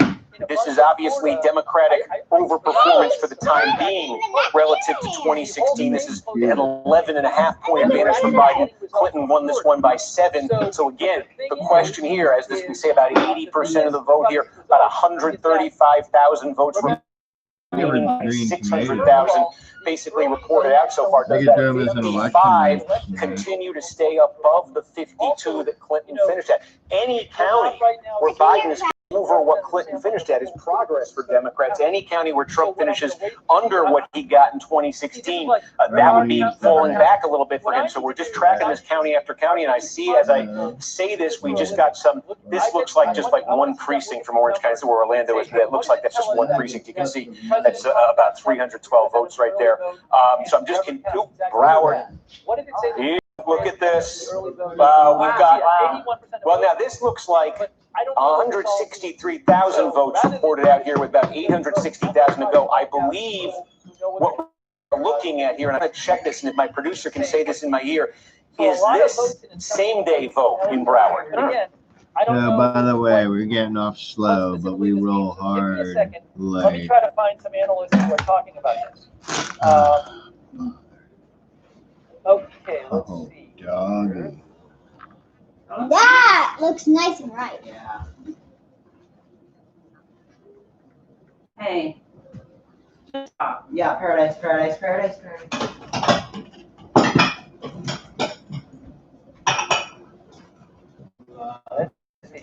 Early vote. Give me that. You have 3 other quarters. Okay. Oh my gosh, my head's exploding. See, because we're getting early voting. You're freaking hacked. And the early voting is Unclear is the answer I'm getting. I say that because this is very small. What you see.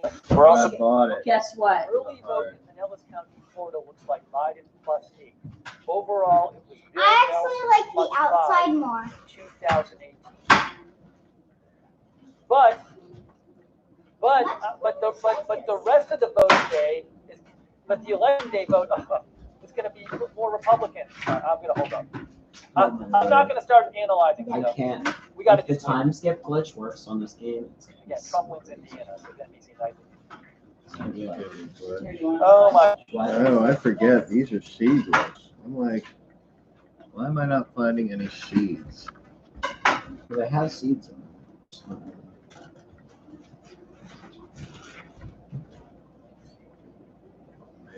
Look, they have seeds. Good. Votes in from Florida. Are you off your stuff? Well, I need to get it to a point where I can AFK well, but very few votes in Virginia. Not many. Some more votes coming in New Hampshire. Sorry. Oh my gosh. Hold on. I have a couple of friends who are. I've given a couple people who I always talk to on election day. Have sent me a lot in 2016. It came in toward the bottom in terms of turnout, and that was a big problem for Hillary Clinton. It was also a problem in 2018 for Andrew Gillum. That when Broward underperformed.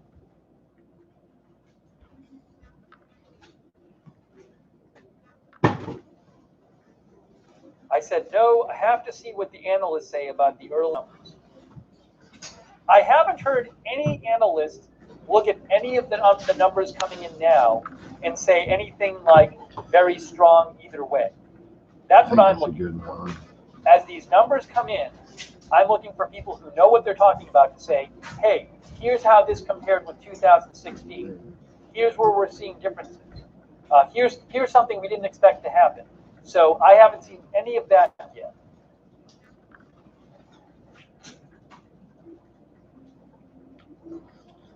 That's what we're going to have.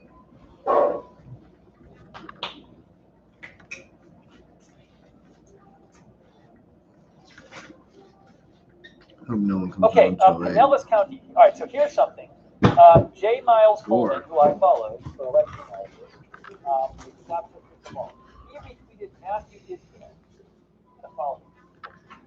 Now, Matthew Isbell says Biden is up 9% in Pinellas County, which Trump won by. Have been inroads that Donald Trump has made with Cuban American voters, very likely in Miami-Dade County. Again, this is an enormous county. They've just reported out 1 million votes in Donald Trump right now. It looks like he is running above his 2016 number. You can just take a look at the statewide total right now that is starting to. That's on the western side of the state. Clearwater, St. Petersburg, Pinellas County, okay? And in 2000... Of our studio and the ongoing conversation already in progress, Rachel. Indiana and Vermont. So if you had those on your bingo card in terms of drama, those are now settled. Nicole, let me ask you to weigh in terms of what we've seen from Florida so far. Those Miami-Dade numbers for the Democrats look daunting in terms of what they're hoping to do statewide. Yeah, look, I said Sunday night, Biden campaign felt better about North Carolina and Georgia than they did about Florida. I think there was a sense that that's how that county might come in. Now, Florida is sort of a graveyard, right, for both parties, but it has been trending more Republican. And I think the story of Florida is reddening as quickly as Texas is turning more purple. So I think the demographics in Florida, it might be one of those states that we're not talking about 4 years from now. But I think that for many, many days, Florida has felt really good for Trump. Yeah. Florida and Nevada are sort of the flip side states. I always said like the sort of angry grandparents all moved to Florida that hate tax, and all the funny grannies moved to Vegas. So the one is blue and one is red, maybe the same. All right, it is. So I was going to say 7:19 on the East Coast right now, which means we are in the middle of a whole bunch of exciting things happening in terms of poll closings and new data. Let's go back to Steve. So, Rich, we got some numbers actually from Georgia. Here's my first wrong prediction. I said it was going to take a long time in the Atlanta metro area. We at least have what looks to be early vote from Cobb County. This is a huge suburb, a suburban county outside Atlanta. You go back a decade, 2 decades, just a few years even. This was a core Republican county. What you're looking at here is Joe Biden. And again, I can show you this. You see the coloration here. This represents early vote. This represents mail vote. Joe Biden, though, we say this is going to be his best number. So he's going to come down from this, presumably, as we get more vote in. But this is one, it was a big deal 4 years ago when Hillary Clinton eked out a win in Cobb County. That was kind of a sea change just for a Democrat to have more votes than a Republican in Cobb County. Again, this number will come down. Here's the question, does it come down back to Clinton Lane in 2016? Or do we find out that Democrats have made big gains potentially in Metro Atlanta, in a suburban area? They are relying on statewide. Georgia is a state, Steve, remind us, where we are expecting early votes to reflect potentially an artificially inflated Biden number, an artificially inflated Trump number. In terms of the order by which they count, which candidate might expect to look So you're seeing good in the early numbers. Yeah, I believe we might have a mix here, and that's what I'm looking here to see if I can show you. So I think in most of these, we are going to get the absentee vote first. They could get these ballots processed ahead of time. They could get them all in position to just get them reported out at polls closed in a lot of these counties that I'm looking at so far. We are basically looking at early absentee votes. So I think so far in Georgia, certainly if you look at the statewide number in Georgia right now, which only represents a small scattering of counties here, these are the best numbers in these counties that Biden's likely to have tonight. All right, 7:21 right now on the East Coast. Again, what we have had polls closed thus far. Virginia, Georgia, South Carolina, Florida, except the Panhandle, just within the last 22 minutes. We are heading toward closings in North Carolina very shortly, and in Ohio, and then, of course, at the top of the hour, a whole bunch more, including Pennsylvania. We're going to take a quick break. We will be right back. We are right into the thick of it already.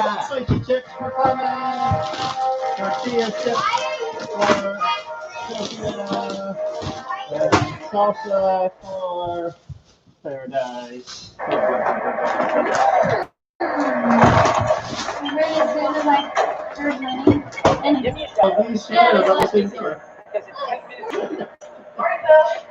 morning.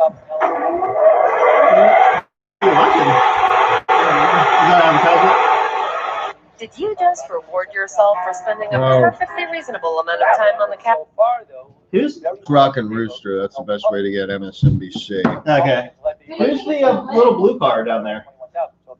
Oh, Deb stole it. Okay. I've been saying Trump, 75 to 80%. I've seen some suggestion that maybe confident Trump. Yeah.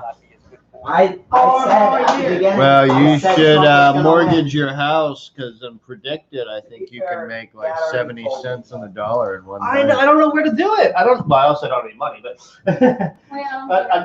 I'm thinking I would bet $100 on Trump if I knew how. I just don't know how. So it's actually, no, it's legal in 2 places. The University of Iowa, which lets you bet $500 per race. Okay. And some university in Australia where you can bet up to $800 a race. I think I would do the one in America. Make sure I get my money. But it's some Georgia results are in. But you can make up to $80,000 on a race if you bought $800 worth of a penny and they turned into a dollar. Georgia results are in. But that would never happen. That'd be like I just can't pretend. If Biden gets shot and Kamala Harris and people would bet on Kamala Harris to be sworn in. Right. So again, I would not don't just read into the overall. Yeah. That's not Yeah, going we to be do. helpful. And some of them are real crazy. Like they won't be fulfilled for years. Like, will Kamala Harris be our first black president? Really? Like, yeah, how did you Or black female, How do you pay for Jamaican, or whatever I don't she think you're going is. to get much out of just looking at raw vote totals like that. Kelly Tom says any state split. No, there's no state yet where we've seen evidence of a flip. I mean, Florida went for President Trump in 2016, and that's Oh my goodness. Trump may have Florida. I thought of someone else. Florida, they say Trump's leaving. He may have Florida. Is it our? Man, the media is gonna cry. Why? What do you mean I why? didn't hear what your point was. What did you say about Florida? See, this is early vote. What did you say about Florida? Yeah. Oh, Biden's going to get 50. It's not impossible that we know Florida soon. But this doesn't have Trump winning in Florida. Or is that a county? Very selective. Look. Wow, Clement. He didn't take any. I tried. I'm just gonna have to do it first. Come back. Okay, so this was bad for Biden. I saw an analyst. Yeah. Oh, something else though. One analyst I saw thought it was really bad for Biden. That Biden was only getting 54% of the Miami-Dade County. How did Miami-Dade County vote? Not very impressed. How did Miami-Dade County vote in 2016?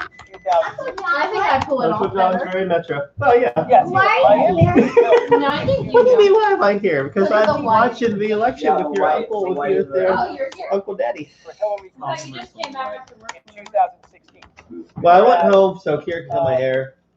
Here, Oh. I never Miami-Dade County, 54 to 45. Better for Are those Trump, more worse seeds? for the Democrats. Here is your new But alarm. Miami. Yeah, Now yeah. that's She's- and you say, well, that's not all the votes. She works but, for love. I mean, the election day vote it should be actually Paper probably plates. closer. I can get you paper plate, 40% off. Favor the Democrats more than the election day vote. It's only like We always once a month. Once a month or once every other month they do a employee off Right here. day, and you get 40% off our brands. So, but paper plates is not much I different. was able to call Florida for Trump. They did? Miami I did. Dade Oh, you did. result Okay. is way worse Yeah, for no, I Biden agree. than expected. I agree. And expectations were low here. It's not something we expected to see Peter, elsewhere. I'm gonna go take Petra for a drive. Miami-Dade is a place where we do expect to see Democrats win on election day, unlike the rest of Florida. But I'd be stunned to see this get made up and get Biden back up to anything like the 20% he was counting on. So it looks like we have a worse result for in Miami-Dade. Here, Trump Oh, opens dear. up as a clear What? favorite for Florida. Kira said, especially I'm after keeping an the eye on Peter's Miami-Dade show, and John is vote. making cameo So- appearances. Yeah. I better stop swearing. Is that Shout out to the Miami-Dade new County subscriber. early vote, which Biden is winning. I said this But in Hillary Clinton won Lori. by Miami-Dade vote 179, by 30%. Goodness. gas. I said, It's a huge county. In how can Trump not get 2016, reelected? And I think Biden's winning by like 9% or something like that. So Nate Cohn is saying Like that- 79. That's the Walmart by that Phillips. Miami-Dade result is a That really bad result for the Biden. little market. Costco too. Costco had $1.79. Watch this. Remember, Florida, since Bush Gore, has one of the tightest setups in the country. Who? Florida. Okay, yeah. How are your views looking like? I think it's still 4. Why is it a worse result? Because Hillary Clinton No, white won hairs. Miami-Dade by like 30%. We had Biden 6 won at one by time, 30%. Uncle John. What's that? We had 6. So he's going to pick up fewer So- votes there Nice.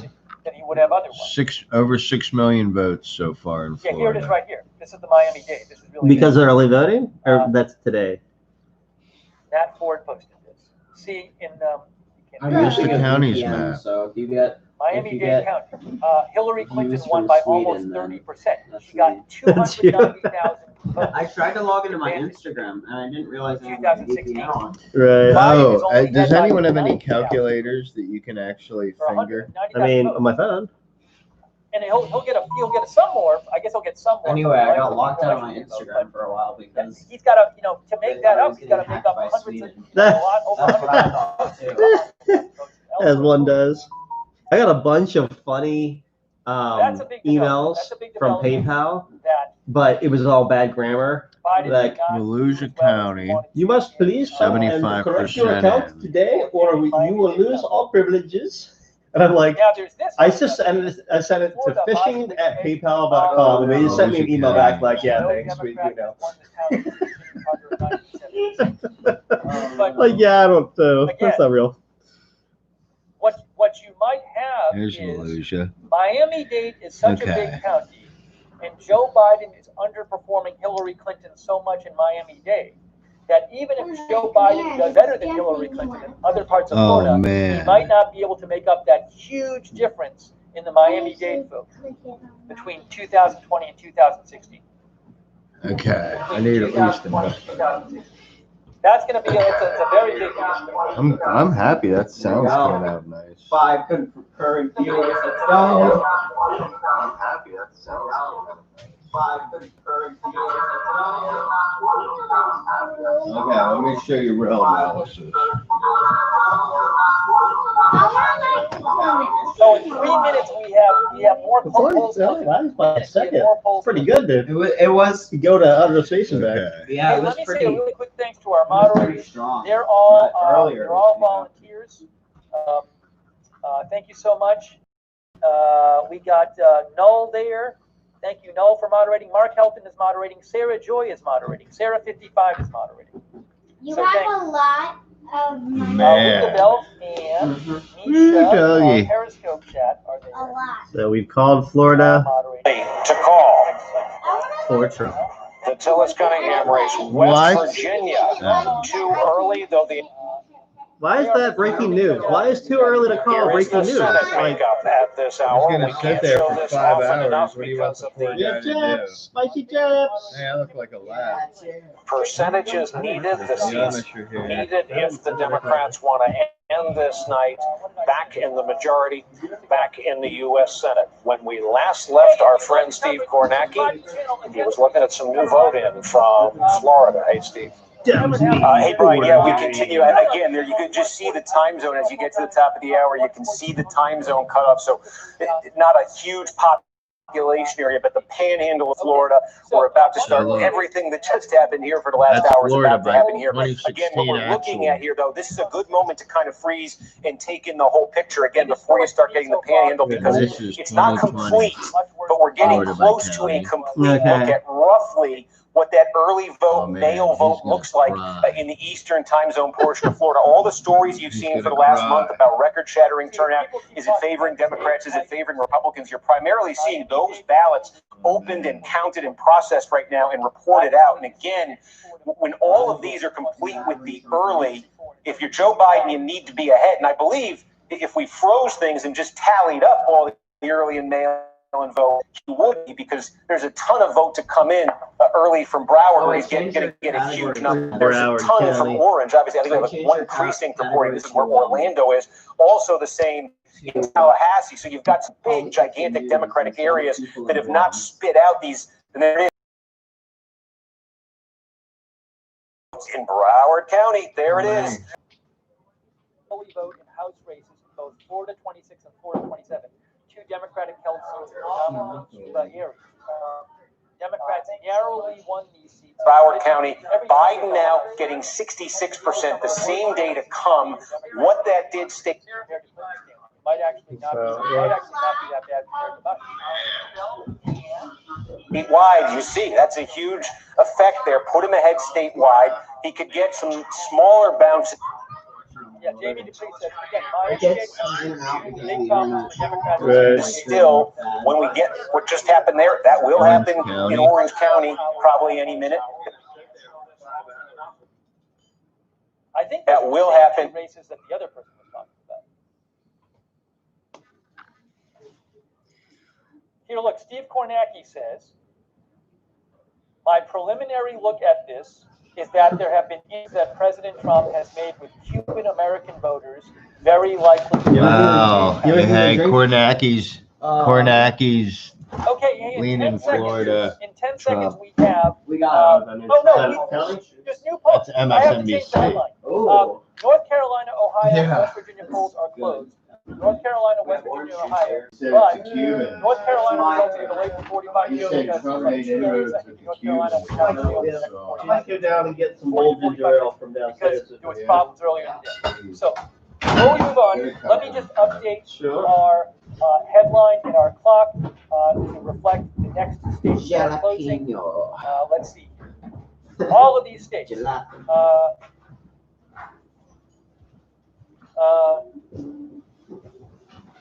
Next polls close at 8 p.m. Let me just update the headline. I'm not going to list all of those. All of those states, you can't even see them all, close at 8 p.m. Eastern time. Hang on a second here. Hang on. Hang on. But the big headline so far tonight is Miami-Dade going much worse for Biden than he would have hoped. Okay. And what I want to do now is change the clock. And then we'll continue covering this. I have to make this say, here we go. That.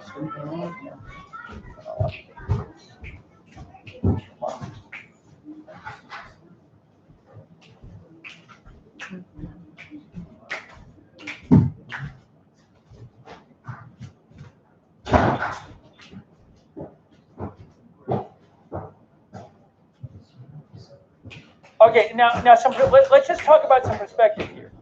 Let's get some perspective. We'll be going back to the map. As I said, though, and you might be wondering, why aren't you just showing us the map and showing us the raw vote? Well, these raw vote totals, you know, first of all, they're not coming in evenly from throughout the state. Might not be representative. Second of all, we're presenting a lot of early results. And the early results generally are more favorable to the Democrats. The day of results, the election day results, what do you think that, are more favorable to Republicans. So if you just look at, what's the raw number of votes in the state, that might be very misleading as to what's actually happening. So what I'm trying to do is find analysis, people who know enough to look at these votes and say, oh my gosh, look what's happening in this county, in this part of the state, or with this type of vote, and giving you that. Oh, Donald Trump wins West Virginia. There you go. It is 4 electoral votes. Donald Trump wins West Virginia. That's a big surprise. Poor Manchin. Donald Trump, they're calling West Virginia for President Trump, which is not surprising. It's different. They haven't called it. Has seen Florida politics up close and intensely because he's been in the middle of it. Congress. Let me check and see on these. We have new numbers. I don't know, Peter, if you remember a couple months ago, you turned me on to Ibotta. You said if I looked into Ibotta, I'm looking to save some money. So far this month, last month, I earned $117 from Ibotta. He's Joe. About half of that was free. He used to have bad breath. Now he uses Calpol TheraBreath Fresh Breath Oral Rinse to keep his breath smelling great all day long. The only catch is you got to do it at like It's a better Walmart. You can't do it at like Chop Shop or that kind of thing. Hi there, we have tips. Rewarded. Okay, if you ever find yourself down, okay, you got some tips. Grubhub rewards you with a free delivery perk on your first order. Hey, Blake. Is that a swing state? What is it? Has it been called early? So, Have they won? What what happens does this now? tell us? As the election unfolds, The West Virginia one? free West access to Virginia all and at WSJ.com. Broward County was how many votes total? Remind the world. 8, Like 950 9, still exist. It'll be very, very hard for President 900,000, 920,000, something like that. Alex.com. Green Party? Let him go. Okay, Green Party or Libertarian? Diane Lane. I won't be coming back here without him. Kevin Costner. Right behind. Really? Let him go. Stupid. With Bonfire, you can easily fundraise by selling custom shirts online. Upload your artwork or create a design right on our website. In these unique times, you can still Yeah, make but a Aunt Laura's difference. watching, so we can't swear. Yeah. So, Okay. but so this again. Really? The question is, can Biden I guess the split page enough did have to states refresh. to Huh? overcome the deficit that Hillary Clinton had in 2016? Isn't that- Florida was a state that President This is Trump all won Florida? in 2016. So it's the same.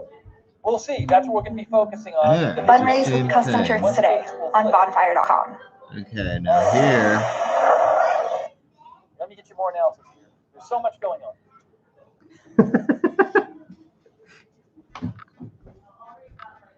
Way worse for Biden than expected. Yeah, right. He's always wrong. That guy? Yeah, I don't know how he still is in business. Wait, who? It's like in Nate the Democrat Cohn? Party, the more you fail. By Gary Perrin, who's a political analyst. I've been following.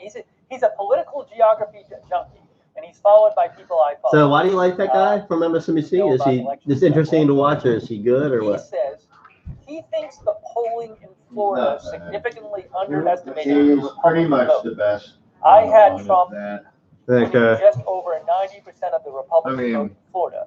It is they likely advertise far themselves higher than as- that based on what Yeah. we're seeing in Miami-Dade. And independents in Florida are far closer They than don't an run average ads about their poll suggests weatherman. by a significant margin. He also says, now I think he's polling for Biden. Okay, He says, I hope Volusia this is a County. Miami phenomenon and not what we see in the rest of the country, and that the polling error we saw in He's picking up like statewide Florida is 16,000 Florida there. This So probably comes as no he's surprise, Clement, but they say many Biden voters say their vote is more against Trump than for Biden. Volusia You know what I County. mean? That's It looks like a I huge get that amount of because Republican Biden's like vote is just such a voting for Trump, bland Yeah, like, it's and pretty not milk toast. affecting the Biden more than the poll said. And it also looks like independents are doing better for Trump in Florida than the I poll mean, said. like I get if you're voting for Is that going to Sanders translate to instead the of rest of the Trump. country? It's the independents that would lie to pollsters. I always thought this shy Trump voter thing was a little shady because if you know someone's a Trump voter, Mm-hmm. they're probably not lying to pollsters. Probably not. They're pretty proud of it. But independents, Right. they're practically likely. Uh-huh. That's who it is. Calling them up at dinner time. Here's another one, Clement. Oh man, they're gonna bleed. They say 7 in 10 Biden voters say economic opportunities are less fairly distributed than 4 years ago. Wow. Fairly distributed, I Yeah, think and here's, socialism. Well, no, if you don't agree to that, then you're. No. I understand It's their as point. bad as it's ever been. I just don't like the wording. It scares me. They're still.